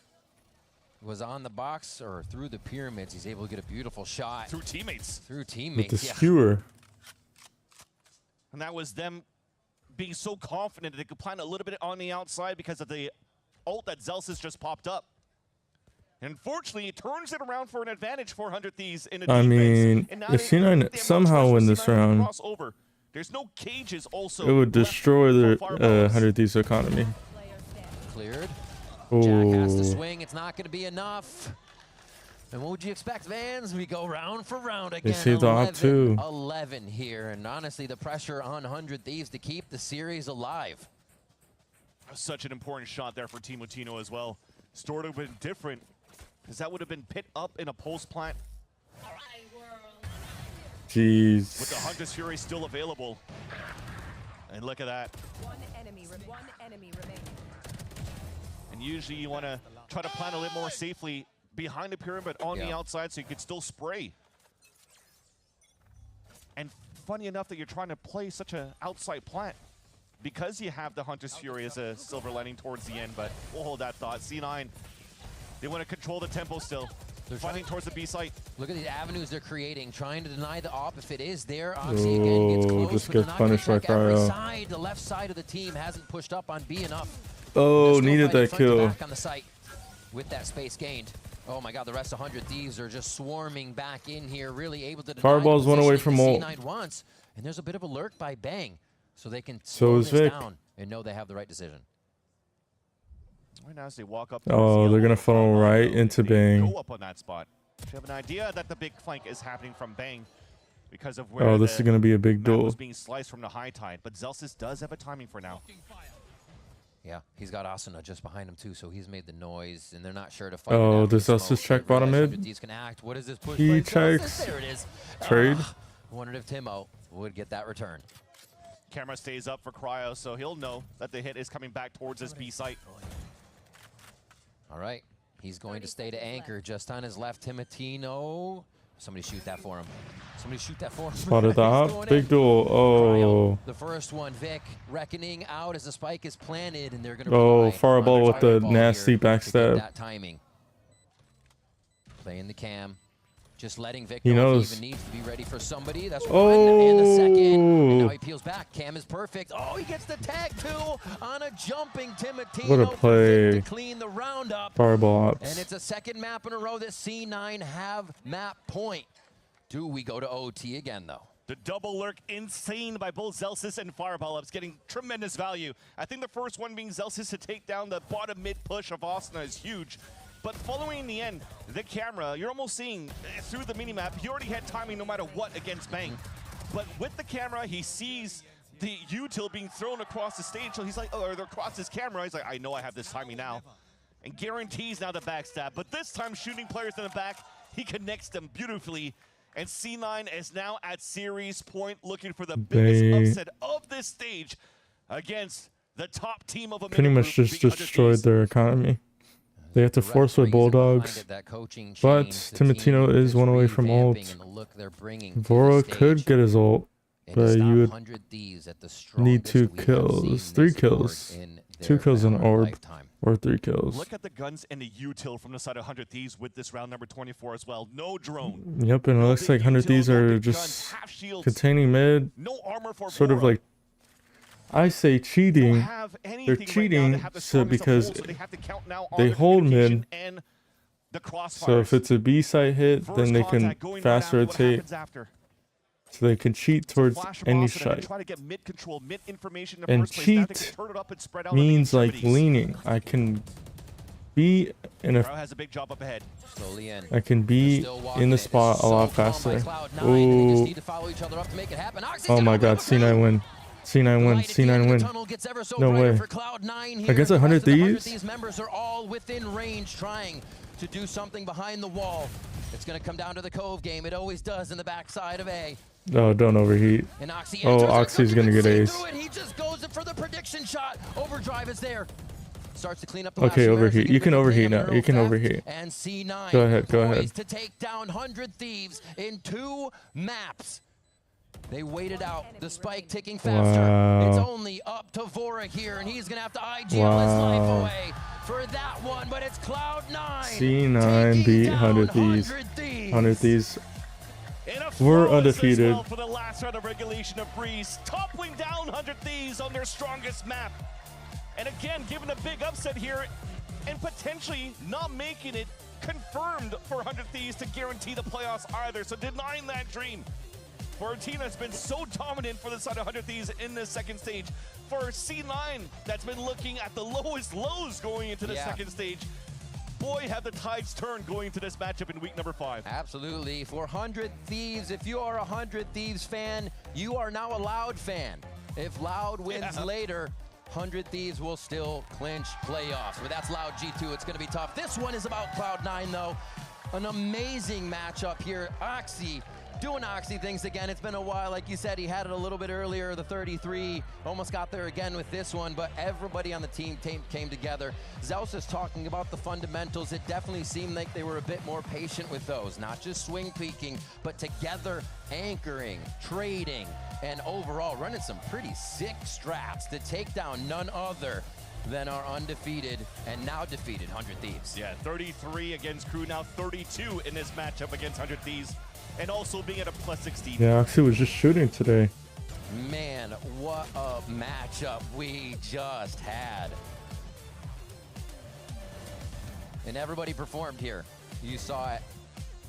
Jack came out. Fireball had an amazing series from the Cypher on split start to be challenged so many times and really give the team a direction for the win. And this is going to feel so good for Cloud9 going into the play-ins. They already knew here that All they were right, going to play the play-ins and have to grind that no matter is- what. For sure. But to have this type of victory to move into the playoffs and the play-ins, they're looking primed. Take advantage of the dub that they got. Oxy says, "Oh yeah, we just did that." An incredible run there for C9, and at a point where 100 Thieves is ramping up. It's exactly what you want to see from them. That they are on this trajectory going into a playoffs. They have a little bit to work on, and that's always good to see for a team too. Let's send it down now over to Emily down on the stage for the Verizon post-match interview with Vic. First of all, congrats on the big win against 100 Thieves. You guys looked amazing. But one thing that I'm curious about is you guys had the exact same map veto as you did in your last match against Crew. Were you worried at all about the prep that 100 Thieves might have had going into this best of 3? I don't think so. I think we only showed one series on those maps, and I think for 100 Thieves, they're what, 10-0 in their streak. So I think they have more VOD for them. So I think they should have been more worried about themselves than us worrying about ours. That's a great point, and I guess they should have been for you guys to kind of get that 2-up against them. But going back to an interview Zelsus did today, he said you guys were kind of going back to the basics. How has that really helped you guys with your adaptations and your reactions? I think what Zelsa is saying, that I think just making sure everyone gets to play their own individual style, but making sure we kind of reel it in and having the fundamentals where we can slow down rounds, play the game out. And I think today really showed where we're able to be composed, but also play to our individual selves, and I think everyone shined today. Yeah, I mean, clearly, you guys, again, we're all just performing match after match. One thing that I'm curious about is it felt like after every timeout, you guys had a different bit of look. You guys adapted to whatever 100 Thieves are doing. So what's the difference between the timeouts that you guys have been receiving having Veer in that head coach spot? I think it's kind of similar in a sense. I think they're both giving us advice, giving us solutions onto what we need to do to win the game. I think fortunately, we're just winning this time with the timeout, so I think both are very similar and both have their own benefits. Nice, nice. And last but not least, even though this match wasn't to kind of fight for that playoff spot, what does it do for your team morale going into play-ins having just taken down 100 Thieves? I think it definitely is like a momentum boost. I think this year in general hasn't been great, and I think putting in the work every day kind of stresses you out and like mentally taxes you when you're not getting the results you want. But I think today is like the first time in a while where it's like, okay, the work that we're putting in actually does show results, and we just got to keep pushing through and hopefully make champs at the end of the year. Listen, I really do Look hope at to see C9. the improvements just keep Look at Vic, going, so especially inspirational. going into your play-ons run. Thank you so much, but you guys do not go anywhere because we have G2 and LOUD coming up next after this short break.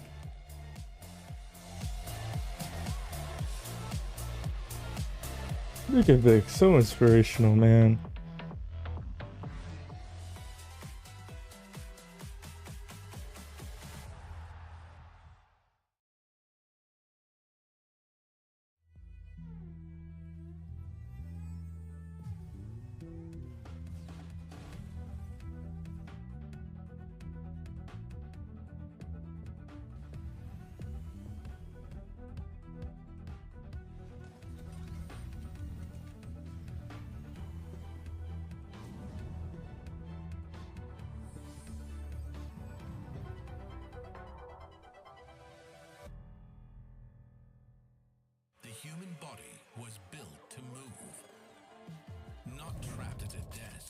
one singular posture for 12 hours a day. It's time your chair evolved. This is Secret Lab Titan Evo. Ergonomically engineered for you. Okay, but what I'm gonna do is we're gonna play 3-0. We're just gonna play one, play hard in Americas, in Americas, man. Navi 25. We got a minute 20. Navi 25, hero, no question about it. You haven't seen G2. Xferal and 24. Xferal, RQ and 24. Oh, Jumpkin on the chamber.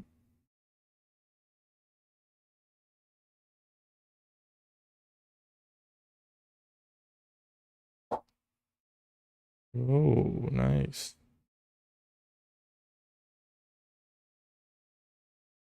Figure 23. Jesus.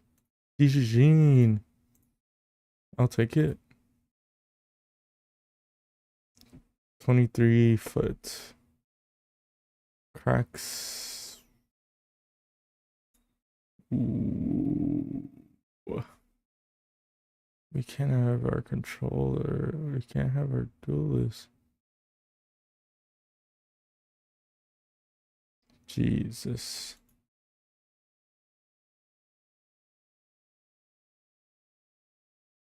We're gonna pick a bad captain, and plus we don't have a caller. We don't have a caller. No. No. 25.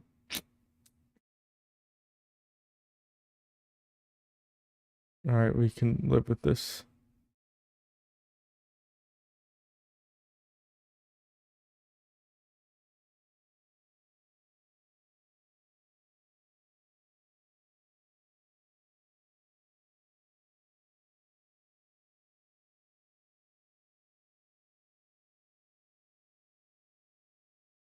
No. Let's see. Ooh, clean sweep. Whoa, is this my first 13-0? No, I mean not 13-0, 3-0. Sad. Sad. Really, like strong looking 100 Thieves. Like absolutely in back-to-back super close games. And what it's done is it's kind of blown up this group, because now with 100 Thieves losing, if G2 win, they're going to be locking in playoffs. If Loud wins, that actually locks 100 Thieves into playoffs, and that second spot will still be open. Loud would then play 100 Thieves next week with a chance to win back-to-back and buy themselves a spot in. Yeah, man, so much to play for on our last week. You love to see it. I am here for it. Now, let's talk about the odds for both of these teams, right? Because G2, they can lock up their playoff spot with a win today. And honestly, I think it looks very doable, just considering their 2 wins they had last week. They look like they're in a really good form.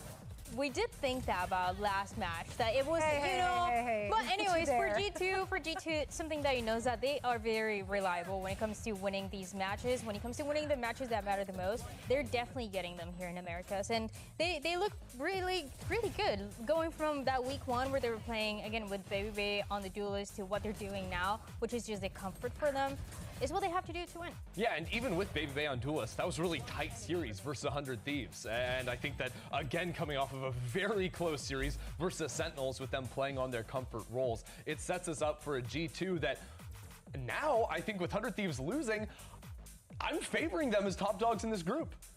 It could be. I think they have the potential to do it. I think today's match is not going to be as easy as everybody thinks. I think everybody's thinking it's going to be a little bit more one-sided, but a lot of the teams all across have been talking about Loud. So I think for G2, this is something that they should take as they were taking that Sentinels matchup. Yeah, I think with just 2 days of play, it's pretty clear that all these teams came to play. And if we're looking at the strength of schedule here that is remaining for G2, it's just this match against Loud. And I mean, they're considered the favorite, but surely Loud is having something to say about that. Yeah, well, the thing is, Loud are sitting with a similar record. G2 are 3-1, Loud are 2-1. The difference is G2 only have to play Loud left. Loud have to play G2 and then 100 Thieves, our 2 best teams in the group. So yeah, right now their standings look pretty similar. It looks all right, but Loud have a way bigger challenge ahead of them. They do indeed. But circling back to G2, let's hear from Leaf, because Emily got the chance to talk to him ahead of today's match. Leaf, do you enjoy being one of the teams that all the other teams try and prep the most for or anti the most, or does it make every match just a little bit harder? We enjoy it. You enjoy it? You enjoy the competitiveness of it? Yeah. Love to hear it. I look forward to seeing that today. Thank you. Some deep strategic insight here from Leaf, who's, after dabbling with Phoenix, or on Phoenix rather for a little bit, he's back on Viper. We love to see that. So much better. It's so much better. Let's just look, G2, I think they're probably the most meta-immune team in the league, and a lot of it is due to the fact that they have players that are just so good on evergreen agents like the Viper. And I think by putting Leaf back into that camp where he can work the map on his own time, he can be a stronger individual side anchor and be less of like a playmaker on the Phoenix. He's a guy that you don't need any resources to send his way to make him succeed, and he looks at home on the pick. He just makes it happen by himself with no need for the rest of the team to be paying attention to send that support, and I think that's what makes him such a great player and has been making him such a great player, because when you talk about the other guy that could play a similar role, that would be Baby Bay. He is a guy that can anchor sides with Vice, that can get those kills with the operator as well with the chamber, but he can't quite get those timings and those lyrics the way that Leaf does. Yeah, Leaf is always able to find those gaps, and I think that a large way of how G2 play the game as a whole is they're not as like nitty gritty in like coming up with like crazy exits and things, details that like a team like 100 Thieves would be very focused on. They are experts at playing the map, and it's because they have fantastic lurk players like Dre on the chamber and like Leaf on the Viper. Absolutely. Now, as we already said, this could be a close match. Let's take a look at the numbers that these two teams have been putting up in different categories thus far, because if we're looking at those, honestly kind of close. It's interesting. It's interesting because you are going into this matchup with very different approaches. You have a Loud that is one of the fastest teams that we have, that what they're going to be doing is running it down, planting that spike, and trying to force that post line. But when you look at the other side for G2, what they have is exactly the highest retake percentage. And this is kind of similar to what they've been cooking since London, when they were going for a retake every single round, which can be really risky. But I think for Loud, it can be a matchup between the two of who is able to force that playstyle more than the other. Yeah, because Loud know that G2 are gonna, on their weak side of the map, have like one guy, have your Chamber, your Viper, the guys we were just talking about, trying to get one kill, get out, and then group up to 5-on-5 retake. And I think Loud knowing that, it's very important that they are proactive in their post plants, right? After they get the spike on the ground, they can't just give up that space for G2 to come back in. They need to hold forward angles and find moments to fight up into G2 before G2 themselves are initiating that retake. It's what they were doing and what G2 has been doing in a map like Breeze, for example, where you see how the read for the other teams is, okay, we're going to plant the spike, we're going to get all that space towards Orange, for example. But G2, they're always there. They're always ready for the fight. They're always ready for the floods as well. So that's where it gets the most challenging. I think that is going to be very scary for Loud, but also as long as they're playing the fast, Tiki's in, run it down, get those kills, they could get the win. I mean, as much hopium and copium we have for Loud, it's not going to be easy for them. Their final two matches are tough, but if they win, they could skip the play-ins, and I'm sure that's on their radar right now. I mean, for sure. This team would love to get as far as they could possibly go. Kind of a breakout team here with a lot of fresh talent to join the roster. And Erde, I think, as well, trying to find the right moments to call around teams. But I do think that this is the biggest challenge they've faced since coming into the league. This is them trying to call against the best IGL we have in Valorant, some of the best raw talent as well in the server too. They're going to need to be firing on all cylinders here to make an impact. It's such a contrast between Valen on one side, who has so much experience, who has lifted so many America's trophies, and Erde, who is that guy that we saw just at the end of stage 1, and this is the first stage where he's playing from beginning to end. But that's something that Erde talks about. It doesn't matter the experience that he has, and you know, his teammates, his old teammates in LOUD Academy can say that when they were lifting that Masters trophy as well. Experience sometimes doesn't matter as much as long as you're putting that work in. As long as you bring that X factor as well, because I think it's really hard to break a team with as clear a system as G2, but if you have an X factor, you have that element to come to the server, and all of a sudden your duelist is just flying, breaking timings, finding cracks in the defense. All of a sudden that structure, if you find an opening, it can fall apart if the pieces are working. Yeah, absolutely. And Erde, I think he came into this league with a bang and made an impact right away. And I want to hear from him as he had a chat with Emily ahead of today's match. Erde, you guys are currently 2-1 in groups. Like, you guys have found success, but do you still feel like you might be getting overlooked by your opponents? No, I think no one is underestimating us right now. I think the only people underestimating us right now, it's me and like me and my mind. I think I underestimated myself a lot, and like, what is this team capable of? So I think no one is underestimating us.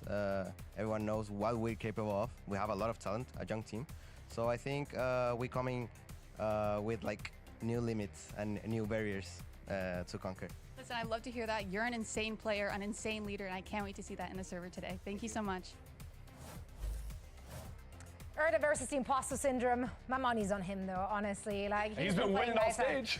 Exactly, that's right. We've got a rookie IGL going up against Valen and 2 killer chambers going head-to-head today as well. This is going to be one to watch out for. Yeah, this is the wildest matchup ever, right? You have Luke Show, who has been completely frying. Like, this guy is the #1 prospect on LOUD, and it's not even remotely close. He is an absolute terror in the server. You do not want to be facing off against him either at round start when that chamber op is in his hands, or deep rounds when the clutch comes online. But at the same time, I think Baby Bay has been stepping up in a big way, Dan. He has been. Since that last stage, I think we started talking about him a lot on the Vice. The way that he was anchoring the sides, the way that also he was playing with the rest of the team, setting them up. I think that's something that Baby Bay has been able to learn throughout this year in general, but then they go back to, hey, we know what you're good at. You know, we know what you're best at. And that is that chamber, that operator that he's able to play once again. Yeah, I think the difference between these two players is that Baby Bay has his breakout maps.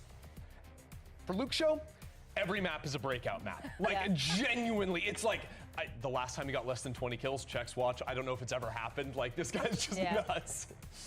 Yeah, I want to be him when I'm growing up. Well, don't you say anything. Don't you go there. Let's take a look at Pretz. Because surely someone. Oh, okay, so now we can talk about it. Now we can talk about it. For LOUD, and I get a feeling that someone is on the desk with us in this room right now. You're wearing green, so is it you?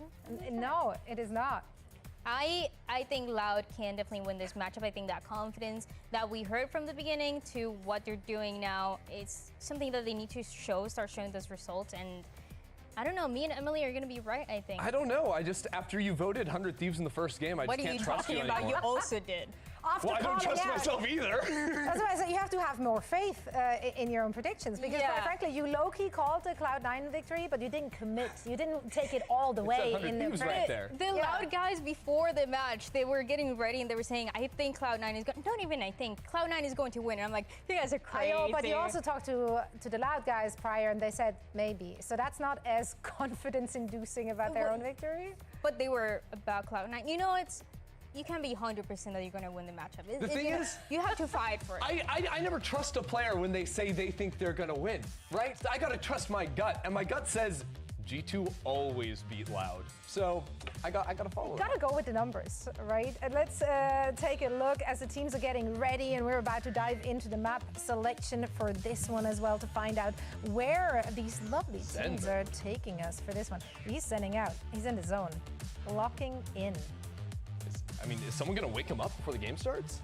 He doesn't need to. He can do it in his sleep. That's how easy it's going to be. Wow. Split and Summit are out of the mix. Sad. Would have liked to see Summer here. We're but back. yeah, all right. Sunset and Lotus are the picks here. Sunset, of course, a map that honestly suits both of these teams very well. Yeah, I mean, honestly though, I would be happy to be Loud coming away with this map select. I think they got two of the small maps with Haven and Sunset being in the pool. And I think that generally where G2 find the most success is on maps like Lotus. You know, they pick that, no surprise there. It's these larger maps where they're able to work the map a little bit more, play the macro, and beat defenders on timings, right? Maps where the rotate time is going to be longer. I think it's much easier on a small map like Sunset or Haven to quickly rotate as Loud and find favorable fights. Especially because they have been working with this composition across a variety of different maps. So this is one where they feel really comfortable. It's very unique as well, so that's something that G2 is going to have to adapt to as you get to see a little bit more of that. And that composition that I'm talking about is exactly what Double you're looking at. It's Sentis, on this Sage stage. Chamber. And it's mainly on the attack side, actually. The way that Anti-meta.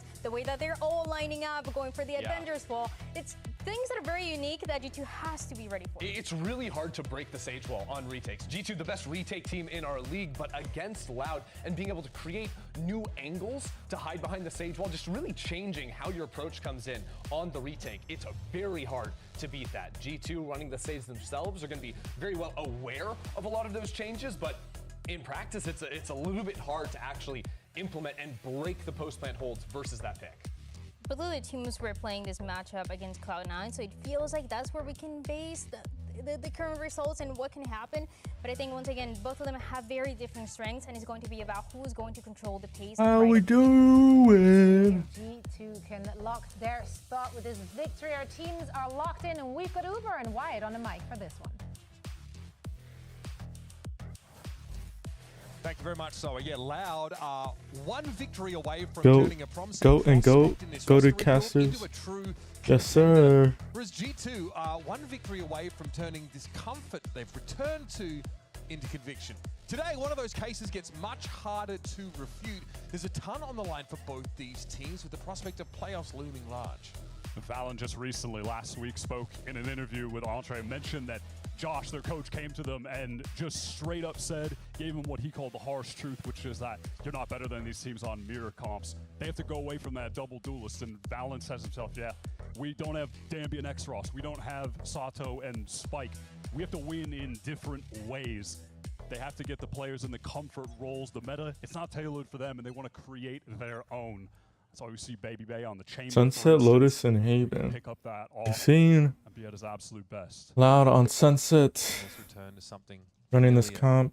for G2 has garnered them 3 wins. Lotus is heavily favored for Valen, that is 3 G2. wins against top IGLs. Zelsis, Sada, We're John walled over the wall.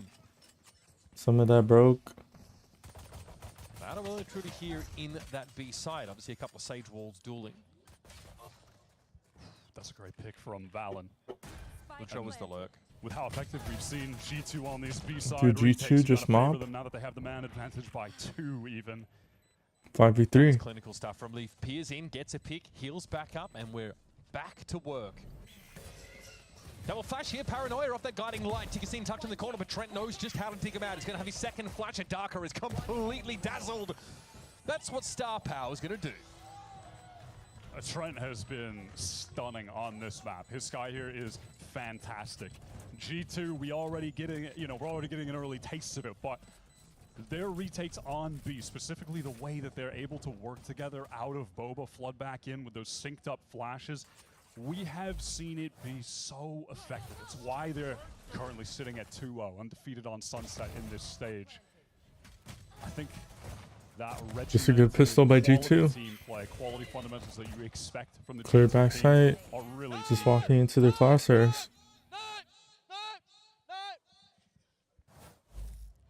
Trent to me is the piece that keeps G2 competitive in so many of these, even like their toughest matchups. But when he is popping off, the game looks really uncompetitive. That's when I feel like G2 are just rolling. So keep an eye on him. He's dangerous. And also a little weird, but that's okay. He has had some outrageous peaks this year. Trent has been absolutely top level. Leaf gets a decent timing to fall off this, and it's a fast lane used just to obscure his fall back onto B. When you're just looking at this stage for G2, it has been all about Jaw and Baby Bay. the Neon and the Chamber, specifically on this map. You remember that when they had against 100 Thieves, Jaw drops 30 kills. Baby Bay is just constantly finding picks with really good lurk timings, opping. And then on the other hand, you look at Loud, exact same story. It's about the Neon, it's about their Chamber. The new addition of Tikazine coming up in the Crew Academy, he has been It's a mob. excellent. Flawless. I mean, Luke Show, since debuting last year's Stage 2, has G2's trying to send a statement. I think the Chamber matchup is going to be a really fun one to highlight. Our desk did it as well to some degree, but we can go even deeper because, I mean, Baby Bay dropped 30 on Lotus against Crew, right? That regulation 30 bomb. He's first. He's 10-4, first kill, first death against Sentinels. And for me, what's so funny about his story is that, you know, Baby Bay's comeback, that whole idea, it stopped becoming heartwarming and like novel the moment we realized G2 were actually depending on this guy, like actually leaning on this guy as a central pillar. He has been undoubtedly one of the most consistent players on the team this year. You could just say he was the best, and I honestly wouldn't blink, which is at some insane. moments, definitely, when he was playing the Vice full time, and now they're trying to get him in that zone on the Chamber. Great damage on the Luke Show. That's going to force Oh, it's a great stun. Come on, man. But gets caught in the Chamber trip. Joel pushing up there. Despite that stun, Luke's able to get the better of him, and now Trenton realizes his hands are about to get mighty full. Yep, Trent just overwhelmed. Neon? Good offense. Good attack side. Blood. Nice little spike impression there. This leaves Leaf on his own. This was the bonus for G2, and it did feature a couple of stingers. Honestly, I like the idea from both the teams in the situation that we saw. G2 having that trap set in B main. Baby Bay gets the damage off. Jaw tries to punish, but Luke Show is just going to be good for outrageous kills with outrageous consistency. But it's in addition to that, Loud, now finding out where G2 are, they press into that split into the B side so quickly. Wall off the stairs, get in there, and they just have those G2 players completely pinched.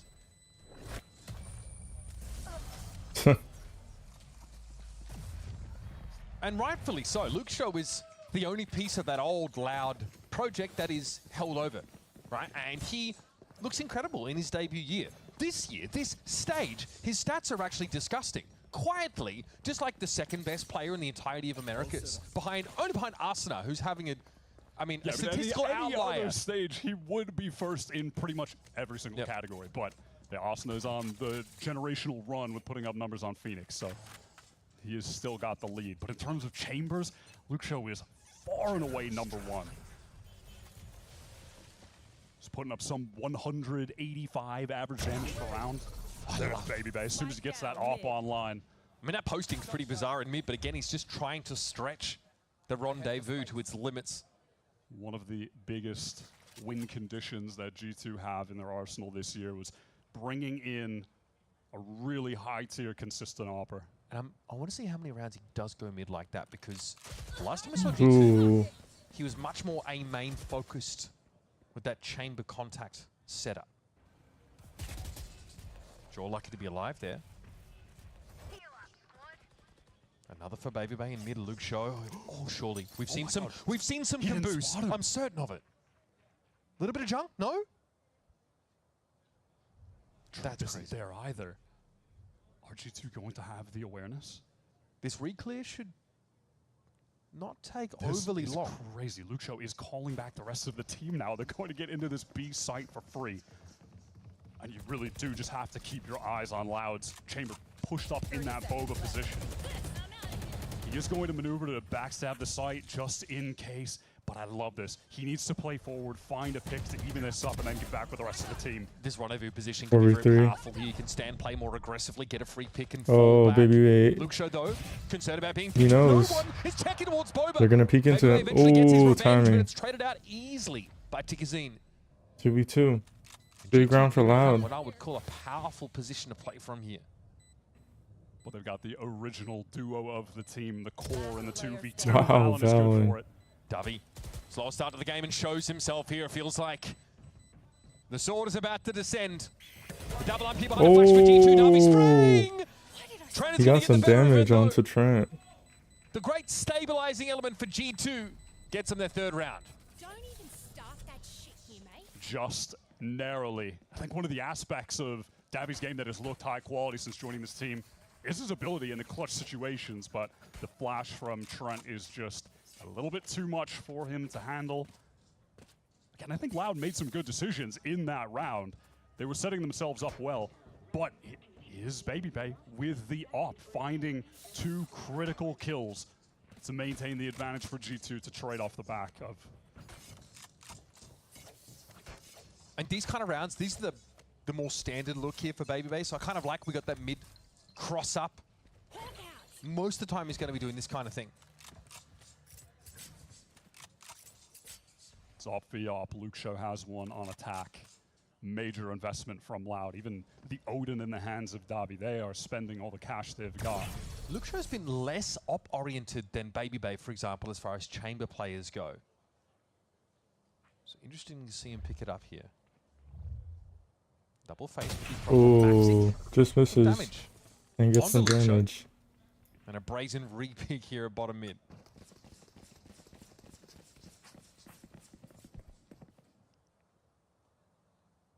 There is still a Sage wall here over towards this B side of the map, so whichever way you slice it, Loud are going to have to make some noise to get on this site. And Valen is in position. You can get some stall util here as well from the defenders. Look at this G2. They are aware that Loud are just waiting for the wall to drop to go in off this execute. Counter paranoia is great from Valen.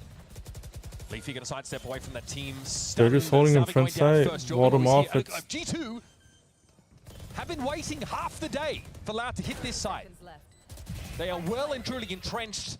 No peek off it. From that anchored up position, Valen's able to snipe Luke Shaw away. Trent is holding market. Like Trent is being very passive on that line. Just in case they re-aggress. Erde has res, but it's a 1v3. G2 are just too strong. G2 are just too Get the rotation headed towards that B side. G2 are just too strong. When the wall expires, they're right. And because of that, they fully maintain that backside control. You know, the wall from Erde, yeah, it provides some safety going up on stairs so they can get the plant down, but Leaf for the Odin. No control. BabyBay with the op. Now we're just going to abuse him. How many rounds do Loud get? Super 5? disciplined inside B, allowing Giacomo just to be the pinball, bouncing around. Knocking those I Loud mean, players 4 out. on the attack side. I think it's pretty good. And Odin here for Leave. Yep, just steals that away from... Oh, no. Tech pause. No. Right.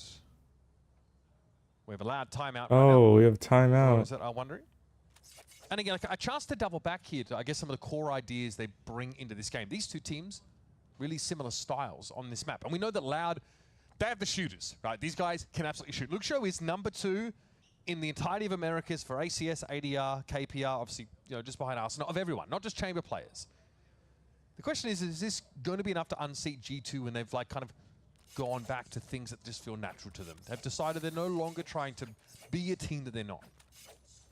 There are a lot of cool parallels between these two teams, both in the players that have been most critical for their success in this stage, but also in that neither of them ever play the double duelist. Two of the teams to just completely ignore the meta for the sake of putting their players on the roles that they feel are best.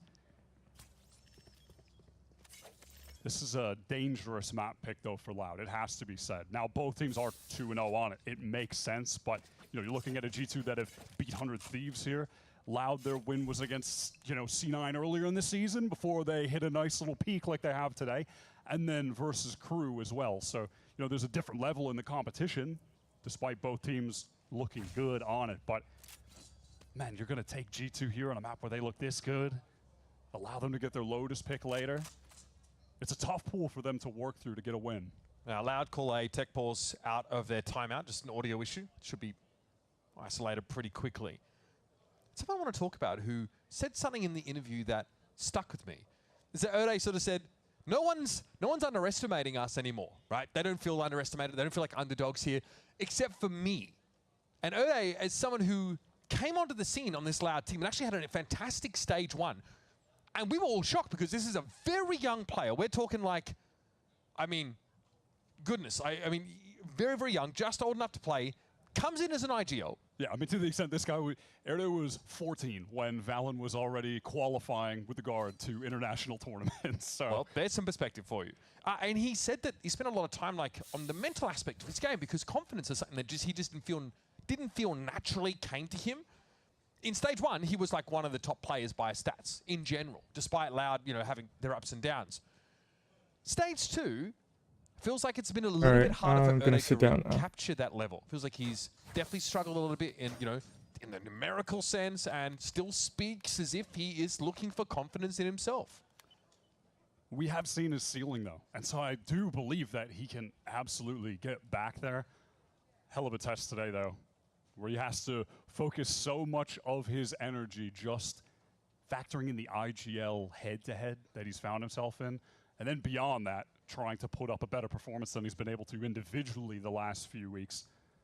A lot on his plate to handle. Because I watched Valen before the game started. Like, bro has his eyes closed. He's doing some deep breathing himself. The guy's been served up top veteran IGL one after another. Oh, bookended by the fact that he goes up against Vora at the start of this stage, coming fresh off an international championship and completely outdid him in what was a pretty enjoyable series. But at the start of stage 2, we're watching G2 still looking for their identity, losing to a team they haven't lost to for 2 years. And we're thinking, where are we supposed to go from here? How are they going to respond to this? But it's been that signature resilience for G2 that's been on display, especially when they, they do so drop the first weird. map of the previous series, like they have Not to fight putting back that singles any. game. Like we see that grit that's got them here. Something must be going on the stage. There's a sense that it might They have come haven't through changed the other any side. of the And cameras. frankly, if things go wrong for 100 Thieves this weekend, they could still top this group. It's unlikely, but it's still possible. Yeah, some significant playoff implications either way that this game goes. But yeah, you talk about that first game, the loss to 100 Thieves. That was the sticking point for G2, which Valen and Josh have been discussing publicly. That was the moment in which they decided they needed some change. We have seen them try everything throughout this year.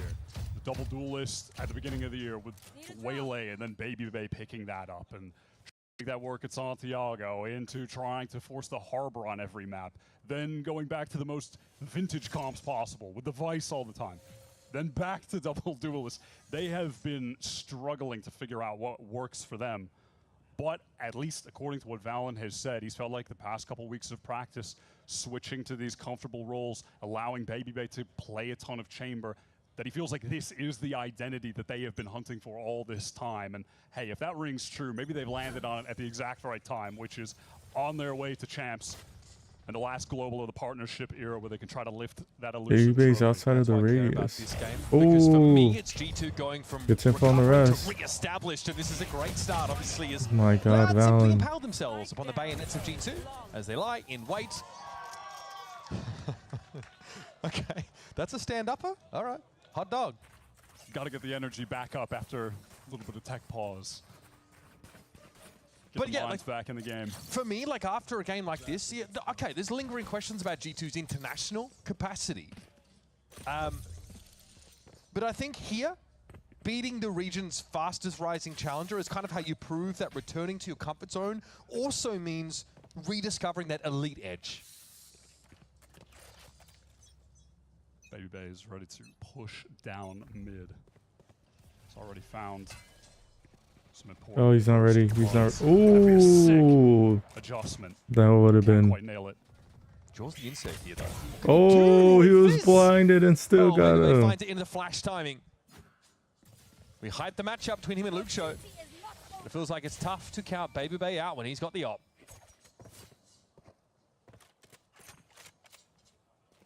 So Luke Show will have another crack at it.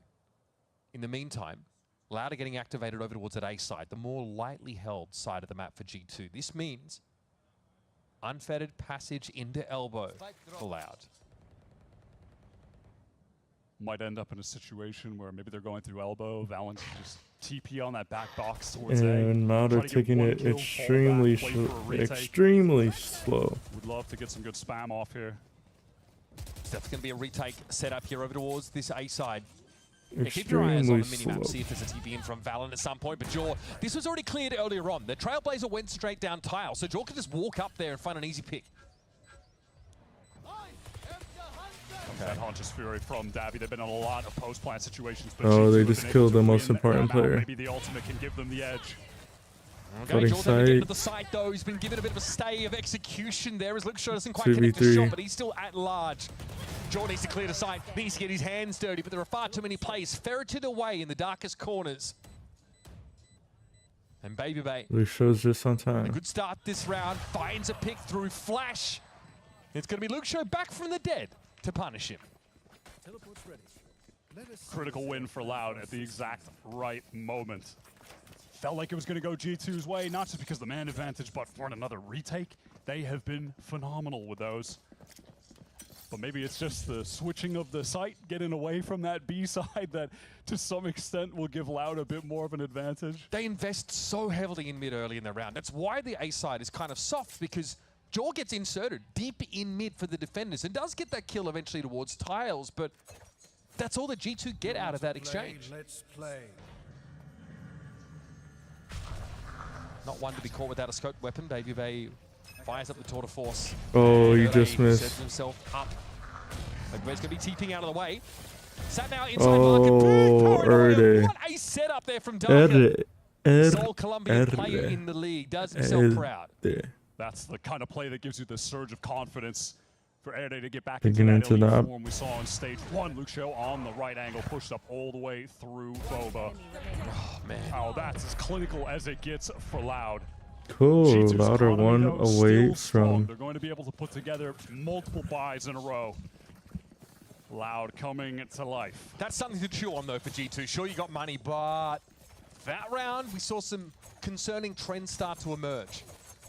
That fast push-up tiles that Baby Bay wasn't ready for, into the paranoia in market, completely undid G2. Yeah, that was one of the prior Loud round wins. It did come down to a very decisive split execute onto B, coming through market, getting kills there. So maybe Loud are trying to, or rather they are figuring out the recipe for success here, narrowing down what has been working for them and trying to go back to the well. Once again, Baby Bay's on the op in hand. It would have had to be another big correction. So many of these situations, yeah, where he's They're just going up, B up, up, B up. needs to hit a crazy flick to actually find the kill. Not going to be able to get one with the fast lane. Oh, again! What a setup from Darker. Leaf didn't know what hit him. And Baby Bay had to fall off the side and missed my another goodness, okay, I shot. thought that was him. No, Jaw with the backup. All right, that time a little bit lighter in utility. TKZ 4v4. might be regretting that decision. As G2, their bread and butter, they want to flood out of Boba, play off the util from Trent, still has that flash and can sync it up with a paranoia from Valen. Relay bot and paranoia, two big pieces of the util to get you into the site, but Loud completely unflappable by the looks. Baby Bay found it Darker above the smoke, but still a sense for G2 that this round is unsalvageable. This time Loud make the adjustment in that post plant. Their players are able to circumvent eating too much of the flashes. And then they're just ready to fight at that choke point together. I love the sequencing of Loud's utility to get through that site, the late paranoia, and even though TKZ got a little bit ahead of himself, trying to get some more kills, they're still able to close it out. Loud got the rounds they needed. 5. These first entrances on these sites have been really big for Loud so far. It's been behind these own 5-7 would be great. But yeah, you need a timeout at this point because your economy is teetering. Somehow, Baby Bay's been able to have a 4th round in a row here with the op, or an op-like weapon, despite G2 having lost the last 3. That's because they've been conservative, saving at the end of these rounds, right? There's definitely been a sense that they need to keep that weapon in his hands. And like we said at the beginning of the round, it's not like he's choosing the wrong positions to be in. He's had opportunities for the kills, but on the 50-50 angle that he's gone for, it's just been the wrong one a couple times in a row. So he's got to hit some insane flicks. That's kind of the beauty of Chamber. You can post up in spots where there is a wrong answer, so to speak. You can get out with that rendezvous, but yeah, sometimes getting forced off that angle, not being able to find the pick, then being forced out of a site, being forced to retake in with that weapon is very, very challenging. And we've had that timeout from G2. Much of the conversation, of course, about somehow recouping that momentum that G2 built early in this game, because the last few rounds, it's been all about Loud. Loud have had the answers for G2 playing into the retakes as the way to get rounds on defense. Of course, got to go right back to the Dre point of view with this op.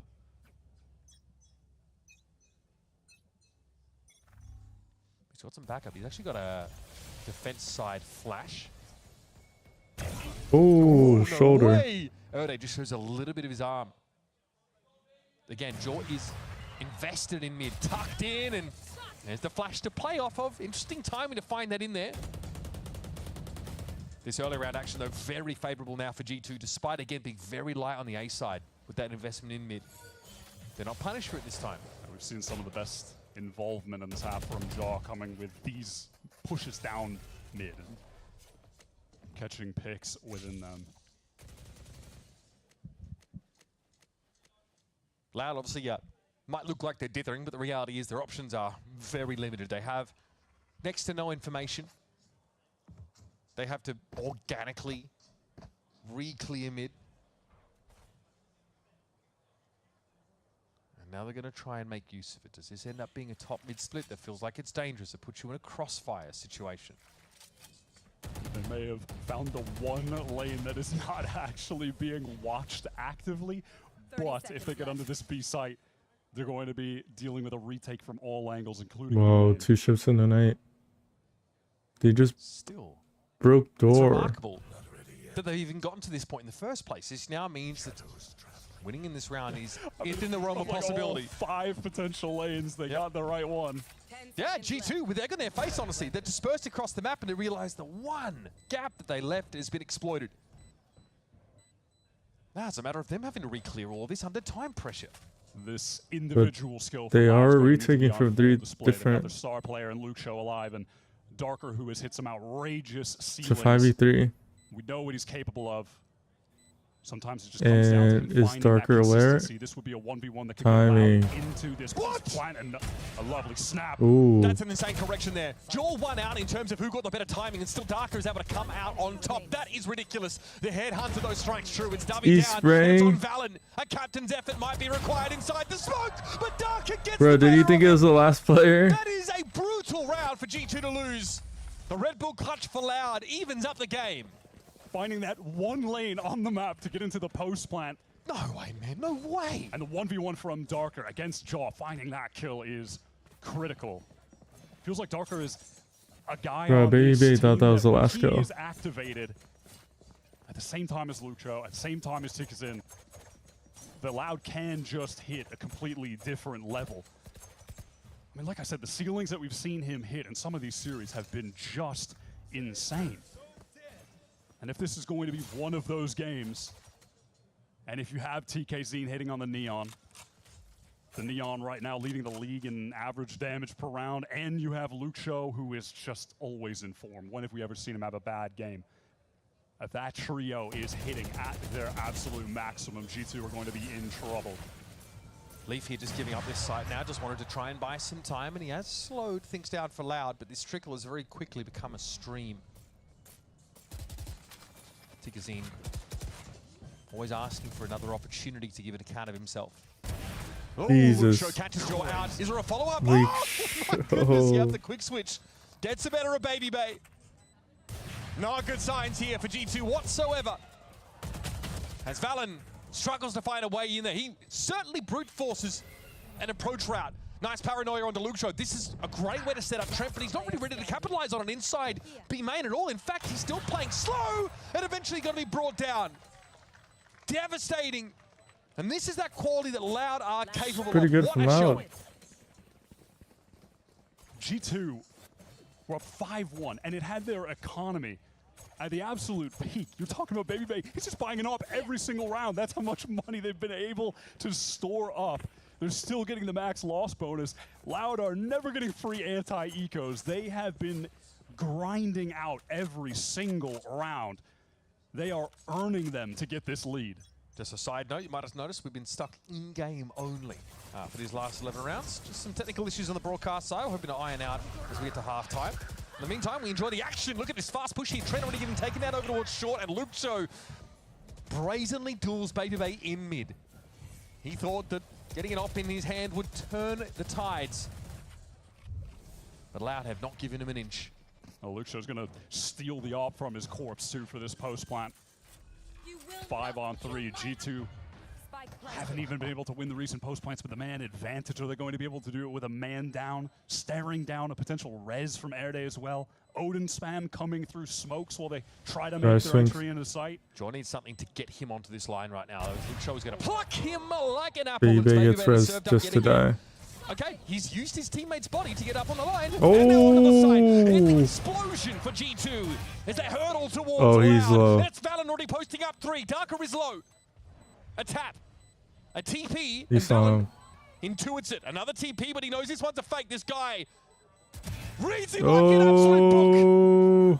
What's another death? That's insane stuff there for Valen. The time, unfortunately, Wow. it's not enough. Darker's been able to do it again in these late round clutch situations. It has been his day so far. He has displayed that he's at that crescendo of his play. That's where Loud need him to be. Lucho never not going to be topping the board for them. Loud are looking clean so far. All right, let's head to a bit of a break here for halftime. We'll be back in a moment. We handing out sweets like a broom, hey. Up, taking off. 247 not taking off. VDS stones ain't breaking off. Where the hell? So right now G2 are struggling against a defensive sided comp. And this is pretty concerning that they're not able to hold down and be able to convert their round advantages, their man advantages. Especially with them having chamber, controlling the lines. But against the chamber, an attack side chamber, they're kind of getting farmed a little bit. A little bit, just a little bit.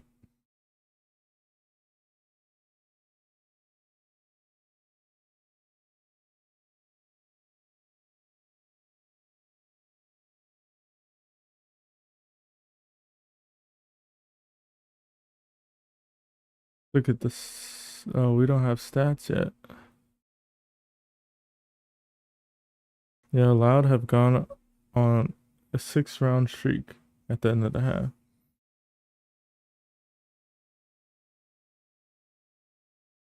In the previous game,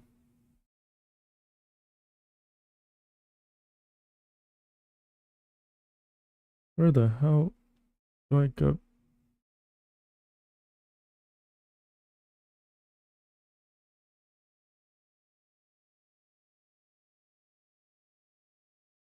In the previous game against these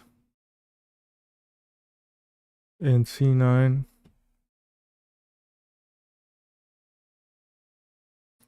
damn, Austin carried 42 between the two maps. Oxy with 51 plus 14. That's crazy. All right, we're back. They're 2-1. They're taking G2 to task on one of G2's best maps. These are all very good signs. 6-round run on a sunset that G2 are also 2-0 on. Just the confidence to pick this map straight into them and steal away that lead. Now they just have to get it done on defense. The G2 pistol round win rate is obscene. They're 15-6 right now in this stage. Oh, 3 tagged. Someone broke the door. They're fighting against 3. And it's a flawless. Your statistics, all your fairy tales. That is a huge pistol round to win. Look at the pace on that. full control of backside, and they are right into front side. G2 don't have time to set up anything. Every player just dies like grouped up default. They can't even jump up. Like 2 players dying at jump up. Loud ran them over. Actual freight train. I mean, I'm stunned by how decisive that was. And I think if Loud hadn't just sort of planked last week against Sentinels in that 0-2, we'd already be kind of heralding them as having arrived, right? They would have been 3-0 in this game. I really do think the storylines would have been way different. But there's a reason why Erde is telling us no one dares to underestimate us anymore. Vintage G2 on this round. Ah, yes. The Stinger Force Buy. We have not seen as much of it from them this year as we did in the last. But this became their go-to. The iconic G2 are hitting the strong They side. had everyone trying to jump on it as well. Like, everyone was copying it. It's a double stack here for Loud. Towards his alleyway, and they're going to hold that line. But again, against the weaker There is another player, and Valen wins it. He just has a better. He just has a better. Oh, Baby Bay's gonna die. Luxo he's going to try and squeeze himself up on the angle, but the Outlaw's not really a portion my for that shot at all. bad. And just some of the details here really being left out for Loud. Then around That they might be should have crushing converted. for a team like Loud. Highest impact heals from a Sky you've ever seen as well. Every single teammate on low HP. Oh my God. Okay. Well, he's certainly given away his presence. For G2, it's a matter of grouping up here and trying to overwhelm with these stingers. And this might just be the Air Day Yep. bounce back game of It's this gonna be second hard. stage. This is the guy you remember from the first. He turned anti-flash, knows what he could be walking into. He has the right idea. It's almost perfect. That would have It's been almost crazy. enough.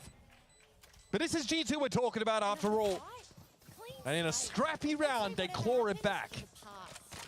Just dipping into the history of the team to bring back a strategy that worked so well for them last year. The classic Stinger Force Buy. They win it so narrowly as well. The damage that was coming through from Loud on that defense was so significant, but they just could not find the kills by a matter of like 20 HP on several guys. So We really are going back to the well for G2, aren't we? Just a reminder, we're having some technical issues. We are stuck in-game for the time being. We're hoping to resolve Jesus, that man. this map. And they're about to get ecoed back. We're going to thrifty each other back and forth, I guess. The push up for Erde over towards the B lobby, finding that kill with a classic. Loud have nothing to work with though, outside of the headhunter from Luxo. It's still very recoverable for G2. We start asking ourselves, which of the lanes though are free? And as it stands, it's mid in that elbow position.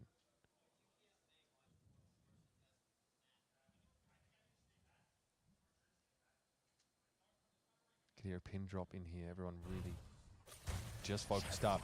A lot of jabbering from the G2 side because they're trying to discuss some contingencies, some possibilities, what might befall them as they try and fight a 3v5 on this side. Trailblazer gets all of the valuable backside information.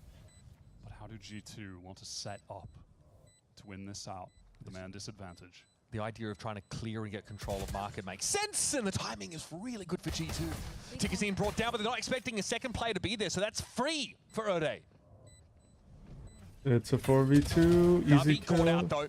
Doesn't know where that Not happy enough is. to get revealed here. There's an opportunity, but Erde finds it another no. As Luxo with the headhunter They rather spotted Baby the Bays on player. him against 3. He's got to pull off the sides. Jesus, Luxo. Loud, get it done. Convert. Another thrifty. And for G2, punishing just as they throw that spicy little stinger mix in. They get shut down. They just give it right back to them with a way worse buy. Can't even call it a buy. They didn't buy That anything. classics, They man. just, the headhunter, you spawned with that. They did not buy a thing.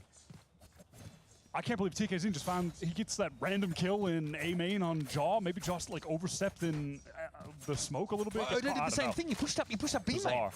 Even on that last kill, Luxo just knows that Dre is heading the teleport onto the top box, already has the crosshair for it, instant headshot. Bro, he is just a different breed. Luxo is on another level. Hannes Fury here off Brit for Davi. And it's found Baby Bay already. That was the Headhunter carrier.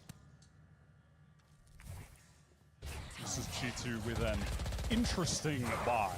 A get what you can while having enough cash for the next kind of buy. Straight up buy down for next.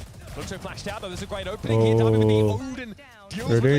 Oh my god, we're just gonna go back and forth. Put together on a dime, a nice little crossfire. Oh, Jungama's. Oh, that shot could be perfect. Oh my god, just barely sidesteps that. They don't know Valen is here. They don't know he's tucked into the corner, but the fast lane's gonna break this up, and Valen now doesn't know where to be shooting. Darker still back in Boba. Wow.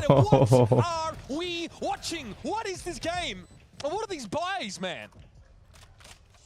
They're just LOUD going get back ahead of and forth. themselves, and it just creates a chaotic situation, and G2 are able to piece together some good team play, working off of each other on the site. Like in a moment where you have Erde kind of overstepping, gets caught, shot in the side by Trent, who was at jump up, and that begins a situation where the dominoes just fall for LOUD. The Valen caught in the corner being flashed up multiple times is so No one looking at him. ridiculous. He's chilling. G2 have shown quite often that they're willing to scrap. Play a Oh. muddy game. Whoever gets the first pick That's wins Lucho's the already round. singing out early in the round.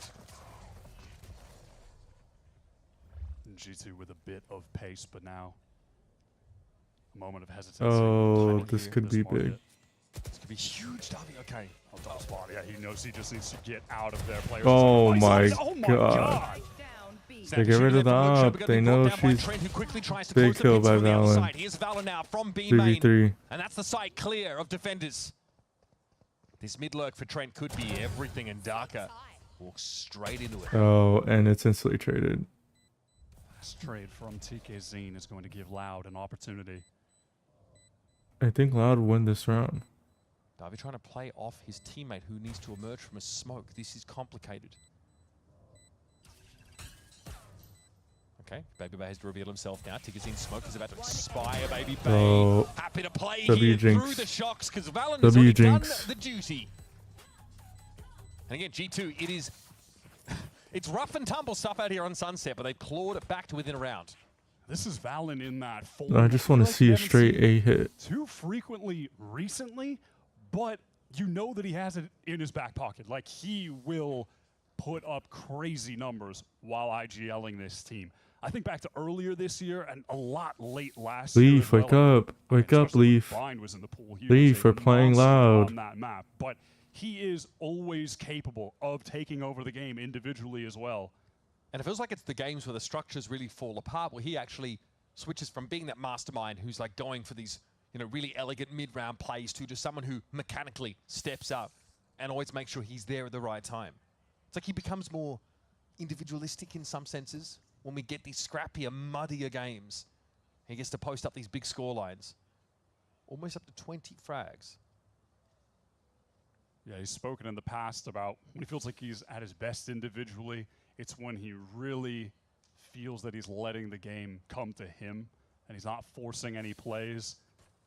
And look, I could imagine a world where G2 feel like, maybe across the board, him included, do have to force plays, given how things have gone for them globally the last couple months, maybe trying to do too much.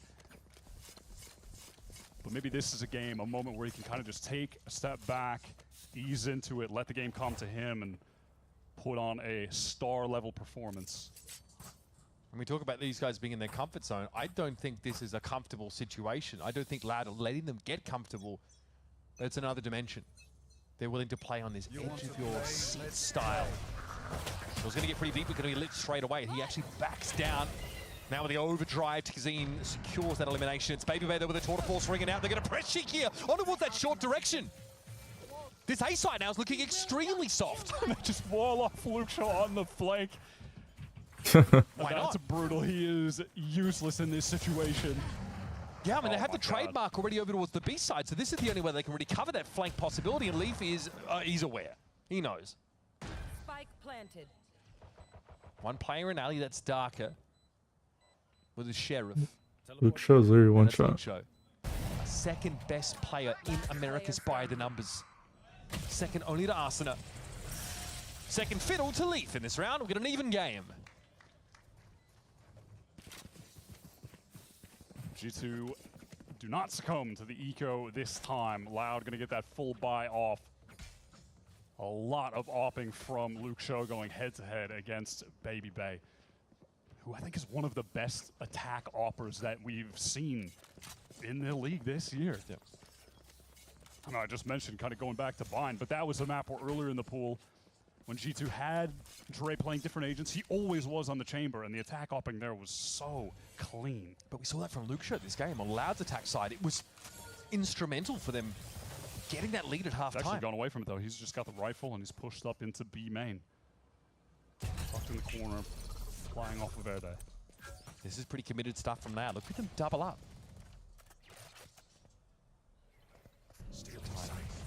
Paranoia now. Fast push for Joe, but Dark is unaffected by the near side. That has blown up in G2's space. 3. They traded to that position, at least get the frag, and Leaf knows he needs to reach for more. This needs to be a clean pickup. Davino swings out. And the Odin does the dirty work for Loud. Let's just go to the next map, Leaf. Jaws just fully exposed out in the open, gets caught by Dark. Paranoia doesn't hit Darker. Yeah, and the Seekers come just a tad late around that corner. Timing's just perhaps a bit off, and it's exploited by Darker tucked. I like that Leaf tried to accelerate over the wall, catch something to even things up, but Loud were quick to get back into that A site, get Davy some help. That round was worth 2 for G2. Those are the ones you really can't afford to have a gap in your execution. And not just a loss, but a clean loss. Loud's economy is going to build up the back of that significantly.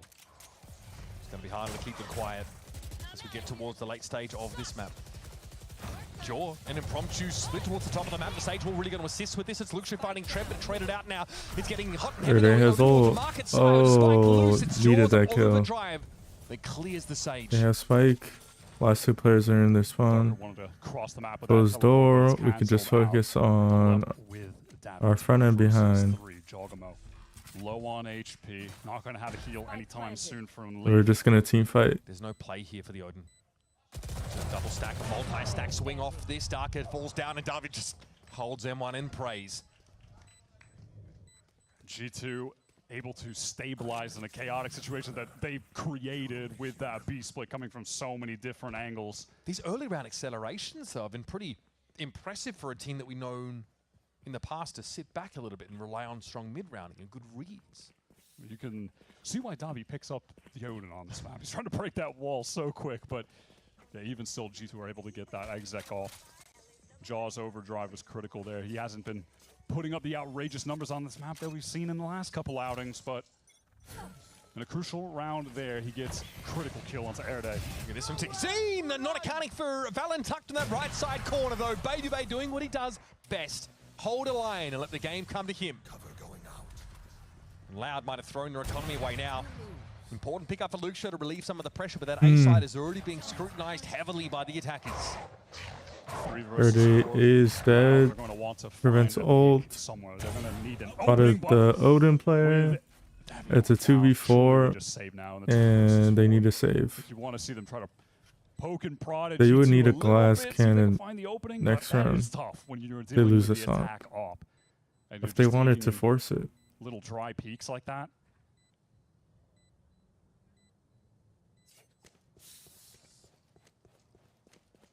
Luke Show has the op back to hand now. And obviously an investment made here by Loud to try and keep it. G2 let things slip. They could have really run away with this second half, a few rounds back, if they're able to convert with that A main play. But honestly, they look very good. Loud are sharpening them up properly. One for Luke Show as we exit the round. Back and forth map, and I wouldn't have expected anything else for Sunset, honestly. Both teams have been really strong here. Ooh. Both 2-0, but that's going to change today. One of these undefeated teams is going to be served up their first loss, and G2 are on the precipice of dealing that to Loud, taking the lead, 11-10. Economy so strong. Again, it has been this whole game. Loud just constantly up against full buys, constantly up against the Baby Bay op.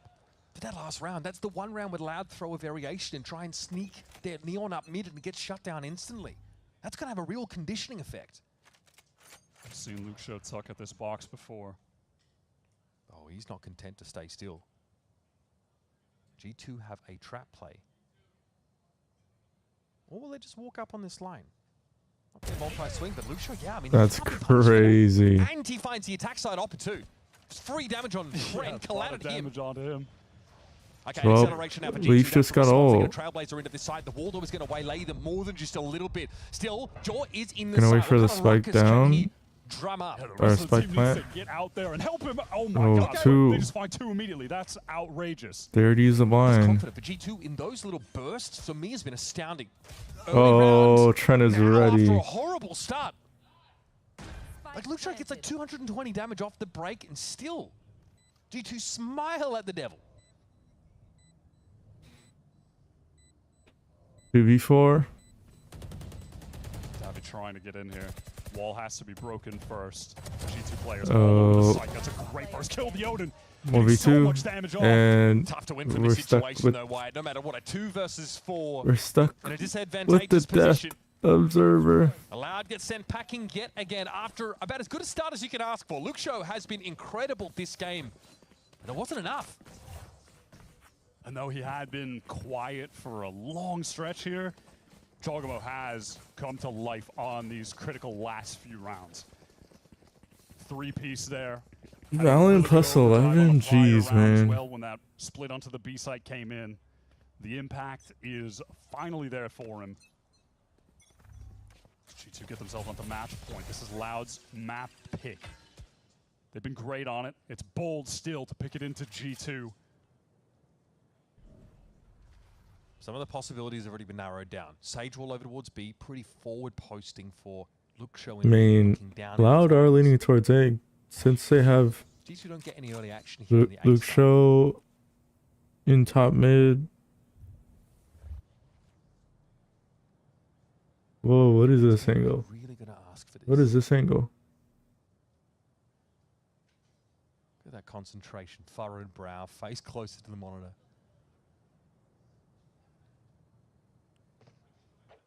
Makes a bit of sound though as he backs off that. Could be quite telling. He's going to try his luck on the short side, but immediately he'll be met with one way. So he's done at A for now, surely. Here the 1 anchor on this Yep. side. You'd hate for him to go down. Yeah, if Erdy dies, then they win the round. Definitely wants to be G2 win the round. to that. This might just be Loud's final round on the game. It's going to come down to a 5-on-5 retake. We'll see if their confidence picking this map, whether or not it will Erdy with backfire. 2. Oh my god, Erdy is on point. Leaf caught on the jump out. That's a 6-second shot. G2 have already been knocked down to 3 players, and Erdy doesn't need to ask for more. He's Erdy done his with job. He's already 3. proven himself, and yet he gets another opportunity. Jaw falls. Eventually, Loud are going to go for this. Lucio finds that shot on Trent, and it's on Baby Baby. 1v4, and they know where he's fallen back to. That from Erdy is absolutely ungodly.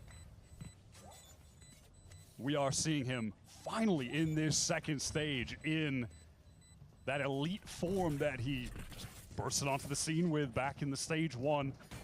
Playing those last few games when he was finally able to join up with Loud.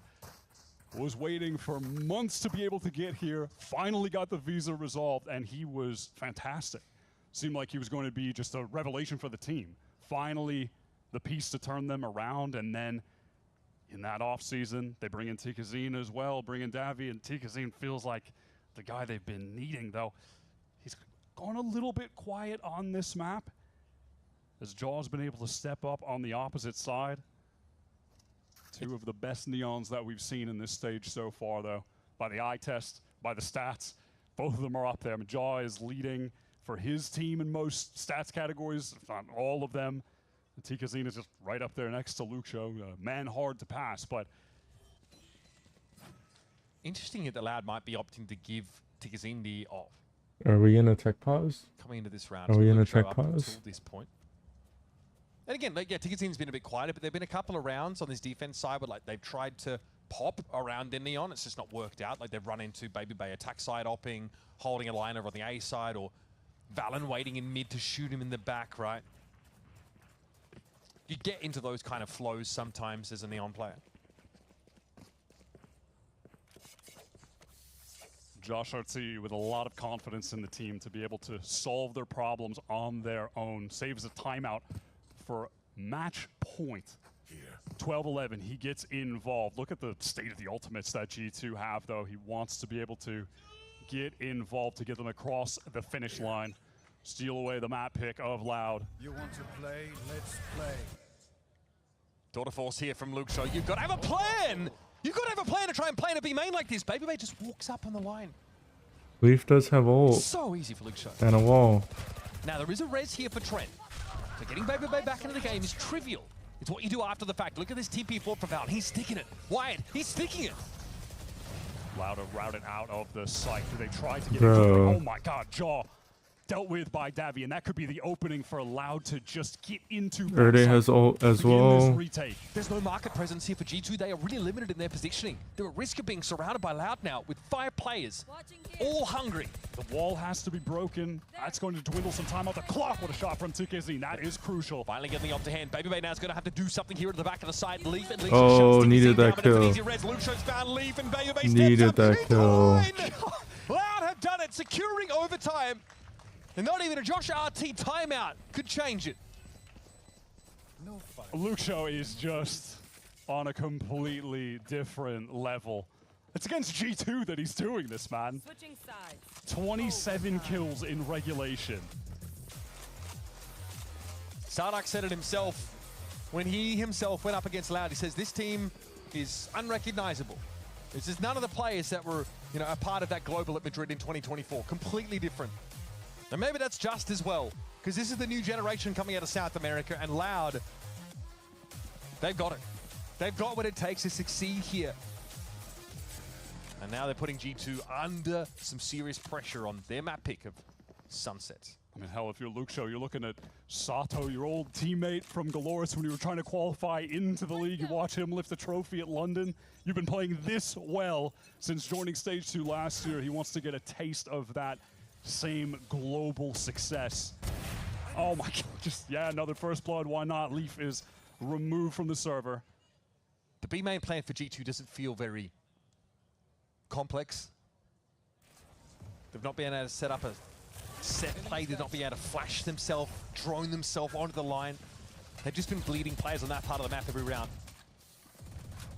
Jaw pinged up, no choice but to try and escape back towards market. At least here there's some backside presence for Loud.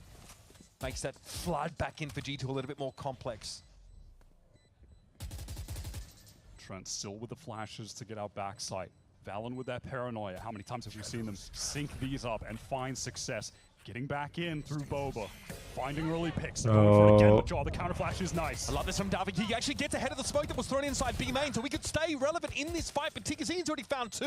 That's got to be enough, surely, especially with Darker being immovable. Oh. Trent, though, unstoppable. It's not enough. Huge, huge round for Loud. I think one of the most impressive things, honestly, from Loud in this game has been their ability to deny these G2 retakes over towards B. It seemed like this was just going to be another clock in, clock out kind of sunset look for G2, because at the very beginning of the game, they're up 5-1. They're playing for a bunch of B retakes, and they're all working out. But Loud have been able to find the answers. They're not getting overwhelmed by the retake utility that G2 are throwing in. They've been able to dodge away from it, have good swing timings to fight back when the players are coming out of the choke. You're seeing Airday having the slow orbs ready to go to stop them. That has to be a timeout here for G2. Josh, again, needs to intervene. Tried this on match point. Didn't work. Loud seems so impervious here to the different looks that G2 are throwing, and frankly, they're thriving under this pressure. I know you guys haven't got to see much of the players on this map because we're having some technical issues. We're very much just stuck in game for the time being. What I can tell you is Loud are looking like they're having fun. G2, not so much. We're going to be back into the game in just a moment now as that timeout has elapsed, and Loud are poised to take their map pick. The anxiety for G2 beginning to set in. I can't understate how much I feel that Loud need to win this map. We're heading to Lotus next. They haven't had a lot of success there. That is a top of the pool G2 map through and through, just all time. Feels like Loud need this one no matter what. Oh, that would have been a big kill. Luke Show was denied by the flash. Forced away. Not even upping this time. Actually has that rifle. It makes it expensive, though, for G2 to get into the map when they have to flash clear B main or lose a player every time they go there. That's acceptable losses. Sick info from Davi. Oh, big kill. Raid boss down, raid boss down. Now they're going to amble their way out onto their B side. I mean, Erde is kind of a raid boss too. Yeah, again, he Do they looks expect? uncomfortable.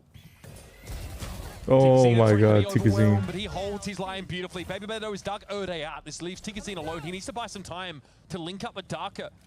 But where is he supposed to run to? No way. Oh, I was about to say. I like the idea, really. Some improvised cover there for Tikazine, but eventually he had no choice but to fight. The Darker was just so concerned about some kind of lurk presence in mid that he's not able to He's just get slow. outside and hurry yet to actually sync up with Tikazine. Listen, I mean, punch out some rounds, but this would be monstrous. impossible. This would be impossible. Forward, that's a beautiful opener for Darker. Streaky performances, sometimes incredible, sometimes almost absent. This would be In a impossible. round like this, giving Loud a map win would be massive, but Leaf at point blank will knock him down a peg. Yeah, that's perfect, just waiting with the flash out, tucking this the tap. Pop it and swing right onto Darker. 13 all. G2 dismantle that B site. It begins with that stun catch onto Luke Show in the corner. Had already teleported. Man, I'm sleep deprived. So he's just caught, exposed. Jaw gets that. This game is close, but I feel like it's been a little drawn out. Enough reinforcements trying to hold back sight. Double mistakes on both sides. Full right now, wired on whatever their protocols are at B main. Whether they're playing against an Opera or not, in this case they are. Giving Luke Show that early lead, that early surge of confidence and player advantage seems pretty unwise. John forces Baby Bay away. Oh, it's a B split. Stun is good. Jaw irrelevant now in this situation. His position from Leaf though. I don't know if they're going to expect his timing at all. Leaf gets one. Jaw's waiting for his chance to break. Bro, he's. Whoa, what a fight to take! Ooh, maybe overestimating his chances there. And Baby Bay ends up getting traded out by Davi with the Oh, that was a This is good. G2 playing with some pace, but it's on Trent. It's been messy. That wouldn't end up. G2 have had to trade down. Luke Show spots Trent in the periphery and gets his 30th frag. Only a matter of time until he got the 30 bomb in this game. Already had the 27 at regulation. Every time we've been on his point of view, if there's a easier shot for him to hit, if you put it in that category, he's just never missed it. Every time he has had an opportunity to get a straightforward kill, Given he's nailed it. Digizine at the moment, something we also kind of praise him for. He wants to close it out with the op on defense this time. No more business with the rifle. Fast lane's going to get G2 in pretty quickly. They just found out. They baited the Glad paranoia. to have gotten that op. And teleports right back to sight, right back to safety. G2 lacking their duelist, lacking someone to get deep in the sight on one of these execs. Lacking an answer for Luke Show early in these rounds? Luke Show is anchored on A. Davi in. They just need to get rid of their raid boss. Right now. They're going to need assistance from the rest of the team. That's Another raid boss. Nowhere to stand. It's uncomfortable. Ode at least is able to slow things down. G2 needs to buy a little bit more time. He got some damage, and Darker was That's able to chime rough. in eventually from Market. This knocks G2 down to 2. This is Loud's moment. Their chance to take a must-win map in this series. And Tikuchine's already snuck into B. Darker wants to go 2 now. This smoke threatens to break them up, but Tikuchine doesn't care. He'll take matters into his own hands. Loud deliver there. What a stunning showing on Sunset. That's the start you're looking for in this series. Tikazine has proven more than his worth so far in this stage. What an addition to this Loud roster. Was struggling earlier in that game and hits a crazy bounce back to close it out. Much more to come from this series, which all of a sudden has gotten a lot more compelling. Stick around for more of G2 versus Loud after this.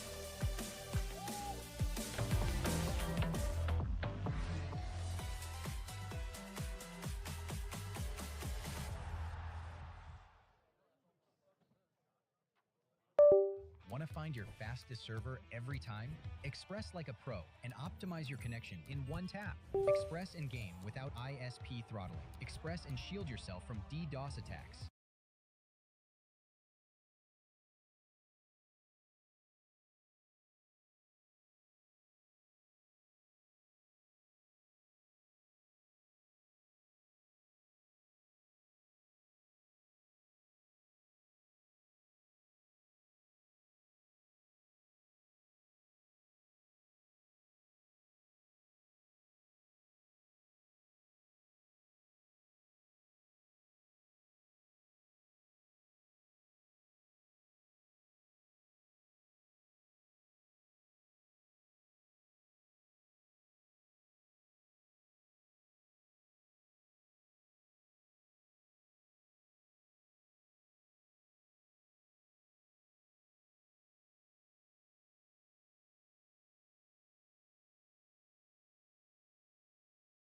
Oh, we're back.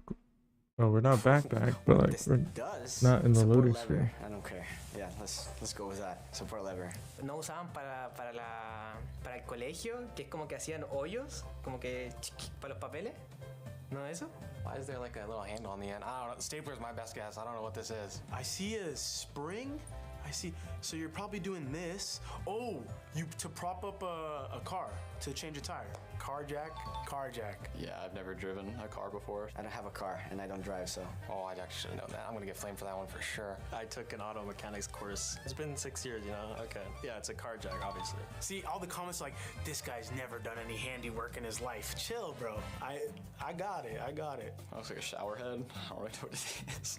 Oh, okay. Bro, I know what? This is, but I don't know what? the name of it. I don't know why something that's cutting looks like that, so I genuinely don't know. Like, that's supposed to cut? Like, I don't know. Pounding hammer.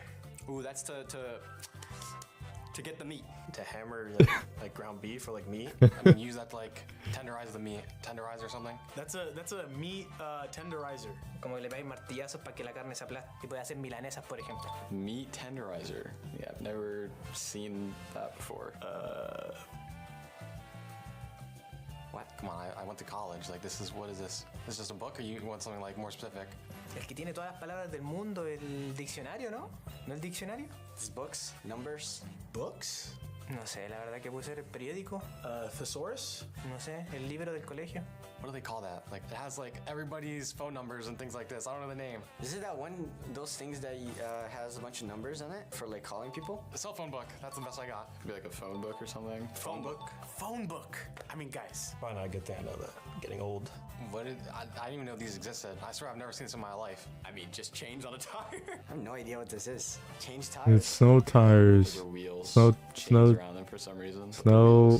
I don't know why they would put the tires. Snow chains. Maybe it's like hang them up like for storage. Is that to stop them from rolling away?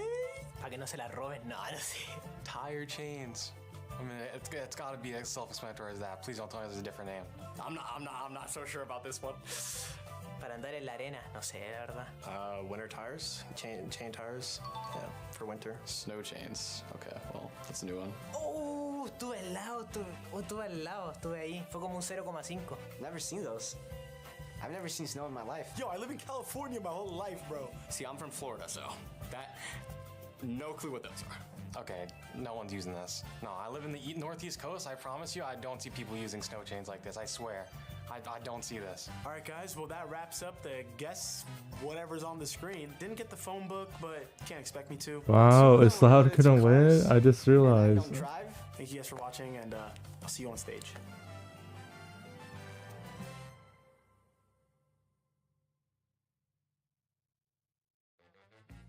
Nightbot just predicted Loud to win in the 8-ball. I don't trust you if you don't like Icebox. I don't trust you if you turn off comms on pistol round and ranked. That's hard. I don't trust you if you like pancakes more than waffles. I like waffles. I don't trust you if you chew with your mouth open. That's the worst thing ever. I don't trust you if you're last alive every single round. I don't trust you if you don't pick up after yourself. I don't trust you if you smell. I don't trust you if you bait me. If I spectate you and you like whiff really bad, I'm gonna not trust you to trade me in the next round probably. I don't trust you if you eat bananas. Eu não confio em você se você não gosta de assistir Brooklyn Nine-Nine. I don't trust you if you say you're gonna be on to play games in 5 minutes and it takes you 2 hours. I don't trust you if you pour milk before cereal. I don't trust you if you lock Clove every map. Actually, I don't trust half of you guys because all of you guys lock Clove. What? And then calling. Oh my god! Whoa, no way! That should have been impossible! De un verde completamente solo. Está desactivando las caras y lleva la primera eliminación. Vic va a llegar a la mitad. Va a jugar el duelo. Va a mantener el 1-1. ¡Pierde! Welcome back, everyone. Zoe here with Dan Dryad and Ender, and we're here to break down how Loud got the upset victory on Sunset. Because quite frankly, early on that map, it looked like it's going to be G2's game, right? Yeah. Like they were off to a really great start. They were great in the post plans, but Loud, they did what we talked about in the match setup. Incredible things are happening today. I can't believe it. It was a really good map too. I think we were talking about this map, talking about what happened last time Loud was playing it, how this composition was going to play out into that first half, for how G2 were focusing a lot on those retakes, and we did really think that G2 was going to get away with it. Right at the beginning, 6 rounds, and we were like, yeah, G2, that's it. Unfortunately, there's a man that Loud have that G2 wish they could have, and his name is Luke Show. And this guy is an absolute demon. It was actually really wild to track because early on it was Baby Bay getting his number, but Luke Show absolutely heated up towards the end. This is something that he has also been doing for quite some time, especially on this map, that attack operator for Luke Show. It felt like G2 were expecting it sometimes, but they couldn't get the pick, and then they're like, no, I got it this round, and they also didn't get it. He was getting so many opening kills. I think it's 8 that we saw at the beginning. It's an incredible way to start off those rounds, and also to close it out, he was the one getting the opening too. Yeah, there were so many of these post plants. I think once G2 started winning them, where it was Luke Show that had the op in his hands to deal with players on a deeper line, it was super effective at just shutting G2 out, because it was that streak of rounds at the end of the first half that really set the tone for the game. Like it went from Loud being complete no-shows to all of a sudden Loud dominating.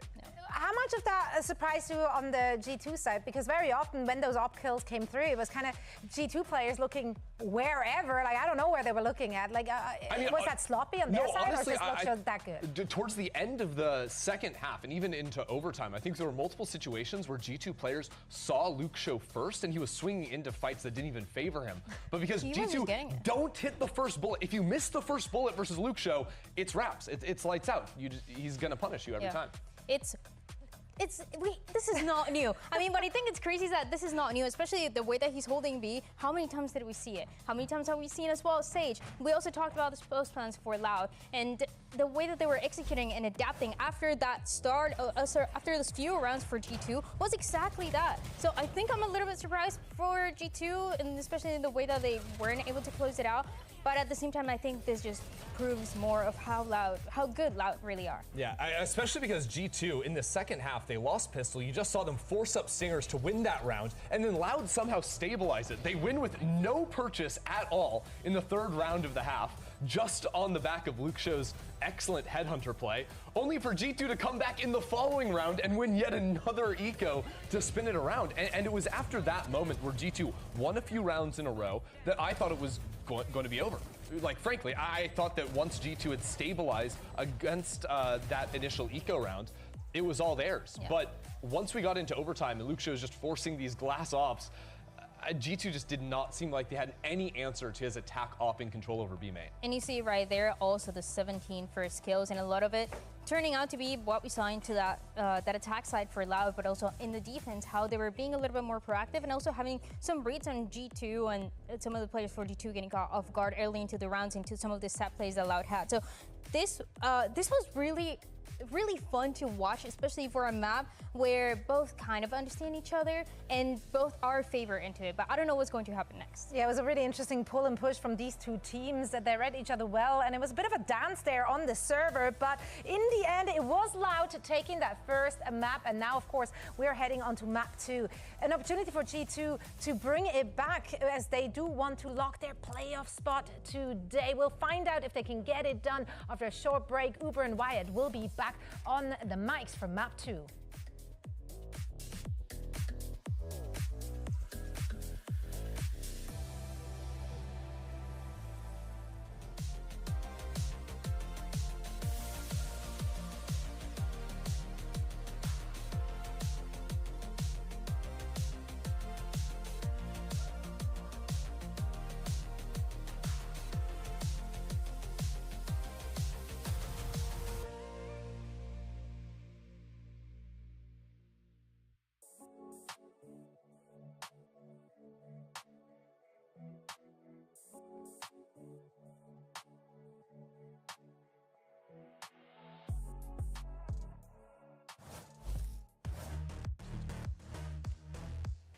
Loud are halfway to the definitive victory we said they were searching for today. But they've got to do it on G2's terms. We are heading to Lotus, a map that I would not say Loud have been auspicious on, and G2 have looked dominant on this arena this year. Despite it being their pick, that Sunset map was a tall hurdle to leap over for Loud, and they're able to get it done in a narrow OT.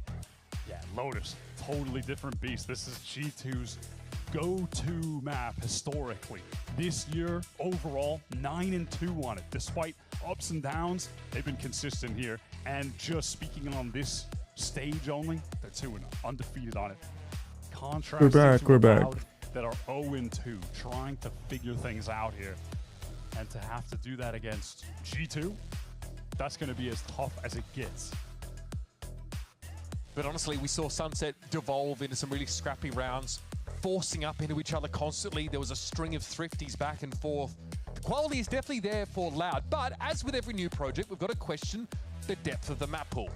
That might be one area in which G2 have them beat. And that would, of course, take us to a Haven decider, were that to transpire. And will the Luke Show reign of terror continue? He's the best After chamber dropping the in Americas. 30 bomb, yeah, by far. I mean, Bro's putting up 185 average damage per round, over 1 kill per round on average. And I think the most obscene stat of all, actually, is heading into this game, overall, he is 91 kills for 49 deaths. That is crazy.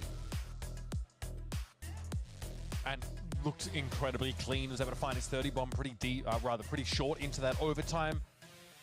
On Sunset, and I'd expect him to pick up where he left off. He won't, though, be fighting another chamber this time around, because we see Baby Bay move over towards the Vice. Another part of what really gave G2 success. When Baby Bay first joined up, he drops 351 ACS against Crew on this map, gets that regulation 30 bomb. All right, we're back. He was very happy with himself.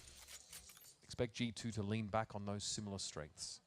This is what I wanted to see from Loud in terms of their comp, though. Tikazine going over to the Neon. They've been running the Rays here. This Loud team, they're 4-1 on maps when they have Neon. 1-4 RG2 ready. RG2, they just got mowed out to open it up. That is with an one insane gun. roll that really makes it deterministic for Tikazine. He knows exactly what he's walking into there. Sometimes eliminating the element of surprise is all you need to do to set your duelist up for success. G2's pistols, up until now, have been phenomenal, but Loud has certainly put a dent in that metric. They're happy to play it just a little bit more passive backside. Those angles are... Dogma would need to go nuclear, Defenders are trying to push and forward in Baby the Way center of would the need site. to It's go Baby Bay alone. nuclear. No time, 1 versus 3. Loud have started this game in the exact way. Baby Bay getting one more would be a huge Yeah, I'm dub, telling you, this even though they Tikazine, lose I around. think this switch is going to make a big NT, difference. They're heading in the NT. right direction with their comp.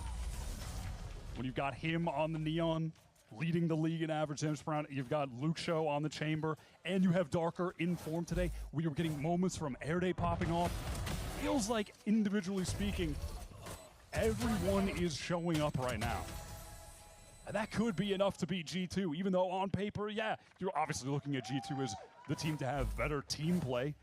This Loud roster have only been competing together for a couple months. And honestly, like, for them to step here onto Lotus and reverse their fortunes would be such a huge validation, not just to the project, but to the preparation that Loud have brought into this game, a game they know is really important.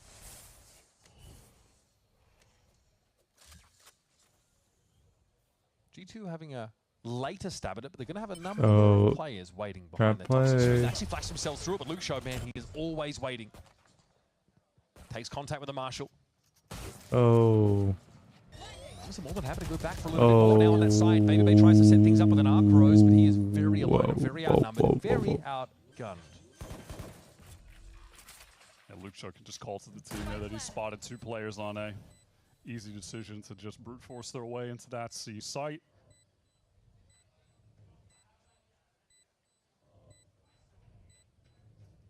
Luke Show moves up to cover the cross. Erde will watch their back. Arm. More money. Less problems apparently for Luke Show. I mean, Valen here. Good damage. Not do too much as the round comes to a close. And again, that's 2 rounds in a row where G2 run into Luxo at some point on the map and end up in a deficit. What are LOUD going to put together on the buy here? They can commit fairly heavily into the rifles on this bonus.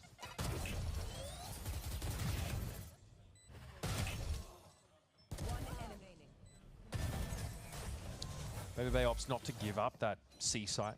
Makes a gambit for a flash play that falls flat. This time LOUD are playing to really get out on the A side. It's a little bit delayed with that haunt. That guy again. Oh, they're certainly forcing the issue a bit there, Wyatt. Yeah. Caught out. I think Joel heard the TP to Rubble, so was pretty ready to be swung. No smokes to play with for this execute. LOUD are going to have to pick up some significant opening kills on a side of the map where G2 are swarming over to assist Jaw. There's a lean towards A on the defense. Quite successful on this map, right? It's just to fall off. I mean, C is open. Get some damage. Play your life. Look over on that C side. Luxo has right through it. He's getting into a that lot of site. He's calling space. for the team to get over. And we're just taking a C retake. We have an insert They get, because that's going to be an area near blue room, blue door, small door. Luxo's playing forward with just that headhunter. He could be the critical factor in LOUD winning this round, unless he's just caught by Trent. And yeah, he is right out, exposed in the open. Darker is miles away on this lurk. He would have to hit the ridiculous timing to be a major factor in this round. They missed the. Looks like, okay, Paranoid didn't hit, but the flash certainly did. Tigazine tries to get off the line, but it's going to be caught on his way out. Leaf elsewhere, though, did fall, but the numbers are heavily favoring G2, and they're swarming over this seaside. Seizes Knights and it's planted for Davi out here. There is a chance for LOUD. Look at Darker on the run. They'll never expect this. Trent shot in the back straight up. Davi now trying to be safe here. Needed Omen to live. Going to solo play back into the side with no time left. Get the bonus. Valen who could have even gone onto the site in time. He has to teleport up there. Darker knows exactly where he is, just gets the spam kill. I mean, you are just waiting the whole time to see if Darker is going to be able to find impact. Will he get there in time, at the right time? And he absolutely does. I feel like Davi is always just so reliable in these late round situations as well. Like a supportive player, kind of through and through, I feel, for this team until it is clutch time. He will provide for them. See, Josh was calling a timeout before he even knew the result of the round. He didn't need to see how that was going to end up. And that round all starts with Luxo getting into C, tripping the shield wall, but not baiting it out and falling back to mount. No, he goes straight through and gets set up in halls. This is, okay, it's one thing, right? It's one thing for LOUD to win in overtime on Sunset. It's a great map for G2, undefeated on it up until this point. Lotus, though, would be a completely different story. LOUD have to beat G2 on their own terms to really cement a victory here, to really make it undeniable. And a bonus round win on the attack side is huge. This is the kind of win of significance that you're looking at LOUD as a team that could make a serious run into the playoffs, that they could have a chance of making it to champions. And just to touch on Luxo here for a second, who we will be, just saying his name 1,000 more times as the series goes on, because he is just an unbelievable player. But right now, it's not even coming down to the kills for him. We're seeing his impact in terms of the space that he's getting, and you could just see that he is guiding his team, calling them from the opposite sides of the maps and getting them into the right positions to take these sites. He has been highly impactful in different ways.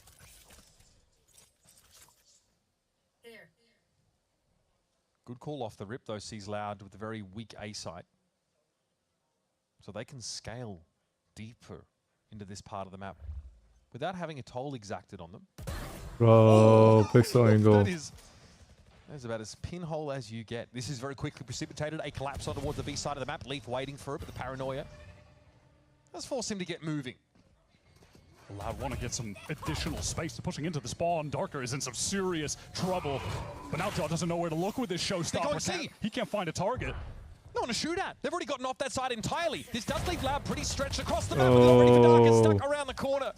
You thought G2 had the answers, but now we're in a post plant. Look at the plant location on C, by the way. It's right at the back of the side. And we're at G2.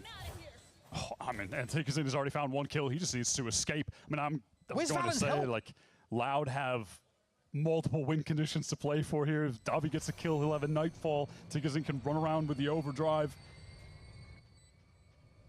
Antikazin getting a 1v1 against Valen earlier, now picking up Baby Bay here. Trent caught in the seas, nowhere to go. This is about as bad as it could possibly be for G2. Save the gun. I've got nothing to say in this Save round. the gun. Loud, so adaptable. Dive on towards B, and then bounce across to the complete other side of the map after Jaw pulls the showstopper.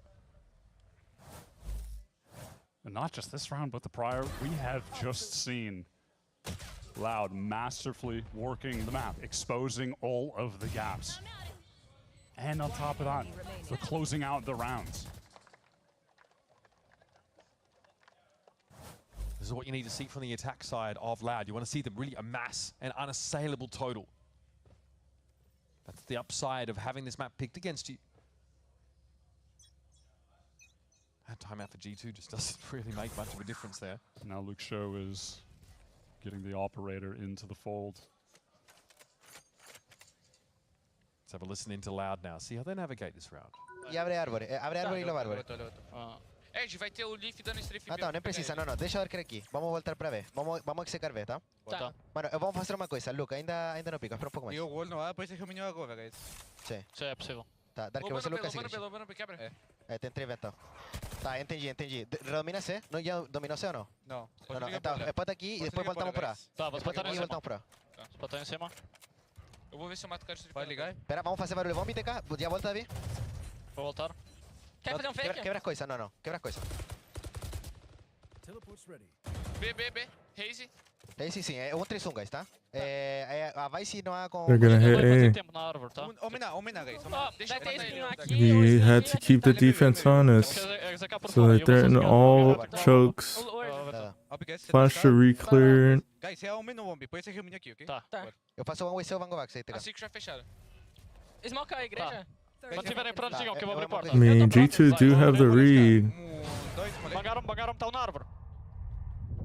Mano, eu vou stunar stairs. They're trying to bunker and tree. Tem gol. Eu consegui passar, TK. Árvore. Oh, they're getting crunched on. Dá cover, guys, dá cover. Só vai. Dá cover, guys. Planta. Desceu. Planta fechar com o não, olha, me custa, Luke. Olha. With that much time pressure? Sky também. Volta. Oh. Vou abrir pro céu. Dois céus, my bad. Tá reload. Tá, ok, relaxa agora. Tá de smoke, tá um backside, cuidado pra fora. Abra no meu, TK, abra no meu. Eu tô mirando o monkey, guys. Eu tô mirando o monkey. Abre com o TK, tá? Se ele te der strafe, Davi. Boa. Backside. Vamos, caralho! Up-bomb, pega up-bomb. We are watching a real-time evolution of this Loud team. Something that stood out to me throughout listening to all of those comms is just that you were hearing Erda's voice the whole time. How many times have we done a comms listening and IGL of a team is barely saying anything in a mid-round and someone else doing all of it? That has happened a lot. But Erde was just doing it the entire time, just guiding everything. I do want to point out that Davi is the only European nationality that can actually communicate with the Brazilian in their native language, right? Which is kind of fun. There was a lot of Portuguese being spoken there. Erde's Chilean. Oh. Still. Erde's low. Able to get on the same page, and now, yeah, G2 should be worked through pretty comfortably here. Nice little paint shell pick up, and Trades. happy to ratchet up the pace a little bit. G2 over on Backing the out, side, take some guns. not want to give up the free space again. They have been relatively soft-spoken there with the util they're throwing out, the presence that they're showing. They choose to do that on the eco round, and well, up until this point, they'll be happy to have gotten those 2 kills, but Leaf is in some trouble on the run. Cloud is going to obscure the vision. Should have spotted at least 2. They can't find the pick. So they're not full rotate. Oh, stuck in the thorns. Yeah, that could have been the moment of the round. But ultimately, Leaf. Sheriff. No real opportunity. It's having a disaster class. Important kill. And Baby Bay thought twice about playing that solo flank towards the mountain side wide. He did get a Phantom, but he knows he needs to double up with Trent here, but he's going to have to be quick about it, man. And he's gotten that rifle at the cost of time. Yeah. Honestly, that might not have been an equitable exchange in the end for G2. This is cutting it fine. Damage is irrelevant. It's about round wins at this point. Loud have maxed out money. Trent falls and he's on his own. I mean, contrast that with the timing of Darker turning up on that late flank through halls on the round that they won. Baby Bay does well here, but again, it just doesn't matter. Save the gun, Unk, save the Pressure on the gun. economy of Loud is all well and good, but you are down 6-0. You've got yourself a rifle at least, but that's it. They're maxed out except for Luke Show, who is opping and has Buying the tour de force. yeah. So just, it doesn't even matter, right? We are beyond the realm of G2 finding any success with just getting some kills in this round. It's not even a consolation prize. They need something on the board. But I mean, like, Josh Archie needs to keep a timeout for the attack side, surely, right? The difference in Loud's ability to just leap on opportunities, playing this attack side with the Neon versus the Rays in the past, night and day. And Loud, like, bear in mind, Loud are only really halfway through their stage. This is their super week, right? They've got to play 2 games. But winning at G2 is huge for their playoff chances. Now with the full buy, G2 opt to continue. Just got info that on a early lurker. presence.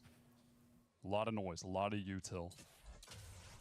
And they've got the defensive read that Loud are going to be pivoting into this Seaside exec, and if they do commit to that, they'll be dealing with the Viper and the Vice here. Loud haven't really left themselves with another option here. They have no B main I information. mean, a minute left. They can open door. So they're going to go in. Tigazine at the 4. They're able to clean leaf up pretty much straight Oh, away. timing. Took a while for it to kick in, and before it does, Erde takes a kill on Baby Bay. And by the time G2 can do anything at this side, they're going to have their primaries Wow, back. G2 are just getting mopped. And no one on the minimap, you can see, is even in position to get there to help Valen. Alone versus all of Loud falls. G2 have no option here but to save. This is the map of the 2 going into it where you favor G2 significantly. Sunset, that feels like on some level a toss-up going into it, but if you really just want to get into the fine details, yeah, both teams were 2-0. Jesus, man. G2 beat a better team in 100 Thieves than either of the They're teams just getting Loud have smurfed beaten. So on. it's like, okay, maybe we're on paper kind of favoring them, but no matter which way you slice it, that one going to be closer. And yet Loud are up 7-0. They are working the map masterfully, and even there in a situation where they're hitting that C site, running into the Vice util, dealing with the Viper, they are still able to run them over because Tigazine is just in sick form on the Neon to get that opening against Leaf, and for Baby Bay to then feel the pressure of potentially getting killed from backside, people rushing him from the front. He just has no options. Loud are just relentless on this attack. Came out and gets out early. It's the stinger look for G2. Works an uncanny amount of the time. Leaf, though, has got to be carved out of position in B main. They're still fighting. They're still fighting at Mount. This is ridiculous. Erde has just teleported behind them with his ult in the midst of all of this. So everyone at Mount is surrounded. I mean, yeah, G2 just not owning the respect on this map. Opening the door for some of these more wild plays from Loud. And they're able to exploit an early mistake there, and Tigazine not being timed up with that haunt. That's the best opening they've gotten damn near ever in this entire half. But it's not enough. All this talk about G2 having a rough start to the stage, but still being title contenders, falling back to what works for them, what they're comfortable with, a style, compositions, a map pool that is familiar and they can lean back onto. They're now going up against the team who also doesn't want to play double duelists, who also lean heavily on their chamber, on their Vice, and they're getting absolutely rickrolled. Josh feeling that there is no option but to take a timeout here. So what is this attack size? I mean, look, like historically you favor, attack on Lotus, right? Sure. But you need a little bit of a cushion. The most accomplished chamber player in the league, and honestly, just outside of Chamber, one of the very best we have in Americas. Luxo starts last year and looks insane straight away. We knew, we got to see him in challenges. We knew he was a talent. We didn't know just how quickly he would rise, though, on the biggest stage. And since then, throughout that stage 2 last year, the beginning of this year, you're watching Loud, and there are times where you are just like pleading for them to get him some help. Earlier this year, it feels like it was coming from Darker when he would have those games where he was hitting his ceiling, but wasn't consistent enough to always be there for Luxo. But in this edition of the roster, where they've brought in Tikazine, who has just been an unbelievable pickup from the Crew Academy, sick duelist. And when you have a game like this where Airday's in form, where Davi is supporting well, this is every cog in the machine that Loud have created turning at the same time. Let's listen in. What's the plan for G2? Three, open door. Open door, we fight. Neon could be in ceiling. Odin and Neon could be behind you, Trent, okay? I'm trying to pick it up. I remain. Just hold. I'm holding for me. The B people ran away, okay? Alex has C. Can we clear our ghost? Should I just scout? We gotta re-clear the ghost. Yeah, do it. You should do it. You should do it. You should ult. Or scouting. Jesus, man. Wait, they just took C. One. Open door A. Just fade. Fell all the way back. Cabbages are going A. Push. I'm gonna peek with the break room. Bomb A. One more Neon. I have your front B, Nate. I'll backfill you. Holding pit. 2-1 Nate. Good, baby. Show. Two, Trent. Two. I can't flank no more. All Thorn. Thorn chamber guys, okay? Wasn't from B. They weren't from B. I'm gonna help A. You play for B. Dre's good. Didn't hit. I have flash for you, okay? They're gonna flash. Flash for the... They know. Flashing. 3, 2, 1. You need dog from me. Flashing again. Ready? 3, 2, 1. Dog out the dogging. Default full blind. Where's baby base comms? Your boys are behind you. Just keep living, Dre. Oh man, dead. Default. Get ready to fight left. Jump out, fight left. 3, 2, 1. Default. Stuck default. Default stuck. Hard stuck. Gee, no way. Nice! Get the up. We need the up. Tree. Hot dog. Let's go. Much needed round for G2, but boy, they have to dig deep in order to win it. That Odin looked like it was threatening to derail them for a 9th round in a row. Yeah, they get away with that by the slimmest of margins. That was going to be another Davi clutch moment. Those seekers from Trent in the mid-round were so important. Whenever you listen to the G2 comms, even when they're down in a game like this, it's still just so regimented, no over-talking, there's no cross-talking. It's just so clear and concise as to what they want to do at any given moment. That's why the floor for G2 is like the ceiling for others. The floor's not enough today. It's not been enough so far.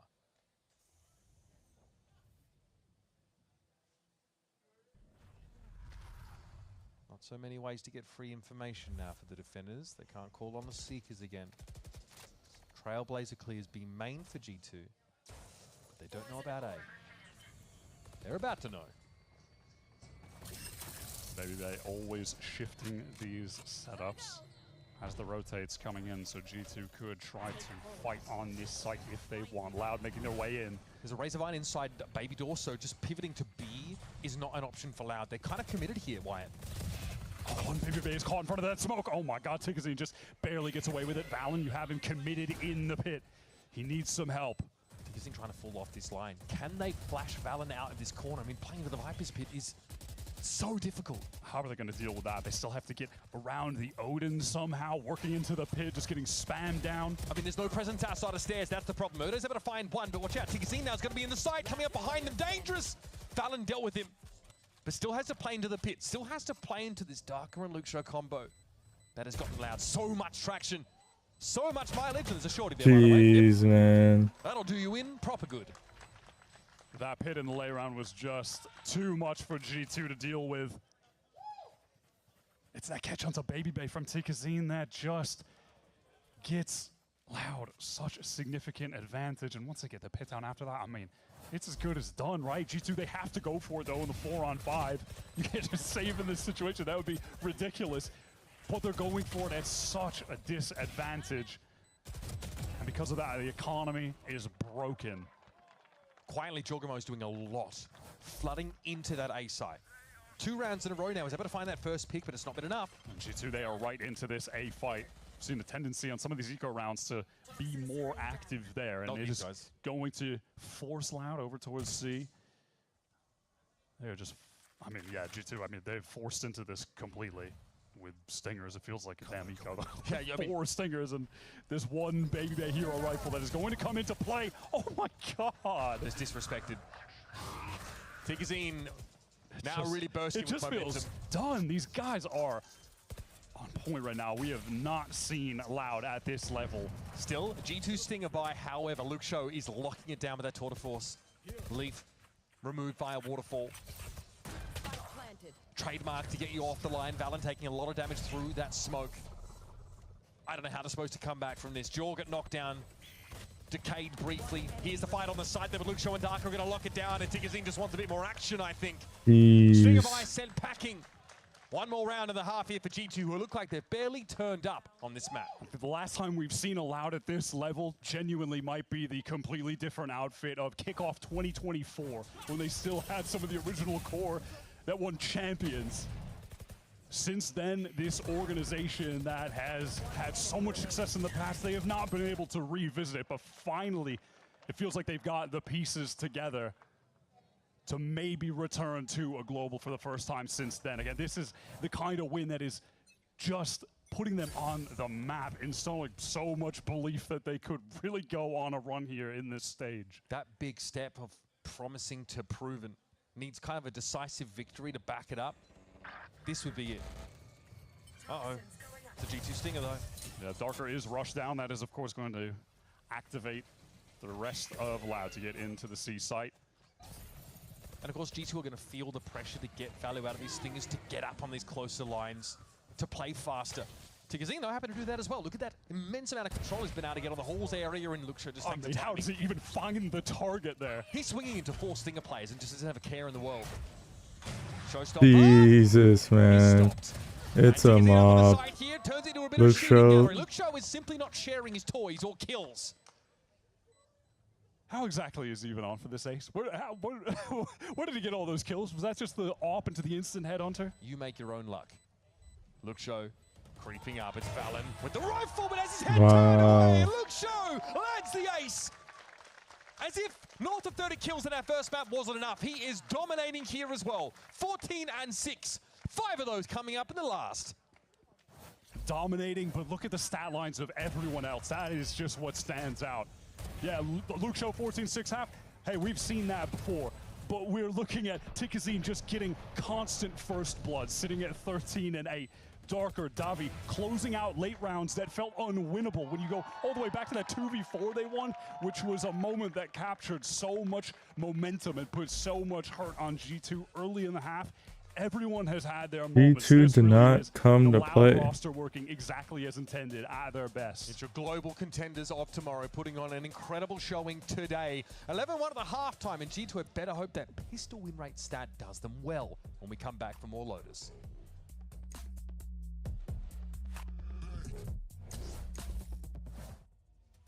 Whenever I use Zowie models, I would say I just feel my element. Demon 1 is good. Without Nyack, the biggest difference was the ghosting. It was a immediate change. If you see something and it's not actually there, you're gonna miss your shot. Black Equalizer and Vibrance, I can react quicker to it. I can shoot better at it. This guy is just spectacular. And that way I can always trust him. That I can just focus on competing. My performance will always be at the top level. Zowie.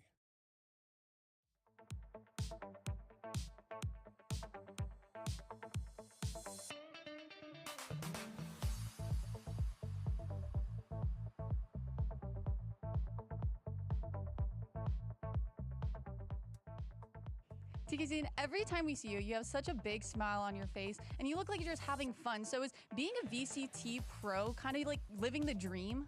Yeah, I used to think about this since I was a kid. So being here, so excited, so funny. So I'm really excited to be here. I don't know how to explain this for you, but I got here with hard work and being better every day. So for me, it's really fun to be here. Listen, we all love having you here. Good luck today.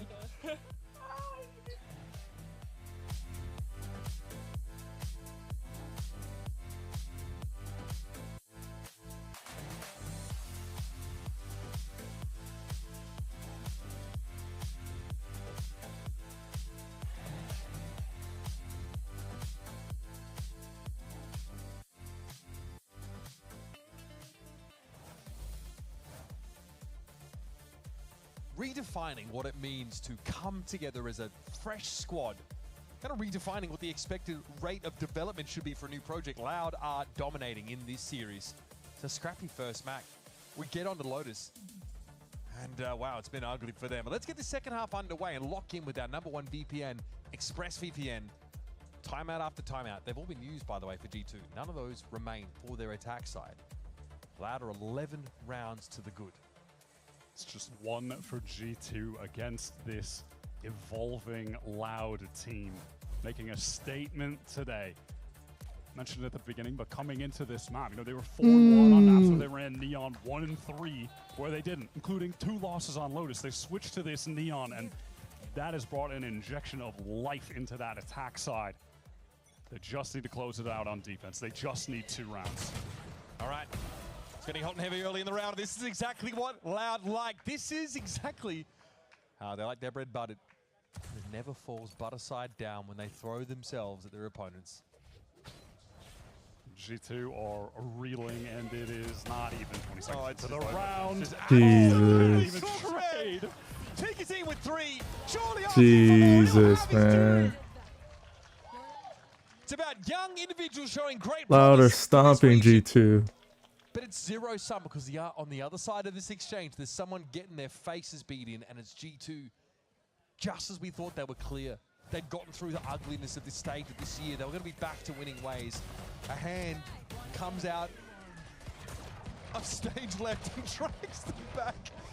This Loud team are a revelation today.